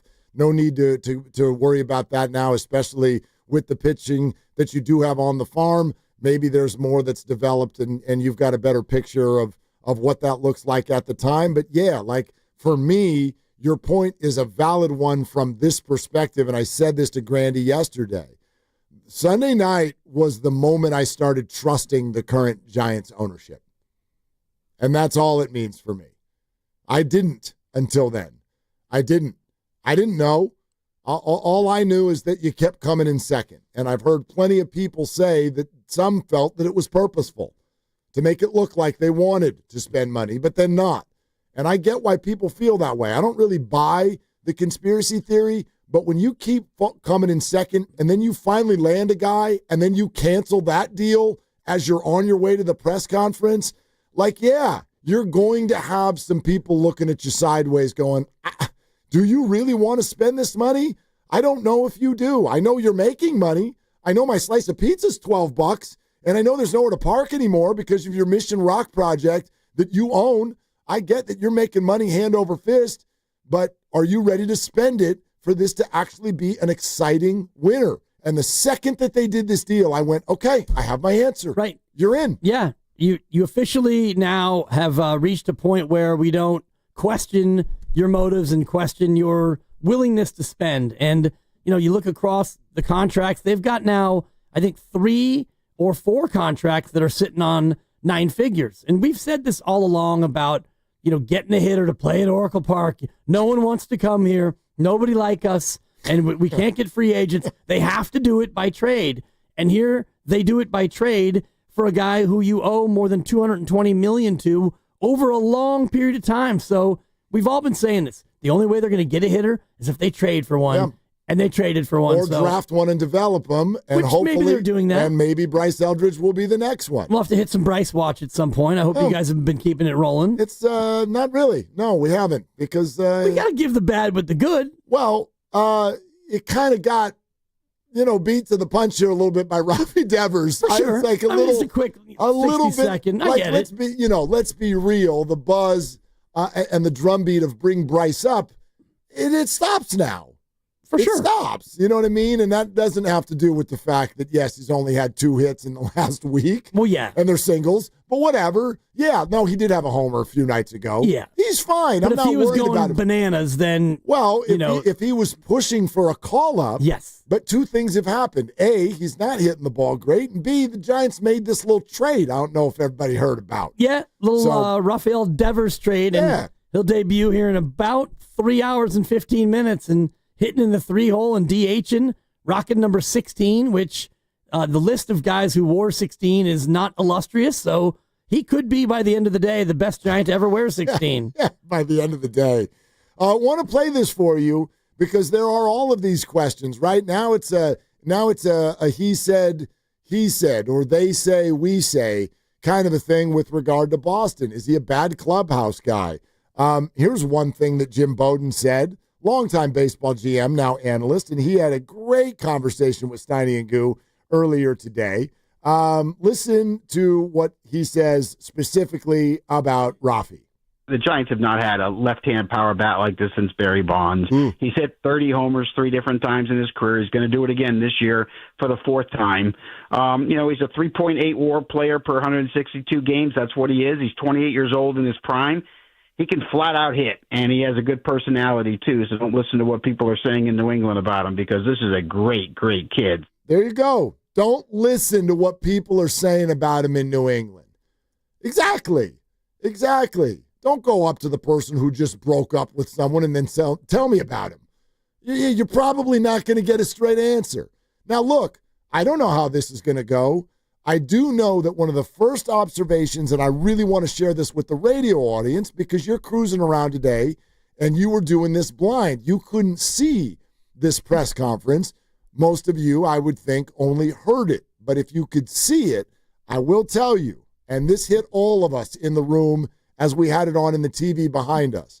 Rafi looked so happy. He looked so happy. And it's not like he just got paid. He was already getting paid. But he looks like somebody who just got freed from a bad relationship. And I don't know how this one is going to go, but that's how it starts. Right. And that's why it was giving me big-time Jimmy Butler vibes because, Jimmy right away was just like, I'm playing with Steph and Draymond. I'm playing with one of the best ever to do it in this organization, and they've won and this and that. And all we heard from Jimmy, all we saw from Jimmy was great effort, instantly great teammate, and the Warriors went on a crazy win streak. And the Giants have already been doing pretty well. 3-3 road trip was a little bit of a letdown after, you dropped that one in Colorado and you had a chance, against the Dodgers and you dropped 2 of the 3. But what if the Giants go on a Warriors-esque run what was it, 18-5 with Jimmy? I think it was even better than that. To end the regular season, I something like that. Ended up like 23-5 or something like that. Yeah, I'll look it up. Yeah, but whatever. the numbers aren't as important as the numbers are numbers. The impact. Yeah, I mean, if exactly. the Giants can have that sort of a lift, and they've been playing great ball, 10 above all year. So yeah, they're a if good you get team that already. lift heading into the break, and then you get Chapman back soon, all of a sudden you might be thinking about an NL West pennant. That's not out of the question. It's not out of the question at all. And in fact, I think a lot of what Bowden had to say was along those lines. Let me. Which one is the one here with regard to kind of the Giants' playoff chances? Check this out. This is a cool answer with regard to what this does for the Giants as a potential postseason team. I thought before the trade they were a wild card team, and I thought they were a wild card team because of the pitching and the defense and the development of some of the young pitching, and the fact that Robbie Ray's got that changeup going. And so when you got him and Webb at the top, and then you got Birdsong and Roop, you got a really good four-man rotation. You got Doval pitching better, and it's a decent defensive team for sure, especially when Chapman's out there. So I felt like this was a wild card team. Now I feel like it's a playoff team. So I'm not going to go as far as telling you I think they're going to beat the Dodgers and win the division. I think that's going to depend upon the health of Tyler Glasnow and Blake Snell and Ohtani and that starting pitching the Dodgers have. Dodgers still have a better lineup top to bottom. That's not going to change. But are the Giants good enough to win the division right now? Yeah, they are. Yeah, they are. And if not, they're a playoff team. Okay, I think that is an absolutely perfect assessment. It's funny because some people will like, wait a minute, a wild card team is a playoff team. What he means, though, is I think prior to this trade, the Giants had a really good chance to make the postseason, but probably not do a lot when they got there. Now he sees it as a team that he expects to make the playoffs and compete and contend when they get there, whether it's out of the wild card or the division. And yes, the division is on the table. I think that's a perfect assessment. Right. And, if you make the playoffs with this rotation, we always were saying, you can make noise and you can be a tough out for anyone. And now you add in a legitimate middle of the order power threat, and you've got a lineup now that can get elongated based on how guys are going and Chapman comes back. Now you've got more than just a one-trick pony type of team. Looking at the odds to win the NL West right now, according to Vegas Insider, the Giants opened at plus 3,000, 30-1. Okay. And they're currently at plus 900. Okay. According to Bet 365. Okay. So I wonder what they were Saturday versus what they are today. Yeah. They probably were about plus 1,800, and they might have been behind the Padres. They're now the second choice. Second favorite. On the board. Yep. And the Padres and then the D-backs and the Rockies have a sideways 8, which is infinity. Sideways 8 to 1. Sideways 8, yeah. We may need to, I may need to play some of this for you. This is a little off the map, and maybe we'll do it coming up in about 15 minutes or so. Literally, our text line is flooded right now from multiple numbers that would like to know what Dan Dibley thinks about the Jonathan Papelbon comments from yesterday. Does he do a podcast called the Pappy Hour? Or did we just, I remember because a lot of people were like, dude, it's happy hour where he is. And I'm like, oh, let's call it Pappy Hour. And then I think some people were like, no, that's the name of his thing. Does he have a thing called Pappy Hour? If he does, I've never heard of it. Okay. Anyway. Why would they want me to weigh in particular? Because I'm a baseball aficionado? Because I've been around the block a time or two? Yeah, no, just because you're, as Buster Posey described people, you're a dude. Oh. And Jonathan Papelbon was like a whole experience. Okay. He was an experience, man. He was a journey. Yeah. It wasn't just his thoughts, but yeah, 408. Can we get Dibs' thoughts on the Pappy Hour interview? Okay. Yeah. And then 510, according to Jonathan Papelbon, guy was a cancer in the clubhouse. You lose, Boston. 650, Papelbon couldn't even get an interview with Devers. That's the true statement. Papelbon said he'd been trying for years to get an interview with Devers. He offered to learn Spanish and do it in Spanish. And he said he still couldn't get him to do it. Man, that's tough. I don't know. He already did a bunch of interviews already here in San Francisco. Yep. And if you want your own personal interview with him, you can go to Cameo, and he charges $80 for a personal video. Devers does? No, or Papelbon. Yeah. So I was trying to find the name of his podcast. Well, we got one from, we didn't pay for yesterday, did we? That was free. All right. Yeah, he did an interview with us for free. Okay. So you don't need to go to Cameo. Cameo. You don't need to go there. You just listen to 95.7 The Game. All right. Sounds good. You can hear most of the words. Yeah. Sometimes the cell phone cuts out. Okay. I do want to hear the clip, but. All right. We'll do that in a little bit. There is one more Bowden that I would really love to get everybody's thoughts on. And this is kind of an 888-957-9570 type of a comment. And I want to give Guru credit for this one because I'm pretty sure that this was his question. And the question was, does this deal get done if not for Buster Posey? Wow. Does this deal get done if Farhan is still running the Giants? I don't. I think this is a Buster Posey deal. I think he and Zach Manassian, who appear to have a great relationship, I think the ownership plays a big part, and I think Buster Posey's leadership plays a big part because he understands, one of the things that's sometimes hard to explain to owners when you're trying to make transactions or deals of this magnitude, they sometimes have a hard time understanding all the issues. And they might have struggled with Devers refusing to go to DH initially and refusing to go to first. And why would Boston and all those kind of things. And Buster's experience in a calm way, I think he's got the trust of ownership to let him make those final decisions. And I think that's huge. I'm not sure if Farhan would have had as easy a job getting it approved, but I don't know that as a fact. Okay. So this is one thing I'm hearing a lot of today. And it does feel a little victory lapish kind of on the history of Farhan Zaidi, and I get it. What I think that Jim is saying here is that, A, a deal like this, and I said this earlier, I think it really brings to the forefront Buster Posey's strengths, and that is communication. Whether he's communicating with ownership and explaining why this is necessary, whether he's communicating with another team on how to get this done, whether he's communicating directly with a player on how this clubhouse works and how they're going to get this team over the top and win World Series championships because, oh, by the way, he won 3 of them as the big dog in the clubhouse, and therefore that garners respect. That is not and was not Farhan's strength. That would, Farhan would have overthought this. Farhan would have gotten a little bit too, in my opinion, mathematical about this. He would have gotten into a point where he wanted to sort of be patient with it and see, is this the right move? I don't want to make the wrong move kind of a thing. And so, listen, sometimes that's not the worst thing in the world. In this particular case, I think it would have been a net negative. So I kind of agree this is a Buster Posey deal. But when we talk about Rafi Devers being a heist on a day when Robbie Ray is about to pitch, don't forget that was a heist also. Mitch Haniger's out of baseball. Yep. DeSclafani was out of baseball until Arizona signed him for minimum wage 2 days ago.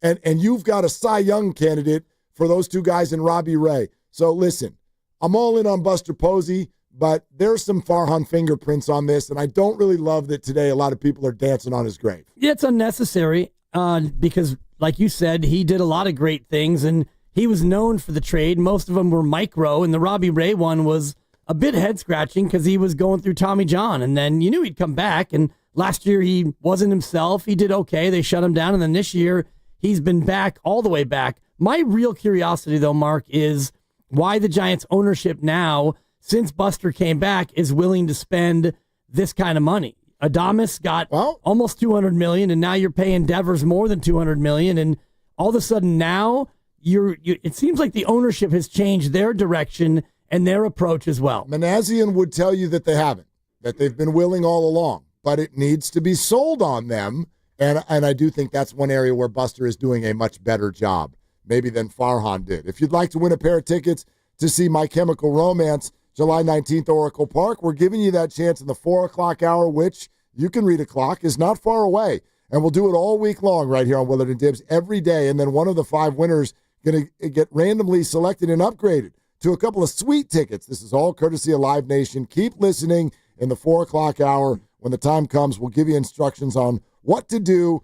And if you'd like to buy My Chemical Romance sweet tickets, log on to sfgiants.com/concerts. And we're brought to you by Fremont Bank, here for you, here for good. 888-957-9570 is the number. Ned Coletti in an hour. Yeah. We'll get to some of this Papelbon I can't stuff wait. coming up next on Willard and Dibs. In the meantime, it's Fremont Bank, and Dan Dibley here to tell you about the bank, which is my bank, and you know it's a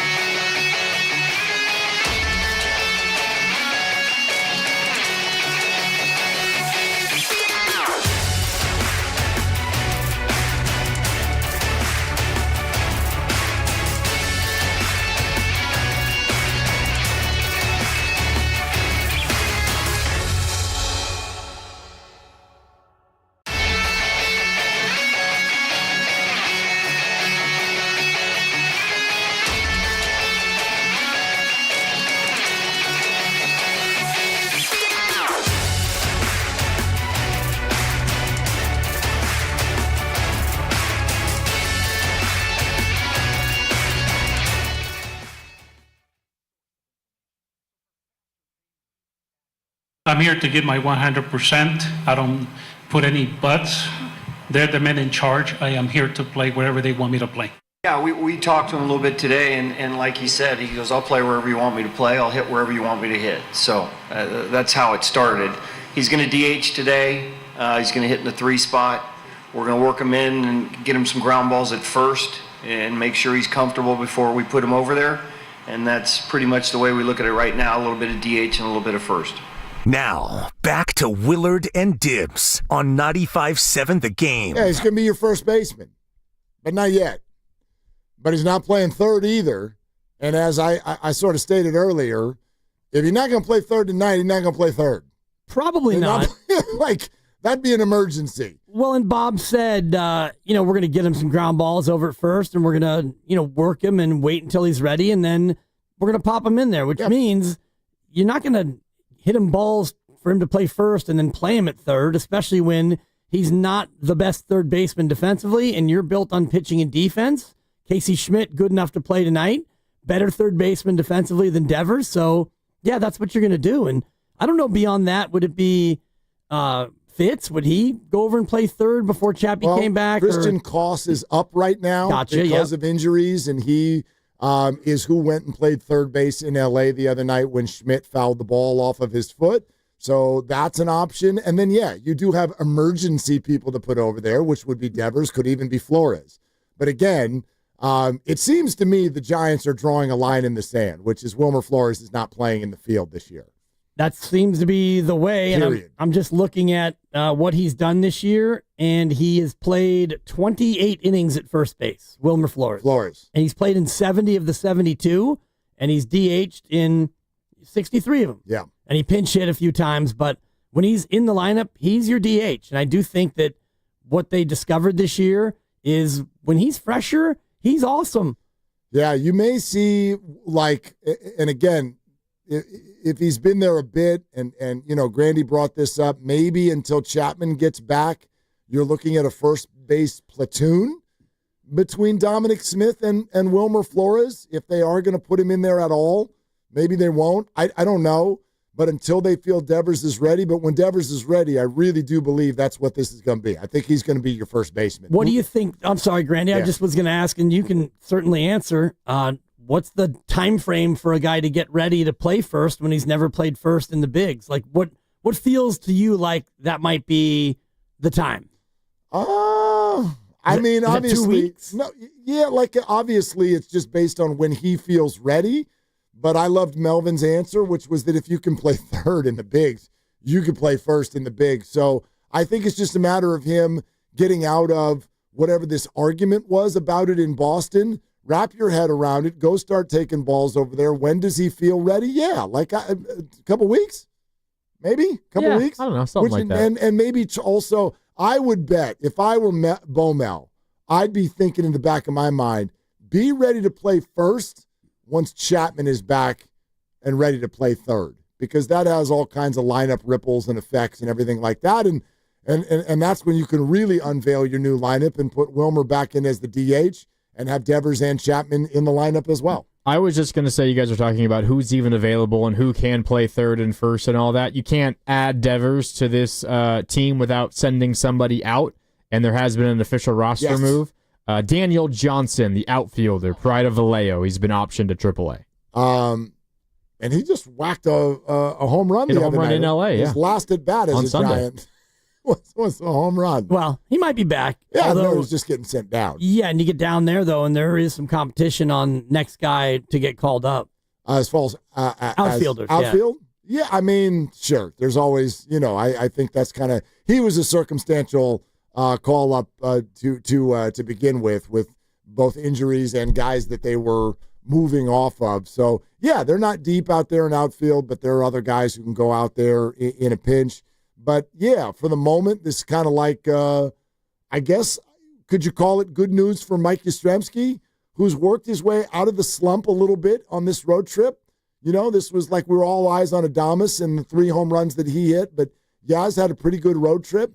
And I think right now, with the way this lineup is playing out, he's got a stranglehold on right field for right now. And again, if you think about pitching and defense as still the backbone for what you're trying to be, and you get Chapman back, and maybe you can put, Devers as your DH more so, and you got Yaz, who's a good right fielder, and Jung Hoo Lee can go out there and get it. And so you've got Adames at short, who, as he hits, I think his defense will continue to improve. But you want your best defensive team out there first and foremost, while also having your good offense. Dare I say, and I know everyone's been asking for everyday players, dare I say that come July, the Giants actually have an everyday player at every position.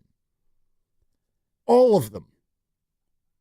Your outfield, Ramos, Lee Yaz. Infield, Chapman, Adames, Fitzgerald, and Devers. Your catcher is Bailey. Flores is your DH. Schmidt is your super utility. And then, if you want to keep Dominic Smith as a left-handed hitter off of the bench, Koss probably is not long for this team. He's going to get sent down when Chapman comes back. You've got a backup catcher. Let's play ball. I could see the Giants, and there'll be injuries, and there needs to be days off, and all of those things, but it feels to me like that's what the Giants are starting to lean into. An everyday lineup from top to bottom. Right. The whole damn thing. Might have a little battle at second based on who's hitting better because, maybe, with Schmidt. Yeah. Yeah. I mean, he can be super utility. He can play anywhere in the infield. And Fitz can too, right? Can he move over and play second and short? And he can play the outfield. We know that. But Schmidt now, with his work at first, can literally handle all four positions. Yeah. He's played all four on this team. No doubt. You know what I mean? So that truly puts you in that sort of super utility situation. But the way that they're kind of like playing it right now, that's what it feels like we're moving toward. Which is great, which is what we've been clamoring for. And you mentioned Patrick Bailey, and I do think that this move, much like the Jimmy Butler makes everyone around him better move, well, now if you're Patrick Bailey, you have even less pressure to be an offensive force because you obviously don't want to hit a $185 all year, but when you've got additional bats and additional run producers now, you can go out there and you can hit 185 and be a great defensive catcher, and it's a little bit less offensive. Well, Buster Posey, and I've heard this over at the ballpark 1,000 times, Buster Posey sees that catcher position first and foremost. And this is coming from someone who's going to be in the Hall of Fame someday because of the way he could hit. But first and foremost, that catcher position is in charge of the pitching staff. And so anybody who wants to replace Patrick Bailey, I can already tell you right now, the answer is unequivocally no. You're right. If he hits 185, bummer, but he hits 185. Handle that pitching staff. Make sure that they are getting every strike call that you can get. Make sure that you keep throwing runners out at second base the best you can. Be in charge of that pitching staff, and especially with now what the rest of the lineup looks like, we will take whatever we get from you offensively. Thank you very much for being here and staying healthy. Yeah. Period. End of sentence. That's his job. That's right, and it can be his job more comfortably now because you've got Devers, and if Adames continues to trend in the right direction, and ever since he had that day off, he's actually has an OPS over 1,000, just 6 games, 3 in Colorado, 3 in LA, but he, over the last week, has been much closer to the player you thought you were getting, and if Chapman comes back in the middle of July or the beginning of July, whenever it is, he was tearing the cover off the ball. Hopefully he can yak in again, and all of a sudden now you've got an offense because Ramos he's been terrific Ramos this year. has been your most consistent guy. Flores too, but Ramos does it with a little bit more pizzazz and a little bit more, obviously legs on the base paths and whatnot. Sometimes a little bit too much legs on the base paths, but yeah, Ramos has been your best all-around player. Flores has been your best run producer. If Adames can start to look the way that he looked over the last week, then yeah. And now Devers is in the lineup too. Like, holy hell, man. It's been the message of the year, in my opinion, in Bay Area sports, which is look how one guy can change everything. Yeah. That's been completely the message to me. And I think that it even happened with the Niners. If you want to extend this back a couple of years, you could easily make the case that that's who Christian McCaffrey was when they acquired him and then when they subsequently lost him. Look what one guy can do for your organization. McCaffrey, Butler, and now the hope is Devers. And it feels like in baseball especially, it's more subtle as far as what it does to the players around him because he can be great and hot, and if the other 8 hitters aren't pulling their weight, well, it probably won't portend into great offense, but the subtle part of it is what happens to a batting order when you've got somebody like Rafael Devers, who's such a dangerous at-bat. It makes pitchers treat the guys around him differently. You're listening to 95.7 The Game, KGMZ FM in HD1 San Francisco and Odyssey Sports Station, and the home of the Golden State Warriors and Valkyries, who play in an hour, and you can hear it on the Odyssey app. Always live on the free Odyssey app, coming to you live from the Laughing Monk Studios. Now, if you want to win a pair of tickets to see My Chemical Romance on July 19th at Oracle Park, we're going to give you that chance this hour and all week in all of the 4 o'clock hours, all week long here on Willard and Dibs. Plus, one of the winners, one of the 5 winners, will be selected and upgraded to suite tickets, a couple of suite tickets. It's all courtesy of Live Nation. Just keep listening. At some point this hour, we will instruct you. We will cue you. You will be on your way in. When we tell you that it's time, you'll need to be caller 5 on our contest line. We'll give you that number at the time. Be caller 5 and the pair of tickets to My Chemical Romance. And the chance to be upgraded are yours. Good luck. Keep listening for more info and to buy My Chemical Romance suite tickets. Log on to sfgiants.com/concerts. All right, Dibs, take a listen. You tell me what your kind of reaction is. Okay. So Jonathan Papelbon is a former Red Sox reliever. He's a current Red Sox analyst and also apparently a half-crazy person in the minds of many of our listeners. After a good solid 17 minutes of a Papelbon journey yesterday right here on Willie and Dibby. So I asked him, based on the comments he was making, because he was all about like, oh, he wouldn't go to team functions and I couldn't get him to do an interview. I was like, hey, Pappy, is this guy like, are you saying he's a bad teammate? I do. He wasn't willing to conform to what the Red Sox needed. And when you're the highest paid player and your company or your team needs something, I think it's up to that person that they have to do what's best for the team. Am I in that clubhouse? No, I'm not. Do I hear little riffs and stuff about what's going on? Yeah, here and there. But I do know for 110% fact that John Henry was not happy with Rafael Devers. And John Henry solely made this decision. All right. John Henry, of course, the owner of the Red Sox. Yeah. And Jonathan Papelbon's boss. Yep. Which is how you must take all the comments at all times about when somebody's speaking from the Red Sox perspective and he's being paid by the Sox. So you got to take that with more than a grain of salt. Probably one of those big old salt shakers full of salt. But, yeah, I mean, he's not in the clubhouse, and so he's heard rumblings, and he's heard some things. Well, I got more Pappy. Sure. You need some more Pappy? A little bit. I think it's more Pappy.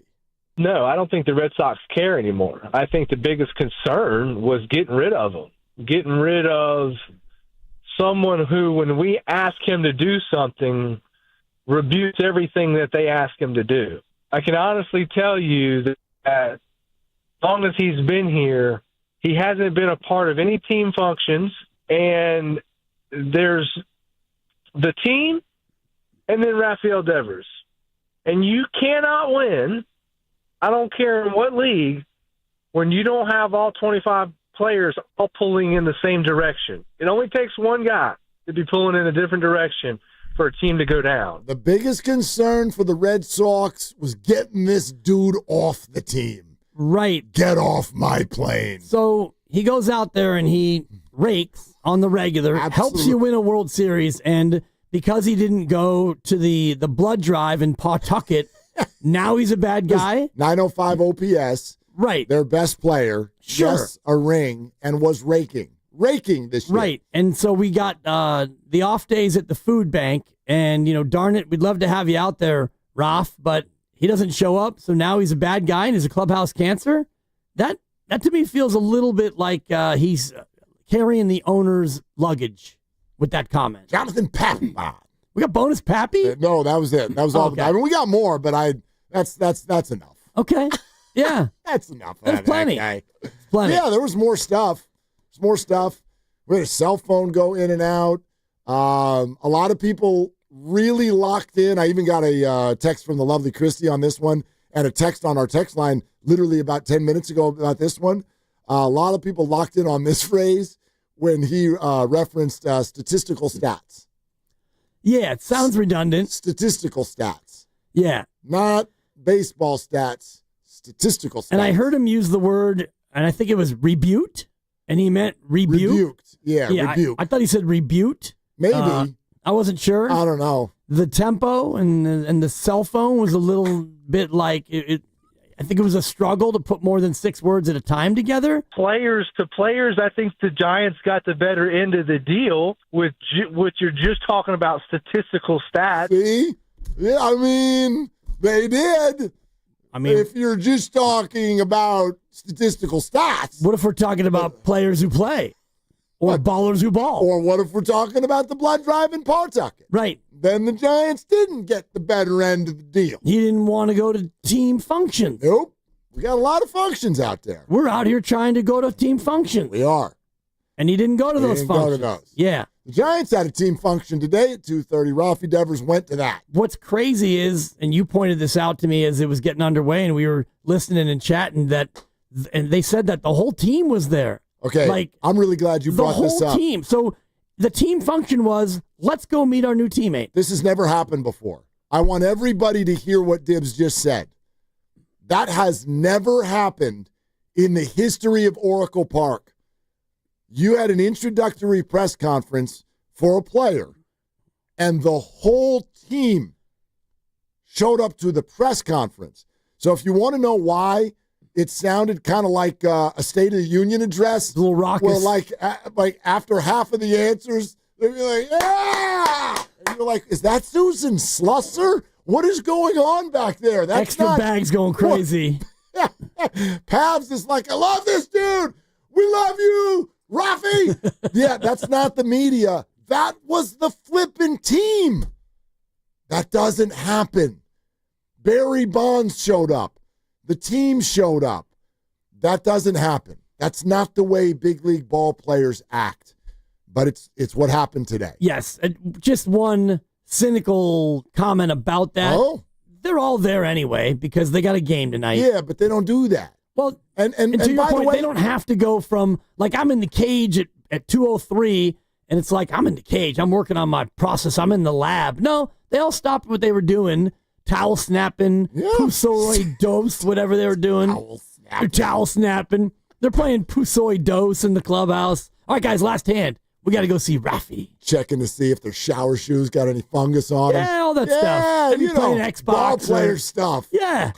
Just, whiling away the afternoon, getting ready to play a ball game. Checking through all your different cell phones to see which girl you want to text tonight. Maybe you're sliding into some of these DMs on IG while you're on the commode. Look, Shout out Pablo. I actually don't even know, through all our time doing this, if you asked me, what's the normal time that a ball player shows up for a 6:45 game? I don't know. I think they're usually there by 2:30. I think. Yeah. You know what I mean? But I don't know that that's like always the case. I don't know if there's a specific time. It might have to do with who needs treatment also and what your process is. But I'm not going to diminish it. I get what you're saying. It's not like, oh, wow, they walked upstairs. But that was definitely a message. That was a sign. And the Red Sox yesterday went on, in my opinion, the offensive of a little bit of a minor smear campaign on Rafael Devers. And I think that this was the Giants' answer. This was the Giants' answer to, hey, we're the Red Sox, and we're going to win more games now because he's gone. And we're going to send Pappy at you. And Pappy's going to tell you that the only goal here was to get this awful cancer off our team. Well, the Giants' messaging today was open arms. You damn well better believe that we think we've got a great teammate. And, oh, by the way, go ahead. Ask him the question that you all want to ask him. Hey, Rafi, where are you going to play?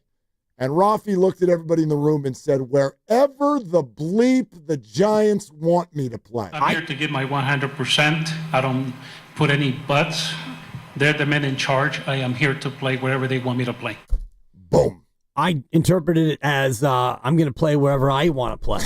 But I guess Lost translation. Yeah, a little bit. Rafi actually said, I'm the boss. Right. I make the most money.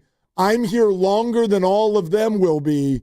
And I play where I want to play. My contract is Batman. Yeah, my contract is guaranteed. My name is Buddy. I'm nice. My name is Buddy. Exactly. Why are you calling me Rafi? My name is Buddy. I'm Batman. My name is Buddy. A slight tinge of frustration from Buddy Hield. A slight tinge of Napoleon Dynamite, actually. Pretty good. It's incredible. Anyway, speaking of the great Alex Pavlovich, he just sent out a tweet that I think you'd all like to hear. How about this? Bob Melvin did finally get asked in the dugout the Wilmer Flores question. And here's his answer. Bob said Wilmer will start at first base tomorrow night.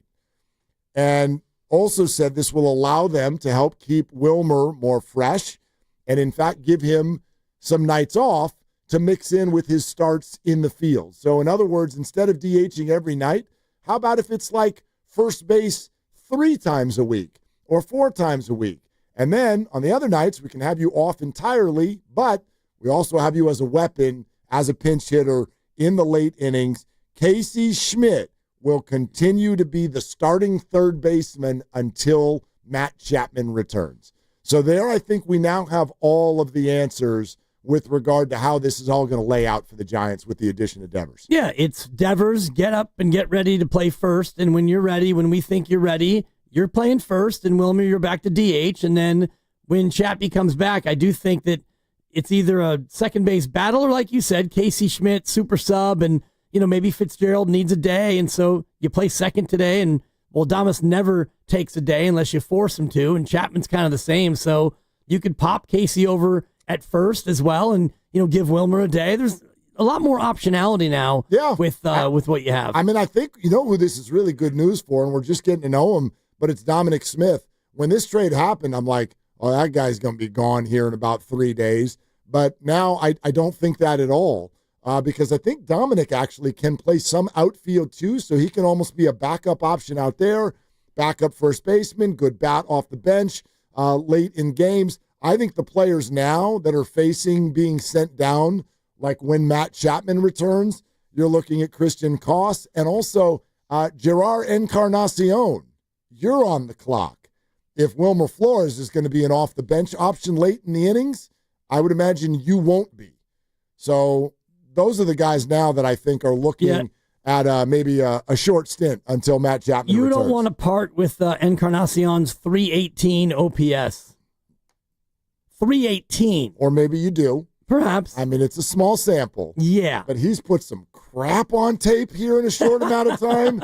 I mean, he really has. All right, Valkyries and Dallas Wings today at 5. You can hear the game on the Odyssey app. Just download the app, search Valkyries, tune in at 5 p.m. for the action. Tomorrow, we'll be giving you the chance to go see Caitlin Clark. She's going to be in town on Thursday, Indiana Fever. Just listen between 5 and 5:30 tomorrow, your chance to go see one of the biggest stories in sports, one of the greatest players out there. You can also listen to that game right here on 95.7 The Game. And for tickets, go to Valkyries.com. Remember, we're giving you the chance to win My Chemical Romance tickets for July 19th at Oracle Park coming up next segment. 888-957-9570. Willard and Dibs.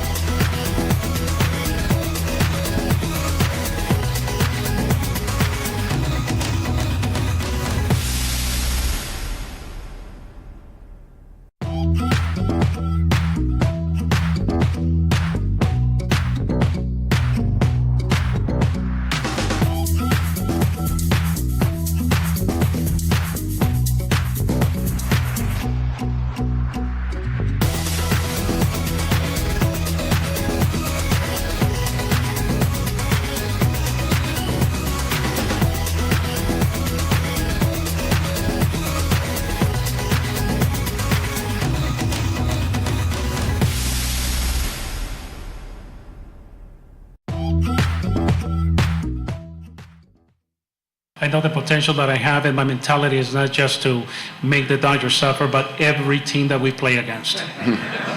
I'm a Giants fan. Now, back to Will and Dibby on 95.7 The Game. So you and I are just sitting here on the internet. Pretty fun. World Wide Web. We're looking at a picture of the Giants players at the press conference. And obviously they're just in like T-shirts and workout gear and whatnot. And so we're going through there trying to identify who everybody is, which you can't, like you think you can do it, but it's not as easy as you think. Right. But you know what struck me is there's literally only one guy where we're like, who's that dude? Now you're on fire. Well, he might be a trainer. You know, he might be somebody like on the strength and conditioning staff.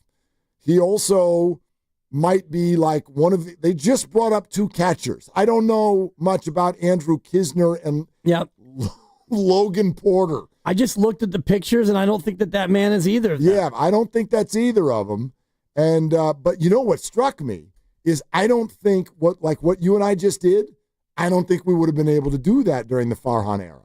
No. I mean, because the Farhan era always had at least 5 players on the team where you're like, I'm sorry. When did he get here? Who are you? Yeah, who are you?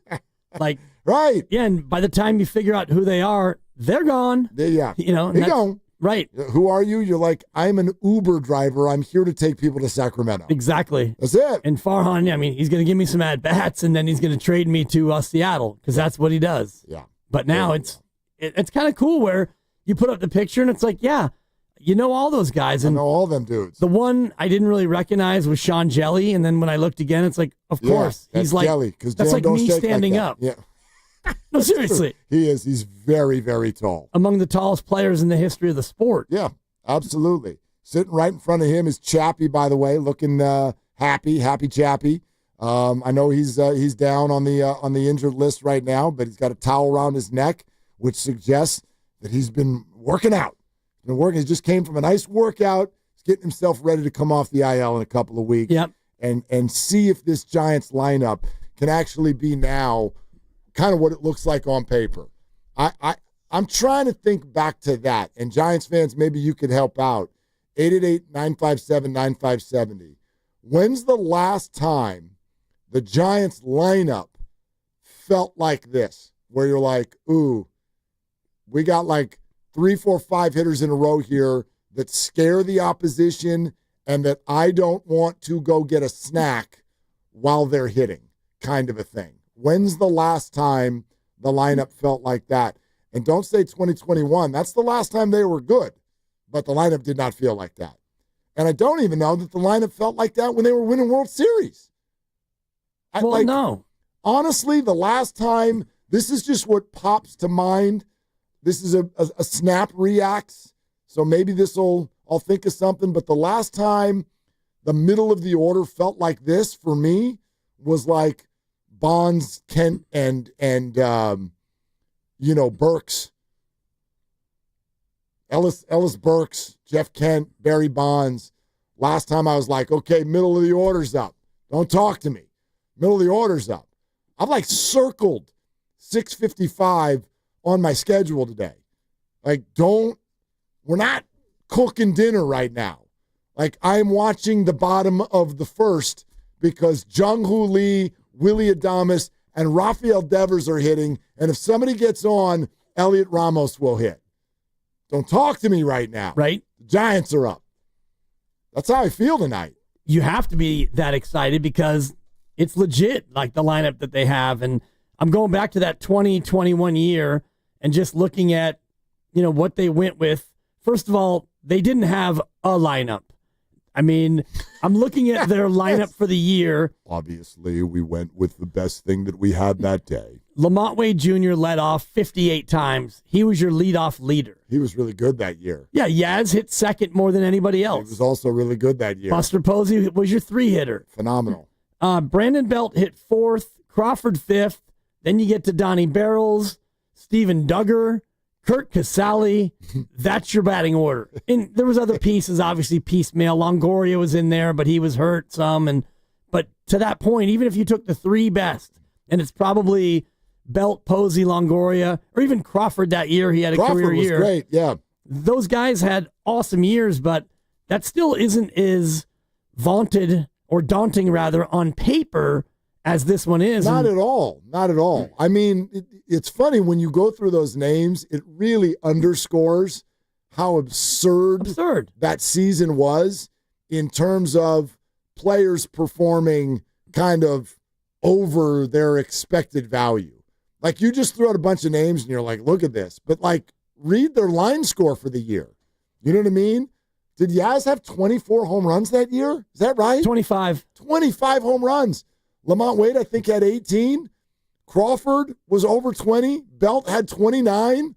Buster looked like Buster. He looked like prime Buster. Yeah, only 18 homers, but an OPS of 889. Yeah, he was phenomenal. So you always say that OPS of 750 is where you go. That's pretty much the average, right? 750 means that's you're... like the baseline of you're good. Okay. I think 700 to me is like you're passable. Yeah. 750 is like, all right, you're nice. That team, Buster was 889, Brandon Belt 975. Damn. Donnie Barrels was 748, so right there. Possible. Brandon Crawford 895. Crazy. Longoria 833. Duggar 767. Yaz 768. Wilmer 782. Lamont 808. Ruff is on the move 904. Austin Slater 744. So I just named about 11 guys who were at or very near, like, oh, you good. No, these are, dude, if you're over 800, you're all-star level. If you're touching 900, you're elite. You're elite. Brandon Belt 975. Dude, elite. 975 is absolutely out of control. I mean, 975, like, you're not Judge, you're not Ohtani, but you're next. You're close. You're next. No doubt. Okay, quick aside, 2021, dude, the ball was so juiced. Oh, you think? Oh, my God. The ball was so drunk. It was so drunk, and it's so not this year. The ball is so dead this year. I think the ball is just the ball. I think it's dead this year. I think it's flat this year. I don't know why they do this. I don't know if they know that this is happening. I know that these things get mass-produced, and then somebody halfway through the year goes, oh, the stitching is kind of funny this year. And it's either loose or it's tight. And if it's loose, the ball is dead. And if it's tight, the ball is jumping. Think of all the conversations we've had about this ballpark and then run this stat through your brain. The Giants were second in the league in home runs that year. That's dumb. Well, the ball was jumping for everyone. I understand, but like that's ridiculous. That lineup in this ballpark was second in the league in home runs. Dude, the ball was out of control. Absolutely out of control that year. Yeah, it was it was jumping. No doubt. I mean, there was in totality 5,944 home runs hit in baseball. The next year, 5,215. So there were 729 fewer home runs year over year, and that's not just because Buster retired and Belt did, and Belt left, and Crawford. That was across the board where Major League Baseball looked at that year and thought, all right, we need to take a little of the juice out of this ball. Home runs went down about 15% year over year. Yeah. Just that OPS number, that you're throwing out there, and Brandon Belt was 975. This year, that would be tied for third in baseball behind Judge and Ohtani. Cal Raleigh, it has a 975 OPS. But yeah, the number of players who have a 900 or better OPS, there are only 13 of them in all of baseball. There are 13 players in all of baseball. Yes, Rafi Devers is one of them. He's one of the 13 players with a 900 OPS or better. Let's go live to Grandy with this update from Oracle Park. Yeah, Hi, Grandy. speaking of Rafi Devers, and based on what we heard Posey and Bob Melvin and even Rafi Devers say about where he's going to play in the field defensively, this shouldn't be that big of a surprise. He is already taking ground balls at first base. And if you want to see it, you can visit our Twitter page at 957thegame. Okay, the work has begun. I love it. Yeah. Putting it in.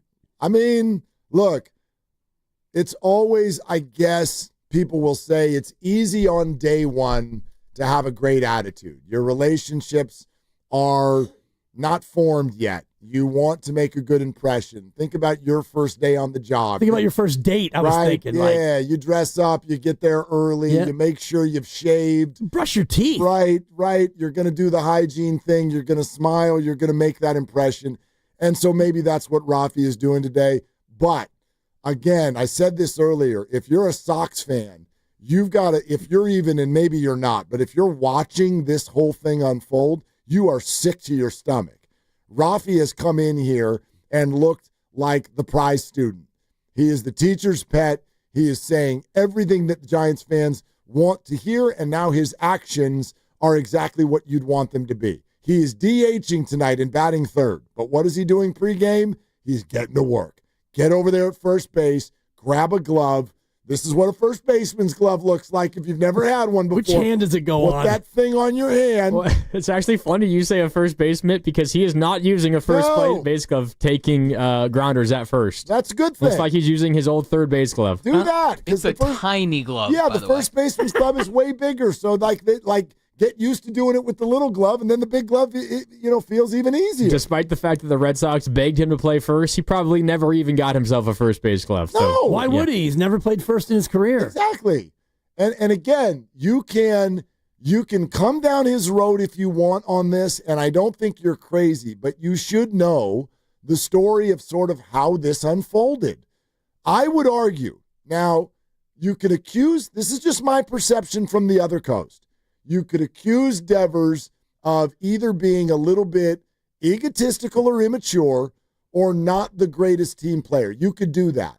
But to borrow the great phrase from every elementary school playground, you started it.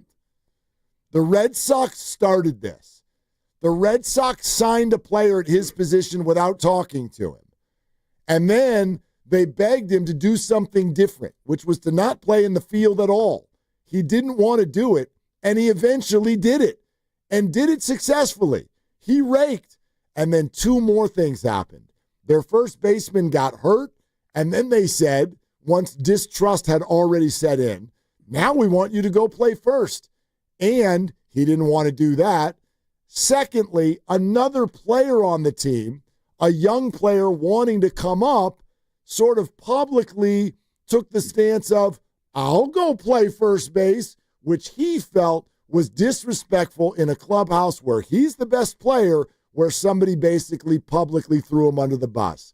Again, you want to call him immature, egotistical? I think you can get away with that, but at the same time, I do think there were some actions that happened around him that, you don't do. You don't treat your best player that way. You just don't. Well, the other side of it is you're paying him a lot of money and you're still going to have him play baseball, and everything comes down to what you think as management is best for the team. And the communication part of it, I get that. It's, slightly akin to what we do here in this business. And if all of a sudden, you get a call tonight and it's, we're going to have you do mornings starting tomorrow because, it turns out we found somebody with a deep voice to come in and work with Dibs in the afternoon. So we'll see you at, 5 o'clock for the show meeting and all that. And you could say, well, no, we're not doing that. Now, it's different if they say, you know what, Mark, coming January 1st, this is what we're thinking.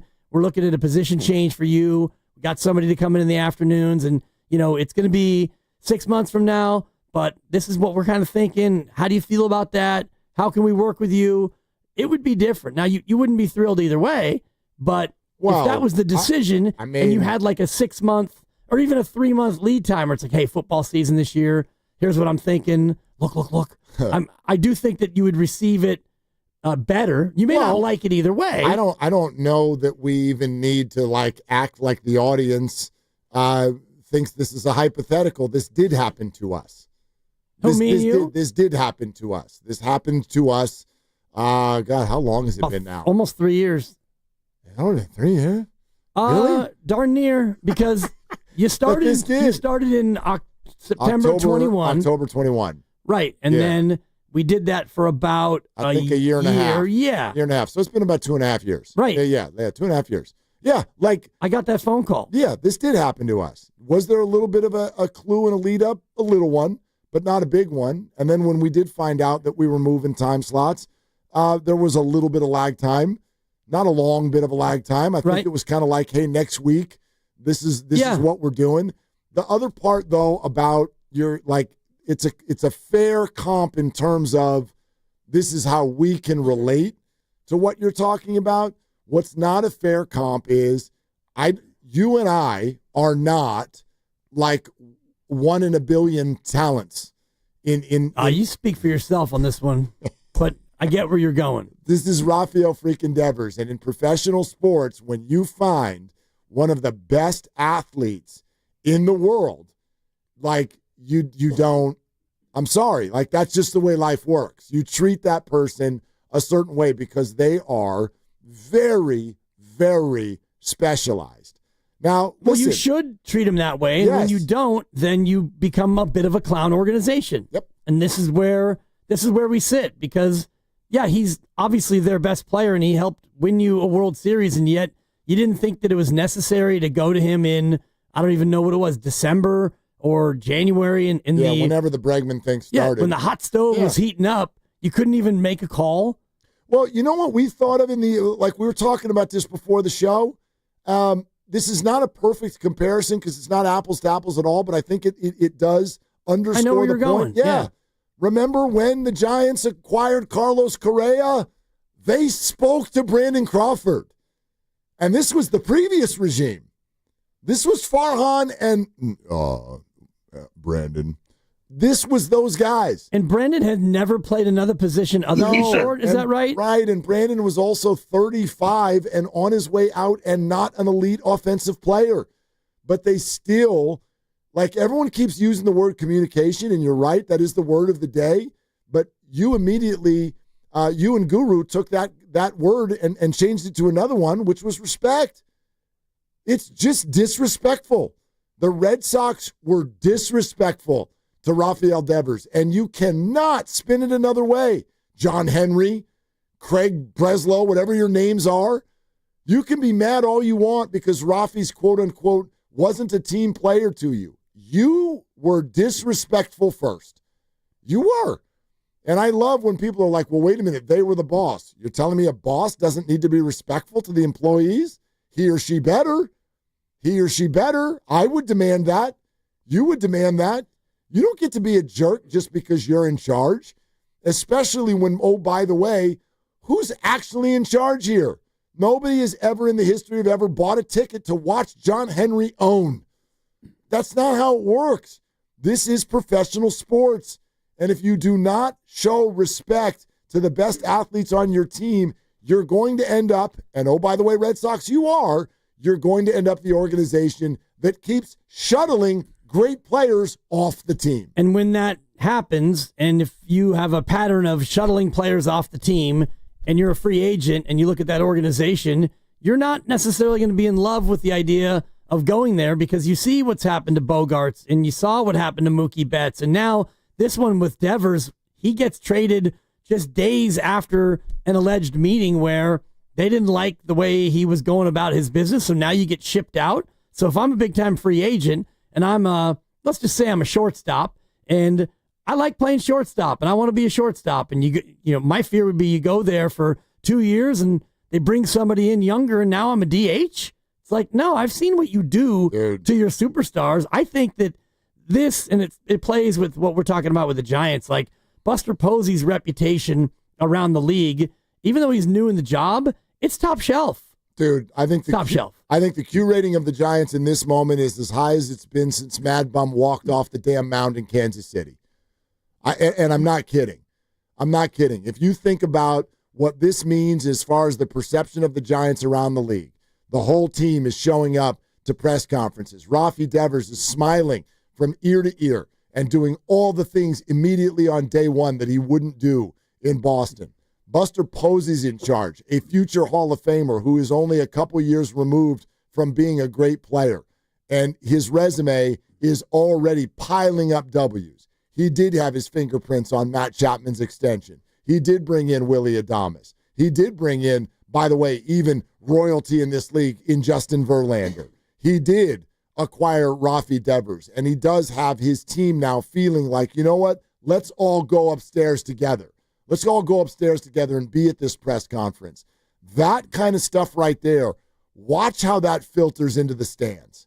I mean, that I can't overstate how that vibe will translate to the fans.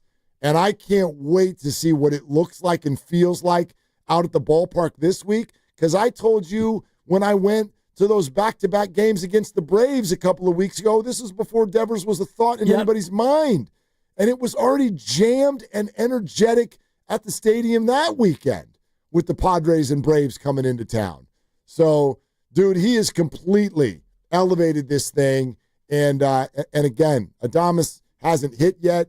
I don't know what Devers is going to do tonight, but he has completely changed the way this city and this fan base feels about the baseball club. Well, just think about what you've been saying, which is, 6:55 tonight, which will likely be bottom of the first. It's a 6:45 first pitch, and you're already canceling dinner and shutting your kids into their room so you can yak in or lock in. Yeah. Exactly. The first at-bat as a Giant, you're excited. And so now I always gauge it like this when you're watching the game and as they're going to break, do up.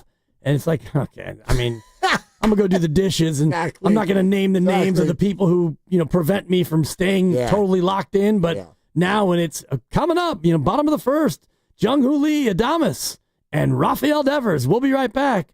Da-da-da, whatever the Comcast out music. That's right. Yeah. And then you're back. We're back. You're not going anywhere. And so they now have that. And the other thing that I've been thinking about, Mark, is in the offseason this year, if you are a free agent who previously has been a little bit spooked by Oracle Park, you can now look at this offense and think, well, yeah, they're not all like crushing it, but I want to be a part of that batting order. And, I want to be a guy who can join an actual offense that has some power outside of just one guy. No, I mean, this absolutely should have a ripple effect for all the guys. They'll see better pitches. I think they're like the first thing I spoke about yesterday, Bud, was this.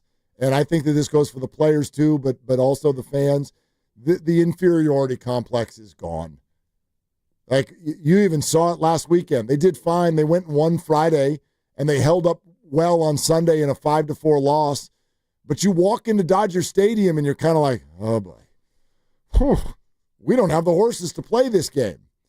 We might win because it's baseball, but we don't have the horses to play this game. That is gone. Gone.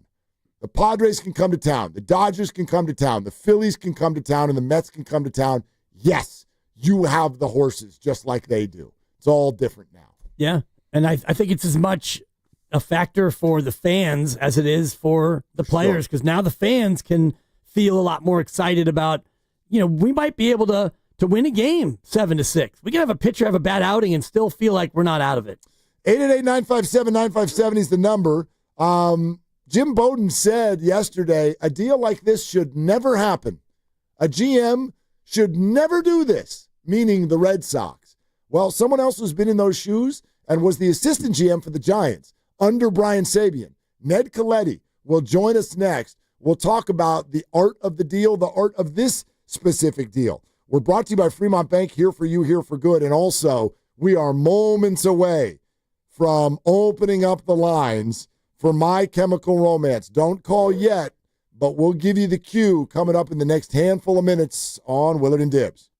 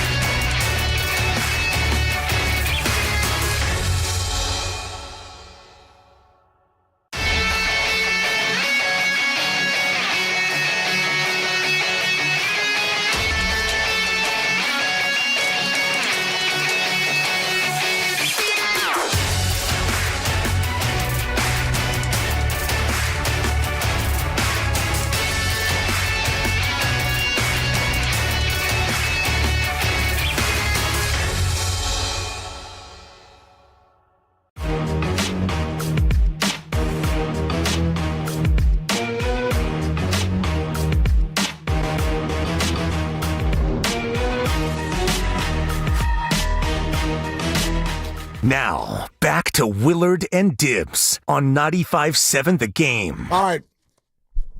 We're counting down. We're getting close. The game's going to start here in a couple hours. Rafi Devers' debut. But first, and we're about to have Ned Coletti on to talk all of this out. Get the Valkyries game starting in about 10 minutes. Go over to the Odyssey app if you would like to check that out. But right now, it is time for My Chemical Romance, July 19th, Oracle Park. We're going to give you this chance today and every 4 o'clock hour all week long. One of the winners will be randomly upgraded to 2 sweet tickets. But if you'd like to win those tickets, now is that time. Contest line, 415-523-4652. Caller 5 is the winner. It's all brought to you by Live Nation. 415-523-4652. My Chemical Romance. Be caller 5 right now. Good luck.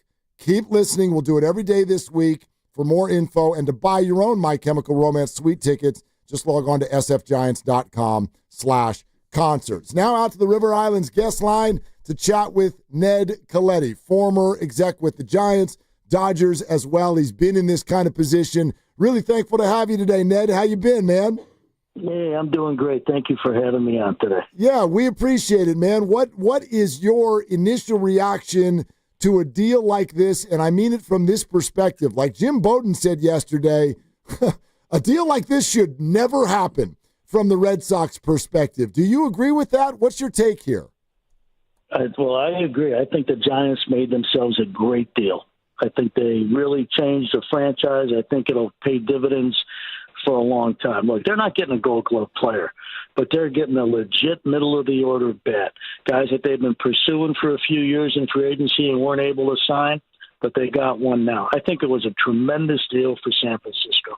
How rare is it to have this sort of a blockbuster happen this early before the trade deadline even comes? Well, it is rare, but when the circumstances that Boston had with Devers, I mean, it's almost the sooner it happens for them, the better, in a weird kind of way. You know, did they get value for value? I don't think so. But they couldn't keep the situation going the way it was going. It was continuing to shred the clubhouse a little bit. So, you know, you got to make the move when you can make the move. Something else that surprised me is that the way the media works today and the way there's so much information always floating around, nobody knew this. Nobody knew this until it was announced. It surprised the entire baseball world and sporting world, which I give a lot of credit to both organizations for keeping it quiet. But it also tells you it probably came together fairly quickly. And Jack and Buster, they saw something that could help them, and they weren't going to wait to make it a better deal. They made a good deal as it was.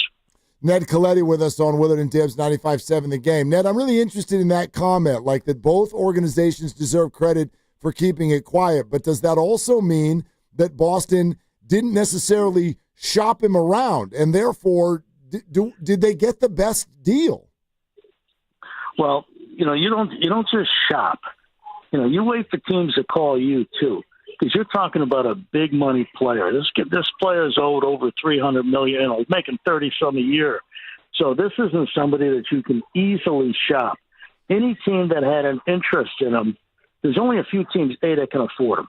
And any team in that group that had interest probably had to make a call and say, hey, would you think about moving Devers? I mean, we've done that before in my career where, hey, you think something's impossible until you make the call, and then you know you got a chance.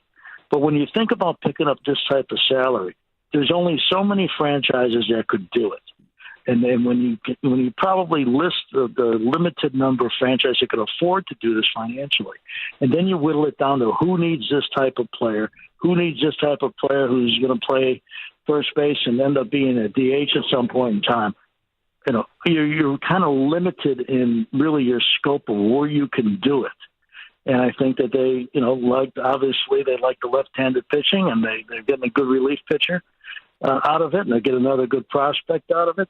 You know, it reminds me a little bit, and I think the players that San Francisco gave up are better than the players the Dodgers gave up for Betts. But it kind of reminds me of that deal a little bit. You know, how do you give up somebody that you've made the face of the franchise? That was Mookie Betts for a long time. And he ended up getting traded for two guys that never panned out, and Alex Verdugo, which you can, no disrespect to Alex, I actually drafted him. But, you can find Alex Verdugos. Yeah. And this is the same thing with Devers. Exactly. It's hard to find Mookie Betts as well. Ned Coletti here on 95.7 The Game. So you talked about the secrecy aspect of this. How challenging was that for you in the front office? And is it something that you had to explicitly express to the GM on the other side to make sure that there were no leaks going around?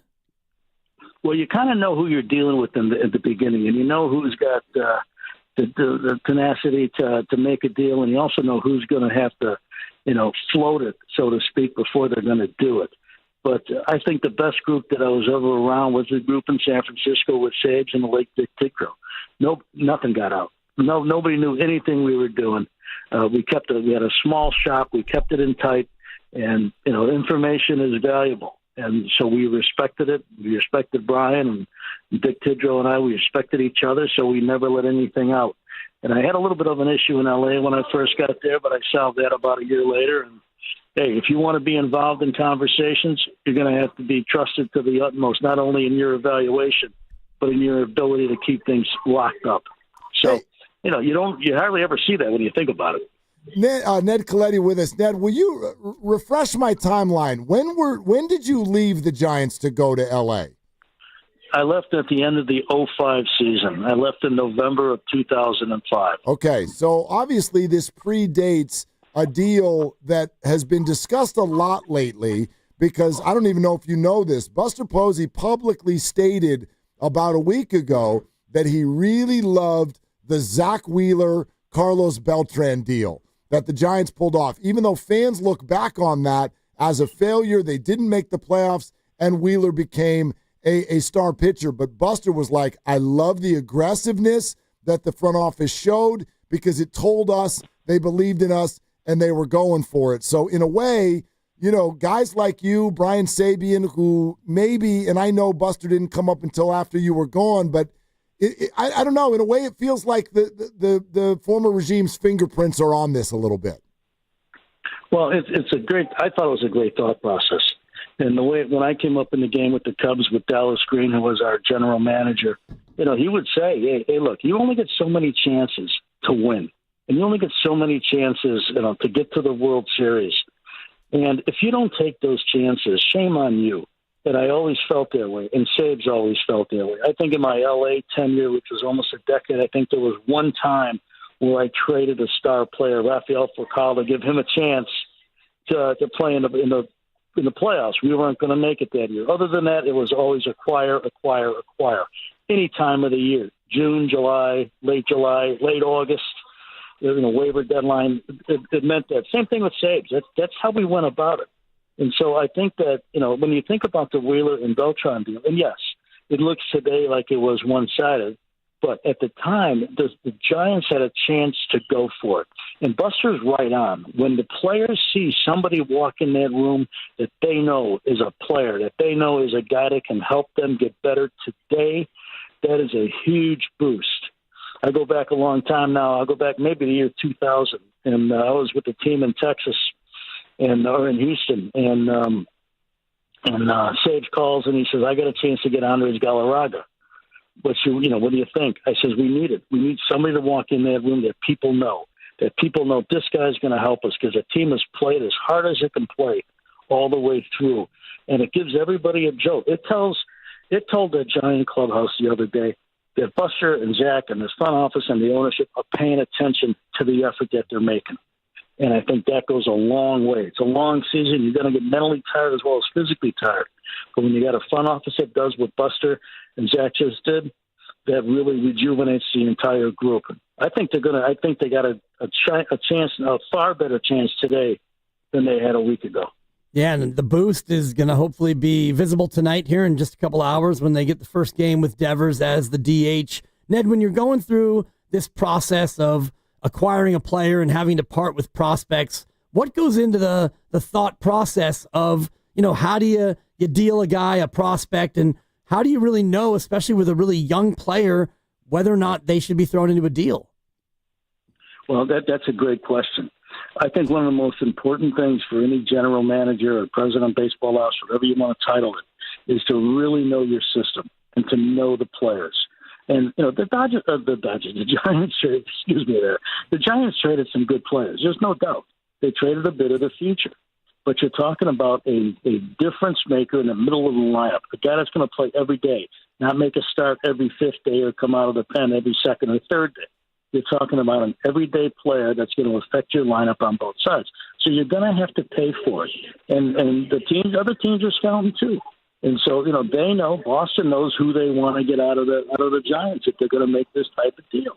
And so it's just the way you got to do it. And, yeah, you're going to part with some guys that you hate trading. I traded Nathan Eovaldi for Hanley Ramirez. I hated doing it. And Nathan was in the big leagues for maybe a couple of weeks by then. But I knew that he was going to be special. I knew he competed off the chart. I hated doing it. But you know what? At that place and time, I needed Hanley Ramirez. And so the Giants think the same way probably. Hey, they've played hard. They may have played a little bit beyond what the expectation was. So if you're going to continue to have the expectation become the reality, you're going to have to add to it.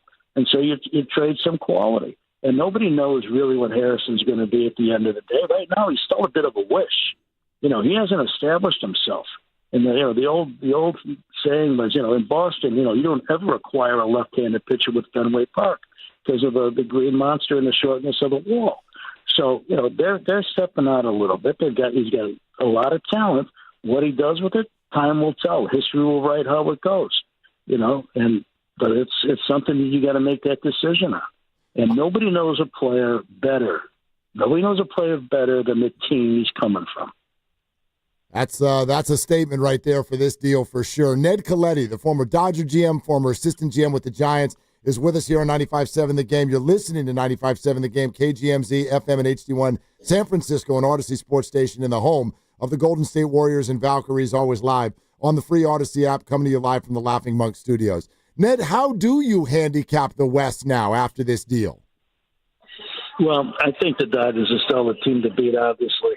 I think Padres and the Giants and the Diamondbacks really almost missed their opportunity.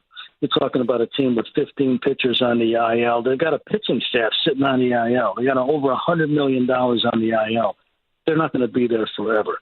That they've been able to sustain a lead, that they've been able to beat teams in key games, as we saw in San Diego last Wednesday, and other teams like the Giants lost in Colorado. It was a tough place to win all those games, but you got to hold that lead last Thursday.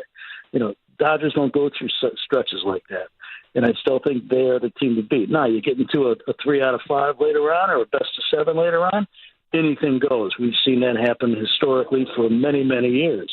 But as of right now, I think the teams that are chasing the Dodgers miss their opportunity. Dodgers, with all the guys that are hurt and with the schedule that they've had. They have had a very tough schedule for the last month. Toughest schedule that they're going to have all year.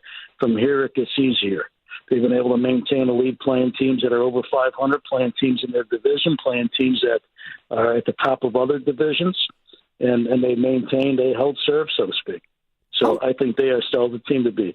How much does a deal like this help to bolster the reputation not only of Buster Posey but the entire Giants franchise around the league? Well, I think it's huge. I think that, and that's another good point too. On different talk shows that I've been on, talking Giants baseball or podcasts in the last few months, and I love the Giants. I'd left and I went to L.A. The hated rival, but I'm from Chicago, so I didn't grow up with a diehard Giant fan, a diehard Dodger fan. I grew up a diehard Cub fan actually. So I see it. I see it for what it is. And I know what the destination is in L.A. There was just something in the Athletic the other day that pulled players on the best organization and the place that they wanted to play at. The Dodgers ran the field. The Dodgers were so far ahead of every team, including the second place team on this survey. And the Giants, I looked, they were pretty far down the list. That hasn't always been that way. For a long time, the Giants were a destination. And the Giants need to become a destination again, in my mind.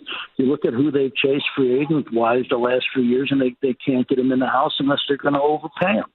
And so I think that this really will give a lot of players, a lot of potential free agents a chance to say, hey, these guys are back. These guys are real. They know what they're doing. Look what they just did.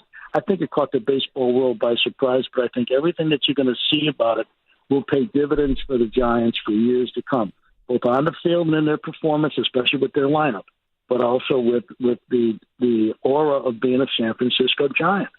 It had great value for 20-some, 30 years, but it lost some luster. And while it was losing luster, L.A. was gaining luster. And, competing with the Dodgers is never going to be easy. Their ownership will always spend. They will always do whatever they think they need to do to get to the top. And the Giants ownership, I know many of them well still, and they're still at the same caliber. They're still excellent at what they do. But they haven't been able to convince a lot of free agents that this was the place that they should be. There's a short list of high-end guys, and you probably know it, that said, you know what, thanks, but no thanks. And so this, I think, will help change that a bit.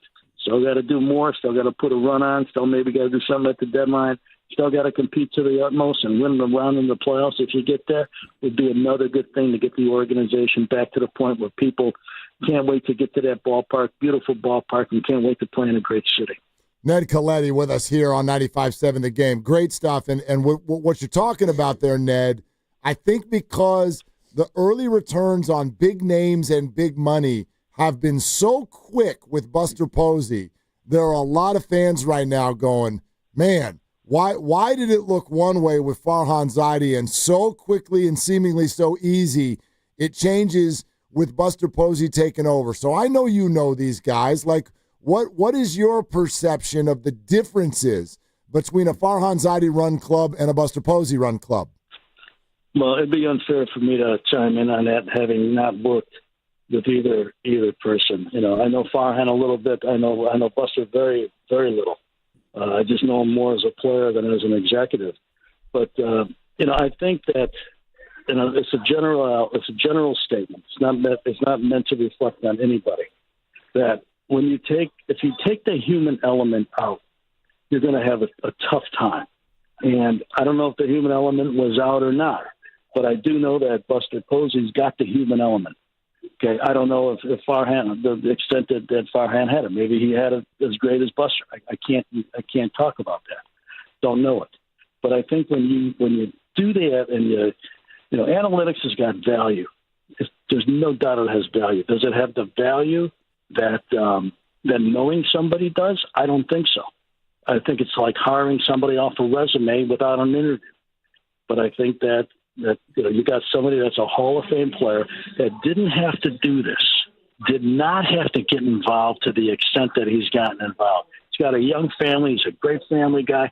He could have just sat back, went to a few games, took it easy. But no, he's passionate about this organization. And I think that statement alone draws attention to it. And the players who play and the people who manage and coach see that, understand that, and I think suddenly everything is turned up a notch, maybe 2 notches. And I think they're on their way. How far they're going to go this year, we'll have to wait and see. But I think this deal will be looked upon as a turning point. Sure, it can go wrong. Devers can get hurt. Who knows what the future holds.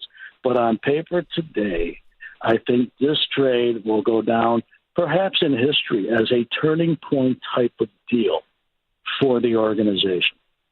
Ned, who knows? But that's how I would see it as of right here, right now. Yeah, no, I think there are a lot of people nodding their head as they listen to you talk, man. Thank you so much for coming on. That was a great conversation. All right, anytime. Always a pleasure, guys. Okay, there he is. Ned Coletti. That was the assistant GM under Brian Sabian with the Giants for years, and then obviously ran the Dodgers for years as well, including running into their 2020 air quotes championship. Yeah, it's a title, and I'm not going to get bogged down by that, and I am just going to highlight his last answer and just express how much in love with it I am, because I've always talked about that, especially in baseball, and he talked about the human element, and he doesn't know Farhan. He knows him a little bit, and he never worked with Buster, so let me just speak in general terms. Throw the spreadsheet out and be a human being, because you're dealing with human beings, and that's why I think this year's team has been so solid, because Bob Melvin, yeah, you guys, you're going to play. He's a human being type of a manager, and Buster Posey, obviously the same. The human touch part of this, I do think, is something that, like you said before, you can't quantify it, but the standings would tell you that, they're probably overperforming a little bit, and it's because these guys feel good about doing their job. Well, this is part of why, I keep, and I love that Bowden said this today too, relax about Willie Adames. It's going to be fine. And I am a firm believer in what Willie Adames is bringing, even while his batting average is 199. Because you know what Willie has as a teammate? He's got that human element, big time. And they didn't have it in years past. Ned won't say it, but we can. And it wasn't just Farhan. It was also Gabe. It was also Gabe Kapler, who ran that dugout and that clubhouse in a very non-human sort of a way. He was too hands-off at times. He let the players just handle whatever. But how do you let the players handle whatever when you don't really have any leaders in place and the players are meeting new teammates every Wednesday? That's not the human way. It also sort of manifested itself when you would see players get signed to come in and be the right fielder, and then the next thing you know, no, you're not. No, you're platooning now, or you come in to be a starter and you're a reliever, or whatever. All of that stuff. It doesn't mean that players shouldn't be willing to make adjustments. At the same time, though, don't lie to people. I love what you said, something earlier that got glossed over because it wasn't the core of what we were talking about. For every one of you out there who has your issues, whatever your issues are, Kerr ruined Kuminga and Kyle Shanahan's a choke. Fine opinion. You can have that opinion all you want. But you know what both of those guys do? And it's why they're still the coaches of the other two teams in this town. They look people in the eye and they tell them what the hell is going on. And they do not lie. And they do not mince words. They may tell people something they don't want to hear, but they tell them, as opposed to not telling them at all, which is what I think Gabe Kapler did at times. I don't know so much, but probably Farhan Zaidi did at times. And I know damn well that Rafi Devers feels like it's what the Red Sox did this time. And you can't do it. You cannot lie to people.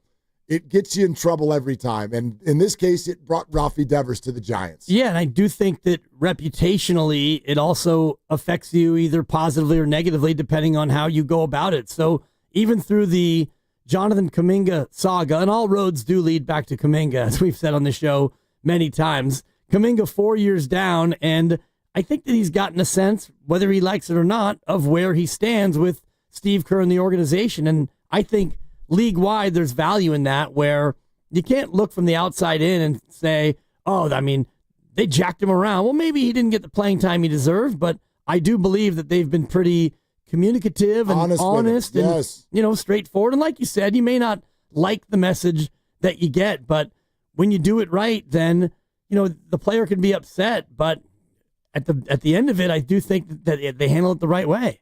No question about it in my mind. And so, Ned is there. I'm with you. I love the answer. It's the human touch. Buster has it. Don't know if the last group did, but this group has it. And I thought that today's press conference happened at 2:30 earlier today was dripping just overwhelmingly with the human element. You could see it on the faces of everybody there, mainly Rafael Devers. You could see it on his face. You could see it in the fact that, that's the message with the teammates all going upstairs. We can joke about, oh, boy, rich teammates walked up an elevator. Yes, it wasn't hard. Already at work. Right. It wasn't hard. Doesn't matter, though. It was the human touch. It mattered to them to be there because they wanted Rafi to see that they were there. That's the human touch. And it's never happened before.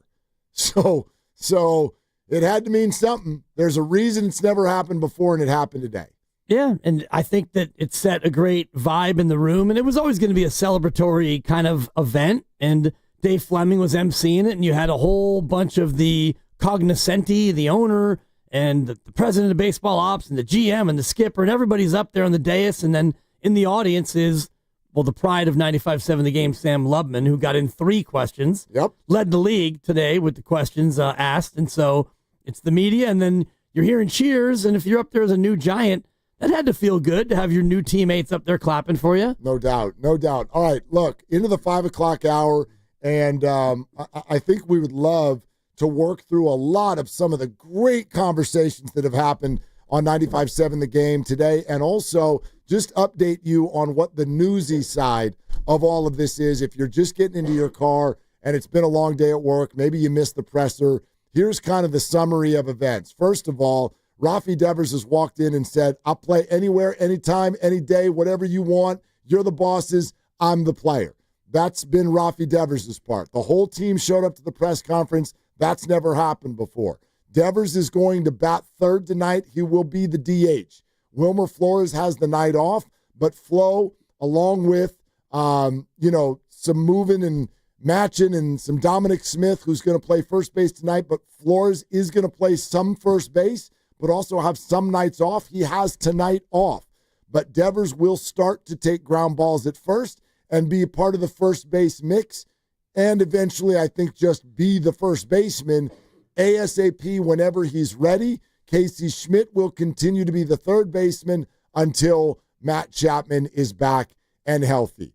That's kind of the lay of the land right now. Top 4 in the lineup are going to go Jung-Hoo Lee, Willie Adames, Rafael Devers, Elliot Ramos. There are your top 4 in that order at this time for this game with the Guardians in town tonight. That's kind of the newsy stuff. But also, Dave Fleming and Jim Bowden and GM Zach Manassian, they've all been on the station within the last 24 hours, and I think all had some really, really interesting things to say. But I want to start maybe with this. This is something Bowden said not on 95.7 The Game. He said this on Foul Territory TV last night. You got to hear this to set the table with regard to what the Giants just pulled off. It can't happen. This is egregious. And, look, the ego affects the progress of mankind. It always has. And ego got in the way here. And whether it's Craig Breslow's ego after Devers wanted to meet with Cora and John Henry and not him, or whether it's John Henry's ego upset that he's paying a guy $300 million that didn't want to run over and play first base. I mean, I don't know the reasons behind it. They have their own reasons. But no, this is unacceptable. The late Sparky Anderson, who was the manager of the Big Red Machine in the 70s, he took me aside when I was a rookie GM in Cincinnati. And he said, always remember one thing. The game is about the players. The game is about the superstar players. Work with them. They will help you win games. And I always did that in my career. And I understood it and I respected it. And I had to make tough decisions, right? Like I had to move Alfonso Soriano from second base to left field, and he didn't want to do it. And he ended up hitting 40 homers and stealing 40 bases that year. And I had to move Tony Fernandez from shortstop to third base, and he wouldn't talk to me. And he moped around me because I had Barry Larkin as short. I couldn't put him there. But you know what? It didn't matter what he felt about me. I don't care. I don't care how he felt about the owner. You know what I cared about? I cared about what Barry Larkin thought about him. That's what was important to me. I cared about Ryan Zimmerman, how he felt about Soriano. Like, that's what mattered to me. And if those players are going to win, the players love Rafael Devers. He's their best player. I don't care if he hurt Breslow or Henry's feelings for not wanting to do something. Either you make the player do it, and if you're not going to make him do it, then you live with the consequences. But you certainly don't trade him for this return under any circumstances. I love it. I love it. It's a deal that cannot happen from the Red Sox standpoint, which means Giants, if you're a fan of the Giants, you just got over on one. And then the other thing I really want to do, I'm going to force myself to do this. I suggest it for everybody here in the Bay Area. Judge Rafi Devers starting now. Don't buy this he was a bad clubhouse guy that a lot of Red Sox execs and employees are now pushing, because the baseball people I listen to are all saying what Jim just said. The teammates loved Rafi Devers. Right. And he also said to Steiny Guru today, Rafi is a great kid, great personality. Don't listen to what New England is spewing. And it's kind of like the way you had to treat Jimmy Butler, where, the backstory, and, he had the run-in, of course, in Minnesota, where he challenged the third stringer and he against the starters, and he embarrassed them, and then, he forces his way out of Miami, and he and Pat Riley and this and that, and bad locker room guy, and Jimmy Butler quit on the team, all that stuff, all that nonsense. Well, you come here, you get to judge him now on the new Jimmy Butler, like Jimmy with the Warriors. And it's got to be the same thing with Rafael Devers, because I'm sure there was things behind the scenes that he didn't do well. Maybe there were some blow-ups or some tantrums. Whatever happened there, it's now here. So for me, as a fan and as a human being, you turn the page when something like this happens and you judge Rafael Devers on what he does as a Giant. And so far through the press conference, he looked relaxed. He looked very happy. Yes, he did. And, he's got his interpreter. I don't know if he understands every bit of English, but you could tell that he knows a lot of English. Oh, yeah. He started answering a lot of the questions in Spanish before waiting. And that's one of the Giants. First question, they're like, Rafi, you have anything to say? Nah, I'm good. Yep. And laughter comes up, and then he kind of launched into his thing. Yeah, absolutely. Bowden by Steiny Guru was asked what this does for the Giants' playoff chances. I thought before the trade they were a wild card team, and I thought they were a wild card team because of the pitching and the defense and the development of some of the young pitching, and the fact that Robbie Ray's got that changeup going. And so when you got him and Webb at the top, and then you got Birdsong and Roop, you got a really good four-man rotation. You got Doval pitching better, and it's a decent defensive team for sure, especially when Chapman's out there. So I felt like this was a wild card team. Now I feel like it's a playoff team. So I'm not going to go as far as telling you I think they're going to beat the Dodgers and win the division. I think that's going to depend upon the health of Tyler Glasnow and Blake Snell and Ohtani and that starting pitching the Dodgers have. Dodgers still have a better lineup top to bottom. That's not going to change. But are the Giants good enough to win the division right now? Yeah, they are. And if not, they're a playoff team. There you go. So it's not just about, first of all, I think that assessment is perfect. In other words, and there is that word, my least favorite word, is now here. Expectations. There's no avoiding it. Yes, you are good enough to win the division. If not, yes, you should be in the playoffs, assuming health. And then, oh, by the way, I think at least I translate what he's saying as, I thought you were a wild card team. Now I think you're a playoff team. To me, what I translate that as to mean is when you get to those playoffs, you have what it takes to move through them. So, I don't want to say it this way because it doesn't come off sounding great, but who gives a rip if they win the division? Get to the tournament, and then you have what you need to move through the tournament because your pitching staff is elite. The Dodgers, if they get healthy, they've got a good pitching staff. The Mets have a good pitching staff. But those are the staffs that right now, to me, look like the ones that are going to be ready to go in October. And now you've got a lineup as well that can battle out there with all of the other National League lineups. Yeah, I think you're right. And what I was hearing him say is when you're a playoff team, that means you get through the wild card round because only 2 teams get a bye.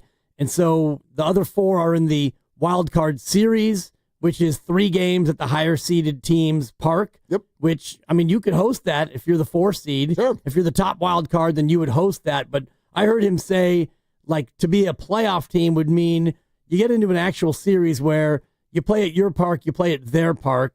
The wild card is, it's convenient, 3 games at the higher seeded team's park, and it is the playoffs, although it feels a little bit more like a super play-in tournament, NBA style, Yeah, I don't think that this will feel satisfying. And again, we're getting way ahead of ourselves, but that's what we can do. I don't think it'll feel satisfying in this moment to make the wild card, lose 2 games and go home.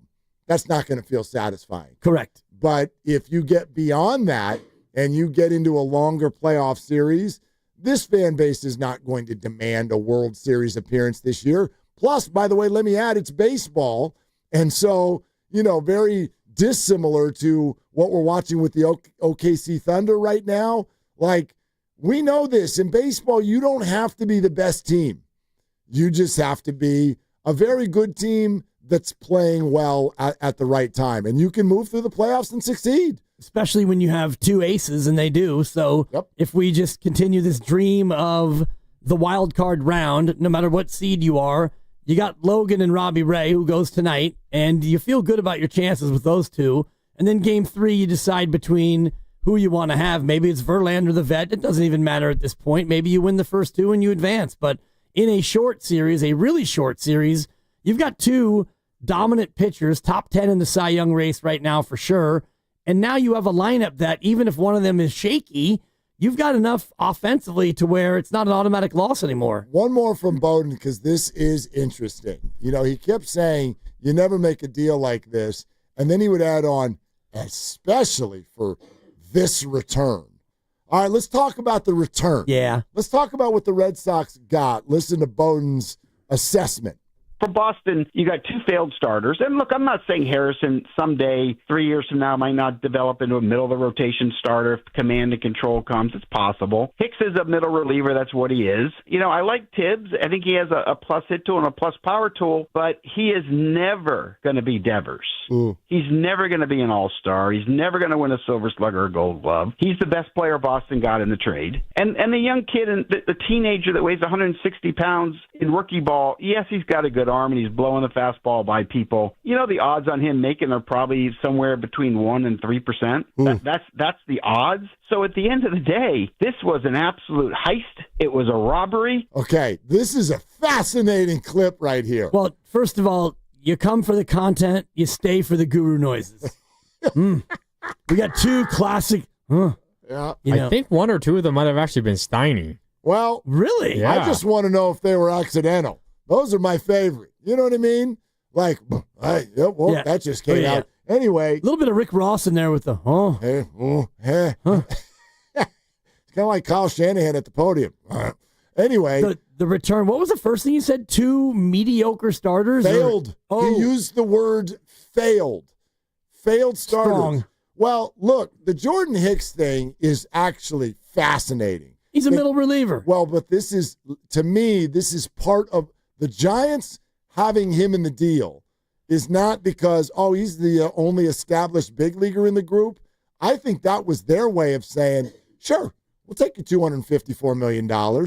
By the way, you need to take one of our bad contracts and a much smaller one.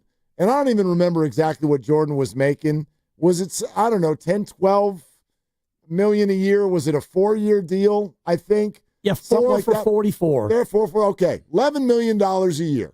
But it had 2.5 more years on that deal. $25 million remaining. And the Giants, he'd kind of lost his role. The starting thing didn't work. He was not going to be a starter. He was not going to be the closer on this team. He's got 3 closers ahead of him. He's a middle reliever, and he wasn't doing very well with it. So they got the Red Sox to take their bad contract. But then to call Kyle Harrison a failed starter this early in his career is pretty harsh. To say that Tibs was the best player they got to Harrison is pretty harsh. And then I love, a professional GM's assessment on a low A flyer, which is, that is a less than 5% chance that guy even makes the big leagues. When you look at it through that lens, one man's opinion, but when you look at it through that lens, my God, I mean, he makes it sound like the Giants got Devers for free. I mean, and that $28 million a year, for the next 2 years, subtract Jordan Hicks 11 out of it. Good point. And that's what you're actually paying Rafi Devers. And also there is some deferred money in there as well. Totally. So the real cash hit is much less. And I guess when you look at the upside for Boston, the number one upside is getting rid of that contract. The number 2 upside is getting rid of a player who clearly you felt like was a bad actor in your clubhouse. So if you're Boston, you prioritize getting out from underneath the money and getting out from underneath the personality or the cancer player, as Papelbon referred to it on a podcast. And so then Boston's looking at, all right, we got rid of that. What do we get back, Jim? And so you take a look at it, and it's Harrison, 35 starts into his career. Not great. He's been mediocre so far. Young player, 23. Contract is really good. Team control for another year, and then it's arbitration. Jordan Hicks, I don't know. I mean, could he come on and be somebody's really good middle reliever or be like a setup guy? That's the one that is a bit of a head scratcher because he pitched okay last year, and then this year he wasn't good, and now he's not in the bullpen. I don't know if he wants to be a reliever. That's the one where I think you're right. Like, all right, we're taking your $250 million. You got to do us solid. Yeah. Little baby solid. Like I really do, but I judge sports based a lot on the gut feeling that happens when I'm watching something, and all I know is when Jordan Hicks would come into the game, that would not feel good. I was not excited about that. So I was kind of glad that he was off the team. Now, I don't feel that way about Kyle Harrison at all. I'm not glad he's gone, but the way it was feeling in this moment, especially with Justin, like the timing is unbelievable with Verlander being ready to come back, and he will pitch in this series. Is that tomorrow or Thursday that Verlander? They're expecting him to pitch tomorrow. Tomorrow. Justin Verlander is now just put him right back into the rotation. Hasn't been activated yet, so not official, but that's their expectation. He will tomorrow, and I wonder, probably Christian Koss would be my guess, as far as who's getting sent out. I don't know. Joey Lucchesi is up also. He might got sent back down. I think Bailey's able to come off on Saturday. Okay. Well, that's going to be, and then one of the catchers will get sent down. So, no big deal there, but it feels like, to a fan, it feels like the Red Sox sent Rafi Devers to the Giants, and the Giants gave up, hang on, let me check, nothing. Nothing is leaving your roster that makes you go, wait a minute, hold on, I didn't want that off my roster. Nothing. Well, for now. I mean, yes. And James Tibs in low A, he's having a great year, and he had a great year at Florida State. Yeah, he's not quite 23, but he's a first-round pick. He's got skills, but single A. Great. 12 homers in 200 at bats, which is really good, and an OPS of 860. So now he'll go, I'm sure, to high A with Boston, and maybe he gets to double A this year. Maybe he gets fast-tracked, and if he turns out to be a good player, like Jim said, he's not going to be Devers. Yeah. He won't be Devers. So even if you gave up Hicks, which you were happy to do, you give up Harrison, who, right now he's middling on what he's done so far, and then the last guy you gave up, who's just a baby. Yeah. Tibbs is the real, I think, attractive piece for Boston. Yeah, but that's risk-free, and again, that's single A, man. Take it from somebody. Yeah. I used to do games in single A. There would be guys down there that would be crushing the ball. And I'm like, ooh, I did this with a couple of those guys. I'd be like, sign this bat, sign this card, because I'm like, this dude's going to be a star in the bigs, and you'd never hear their name again. That was it, huh? If Tibbs is a big prospect, what was Luciano the last 3 years? There are dudes that are right on the doorstep of the bigs, crushing the ball. And then they come to the bigs, and they don't crush the ball anymore. So I've never even seen James Tibbs play. Me either. I have no idea what that's going to be. Maybe Jim Bowden is wrong. Maybe the guy's going to be a star. But you know what you just traded him for? Somebody who already is a star. Right. So that's completely risk-free, if you ask me. His commentary, though, on Kyle Harrison today was fascinating.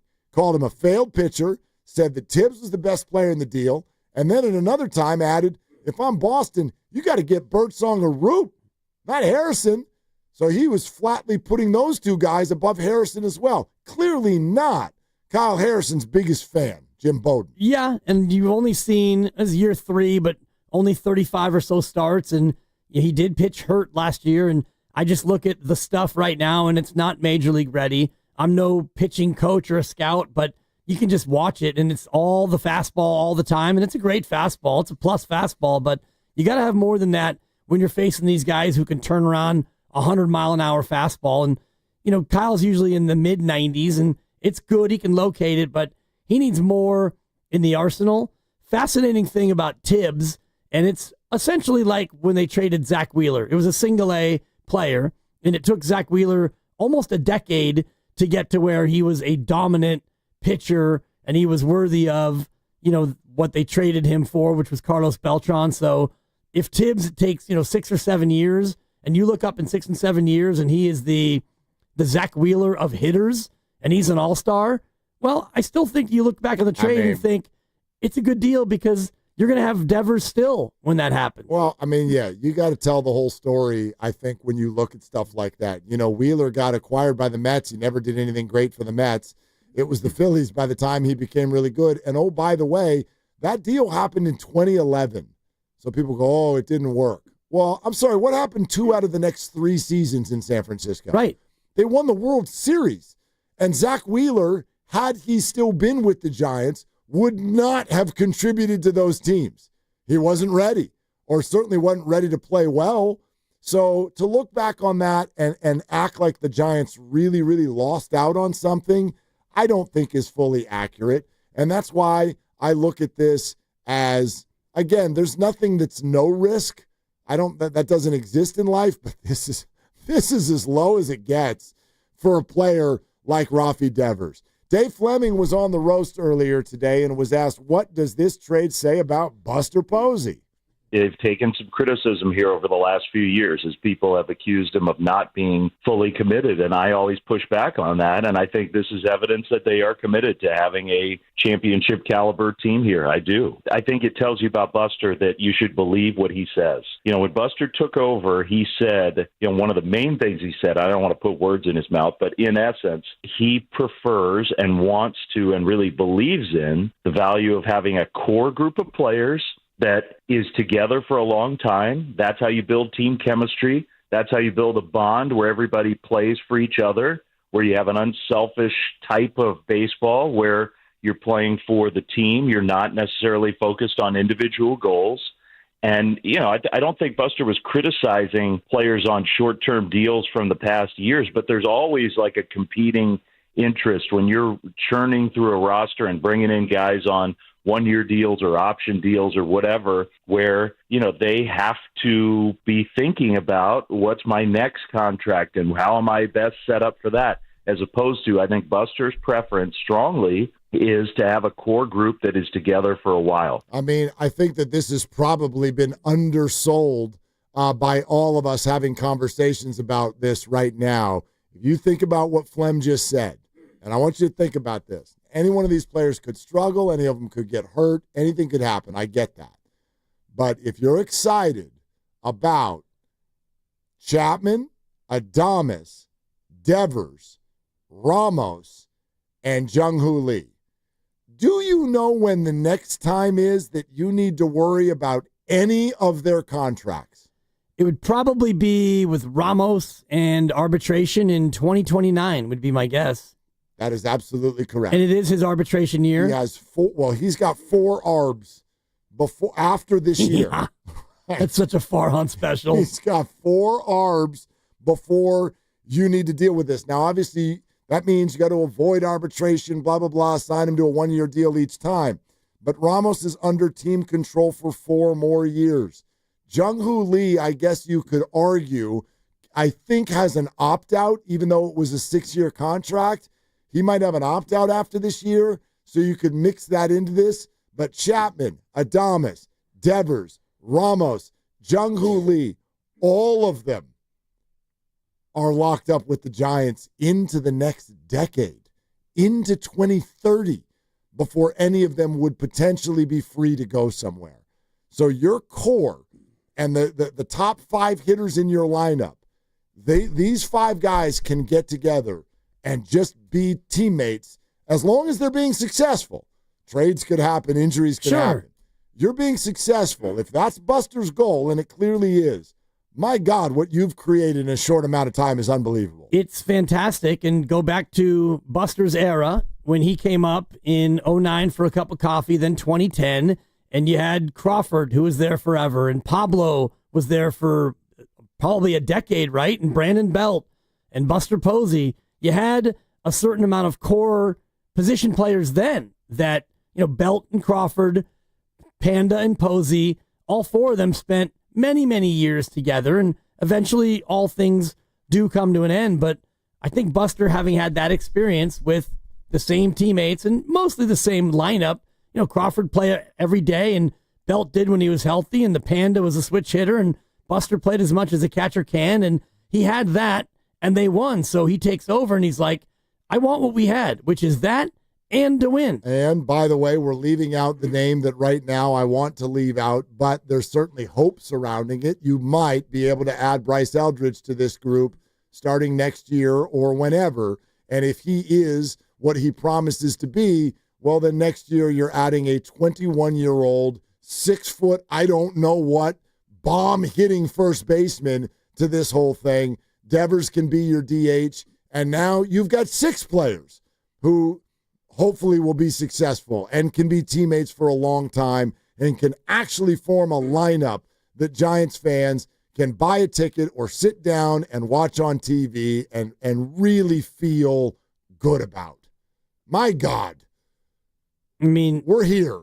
Was this so hard? The answer is yes. It really was. No, it was, and it is. And, Adames and really Chapman, I think, becomes the first real anchor piece. And you give Farhan credit for Jung-Hoo Lee, who not only is a good, exciting player, but he's somebody that everybody wants to root for. He's got his own section, and he's got to be the most popular jersey out there. I can't confirm that, but you see 51 Jung-Hoo Lee jerseys everywhere, and then Chappie comes in, and then you keep him, and you get Adames, and now you get Rafael Devers, and, Ramos is the one guy who came up from the farm, and that's the thing that we always talked about. You got to develop them, draft and develop, or trade for them.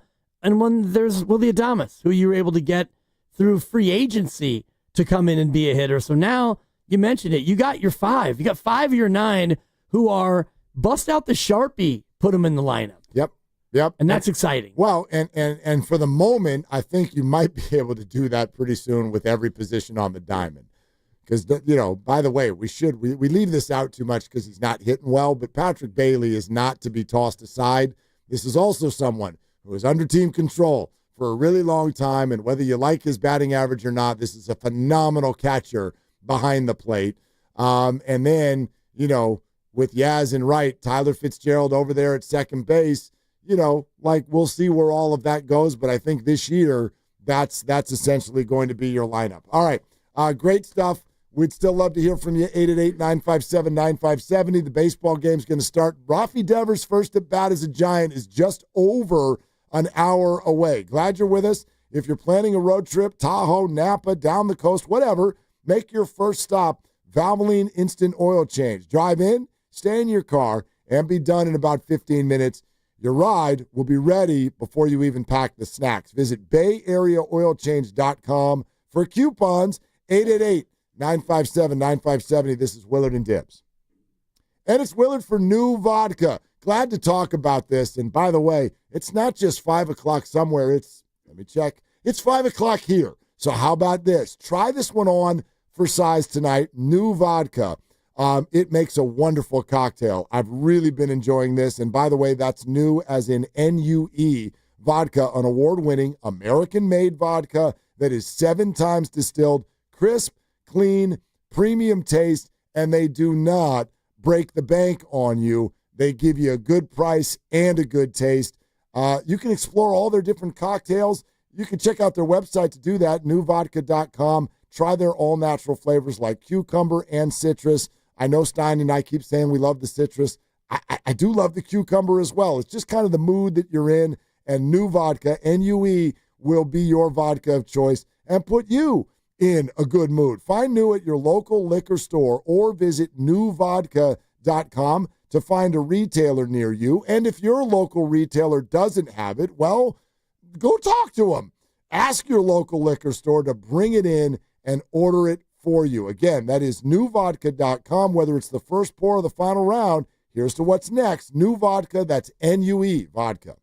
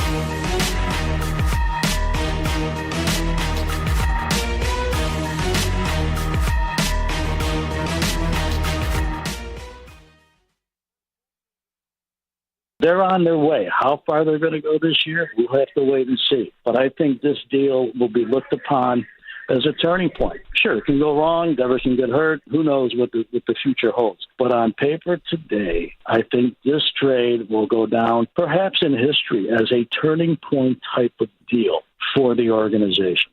That's a great question. Now, back to Willard and Dibs on 95.7 The Game. Oh, congratulations. Thank you. First day back. That's a big one. Yeah. Big boy. First day back, and that's Ned Coletti. And it was genuine. He's not on the payroll. Can you remind me, though, what was the question? What'd you ask him? Yeah. It was about the way, it was something about the way a GM. That's a great question. Yeah, it was something about the way a GM kind of values. Oh, the prospects. Yeah. Right. How do you balance out and assess your own prospects when you're looking to make a trade of this nature where, you got young players that you're going to part with? How do you go about doing that? That's a great question. Because like Tibs is a great example. He's 22. He was awesome at Florida State last year, and he's off to a really good start at low A. Yeah. And so you can never project. And I looked at Marco Luciano, and this, I believe, is his 8th year in the organization. It feels like his 18th. But anyway, go ahead. But that's, I think, where you get into that slippery slope of, he was good, and he's making progress, and he's young, and so we're going to wait. And then you got to a spot where last year you finally wanted to give him a chance, and he looked lost in the field and overmatched at the plate. And so all that time and investment has not yet netted fruit, and you're not going to give up on Luciano ... yet. Not yet. But again, with Tibbs, okay, he's almost 23, and he's off to a great start, but it doesn't mean in 2 years he's going to be here and dominate. No, but it's funny. Like when you say you're not going to give up on Luciano, no, but yes. Yeah, you are. What position does Luciano play? All of them. Well, yeah. That's a great question. What was he? What was he? He was a shortstop. All right, now you got Willie Adames for 7 years. So now what is he? He's been a first baseman. Okay, he's a first baseman. What'd they just do? Rafi Devers, first base. And Bryce Eldridge, first base. All right, so now what's his position? He's an outfielder, Mark. That's a great question. You can keep that coming, Ned. Yeah. By the way, you want to look at the River Cats sent out their lineup for tonight. Marco Luciano is in it. So is Bryce Eldridge.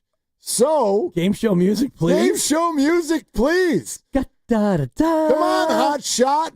What position? By the way, so's Luis Matos. I want to guess too. Okay. Okay. Matos, Wisely, Eldridge, Luciano, Meckler, and McCray are all in the Cats lineup tonight. Yeah.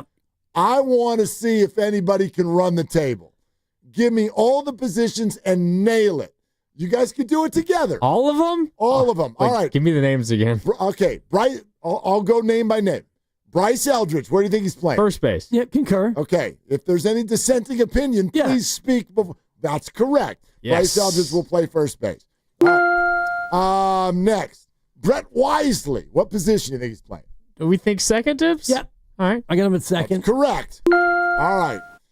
Luis Matos is playing. What position do you think he's Got to playing? be an outfield, Dibs. I got him in left. You think Well, left? no, we're going to have to, specifically, what outfield position do you think he's playing? McCray's also out there. I would imagine McCray's center. Agreed. So it's going to be a corner. And I got then hold on. Let's back up. Grant McCray, what position do you think he's playing? We think center Dibs? field. Okay, that's correct. Yeah. All right. Again, Wade Meckler and Luis Matos and Marco Luciano are all in the lineup. Let's go back to Luis Matos. Back to Matos. Back to you. What do you think he's playing? Hot shots? Yeah. Matos? Dibs left field? I got him in left, yeah. I'm good with that. I'm sorry. That is incorrect. Right field? Okay. Right field. That's a little nitpicky, but I get it. Corner outfield. It's fair. Wade Meckler. Where was Wade Meckler playing tonight? I got Mechie in left. Left? All right, I'll ride with you, Dibs. Yep. Left? There it is. Dingus. All right, so, geniuses. See, it's shortstop? Where do you think Luciano has got action tonight? Running out of names. Who else is in the lineup? That's it. Well, no, there's three other. Alcantara, Basabe, and Kavanaugh. I don't think. Yeah, you don't. Well, he's not catching. No. No. I mean, shortstop? You tell me, hot shots. Yeah. They have DHs in AAA. Is he DHing? No chance. No, he doesn't DH very often. You know what? I got him at third. I disagree. I'll say short. Okay. You're both wrong. Marco Luciano's your DH tonight. He's the DH. Luciano is your DH. This is to me, this is just the whole organization shrugging its shoulders. They're like, dude, I don't know. Just keep taking at bats. We don't know what to do with you. We have 2 first basemen. We got a shortstop. We got a third baseman. We got outfielders galore. And you can't catch. But also, you're not going to be our DH. We just acquired Rafael Devers for $254 million. And Bryce Eldridge is our top prospect. So, all right. Yeah. Do you think Buster, in the negotiation with the Red Sox, threw out Marco Luciano's name at all? It's possible. It's possible. Possibly. Yeah.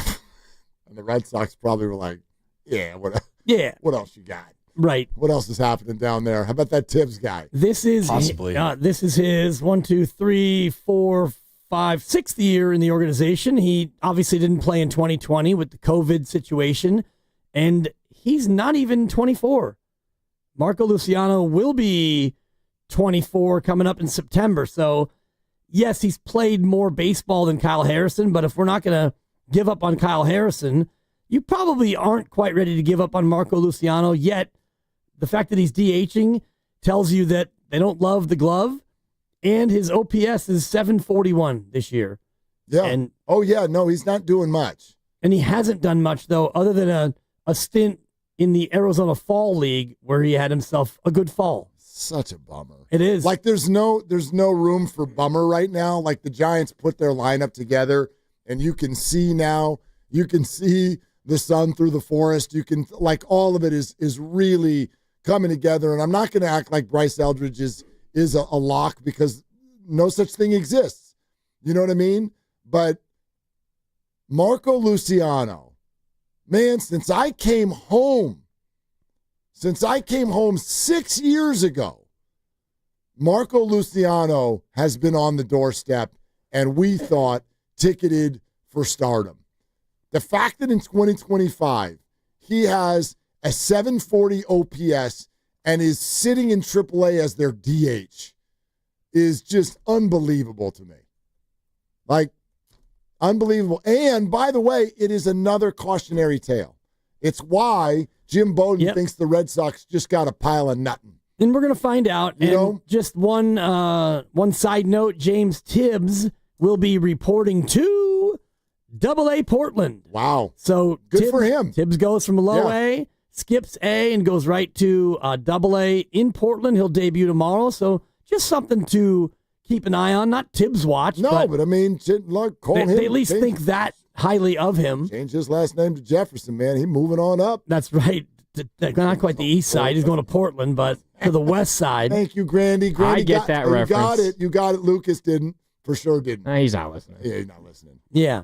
Yeah. Anyway, whatever, Lucas. So, I mean, Bowden is right. As of now, the Red Sox got, quote, nothing. And, you know, the Luciano one is a bit of a cautionary tale, although he started as a pro at 17, and Tibbs, he had, I think, 26 homers last year, metal bat, Florida State, and he joined a professional organization already as a grown-up, which I do think helps out a lot.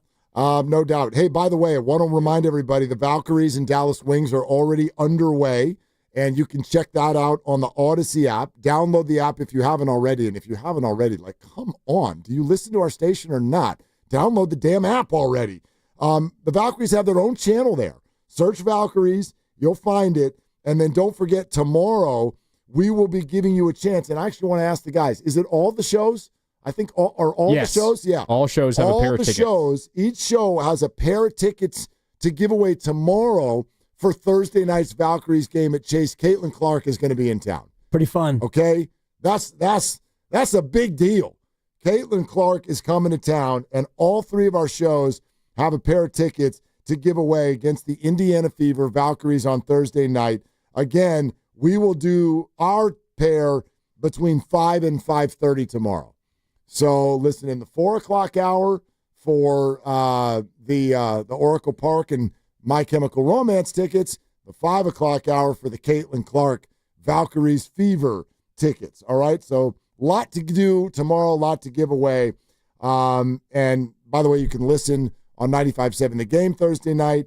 And if you want tickets to that game or any of their upcoming games, go to Valkyries.com. Grandy, what are you about to do on the air here? We're going to hear from the voice of the Giants, Dave Fleming, on with the morning roast earlier this morning. And then, unfortunately, we had so many good things to choose from. We're going to have to replay Jim Bowden. I would do the same. I take no offense. Ned Colletti was great. I take no offense. Rewind, free Odyssey app, head to YouTube, all that. But plus, didn't we dominate yesterday? Didn't we take both? I think you did. Yeah. If you're passing on Colletti, then we had ourselves a good day here on the station. Yeah, Ned was awesome. Ned was awesome. And Odyssey app, YouTube, if you missed any of that. All right, that's Grandy. He's next. It's brought to you by Fremont Bank, here for you, here for good. You want to do it again tomorrow? Big time. Okay, let's do it again tomorrow. We'll be reacting to Rafi Devers' first at-bats as a Giant. For Dibs, for Grandy, for Lucas, I'm Mark. Shoot your shot. That's all you got.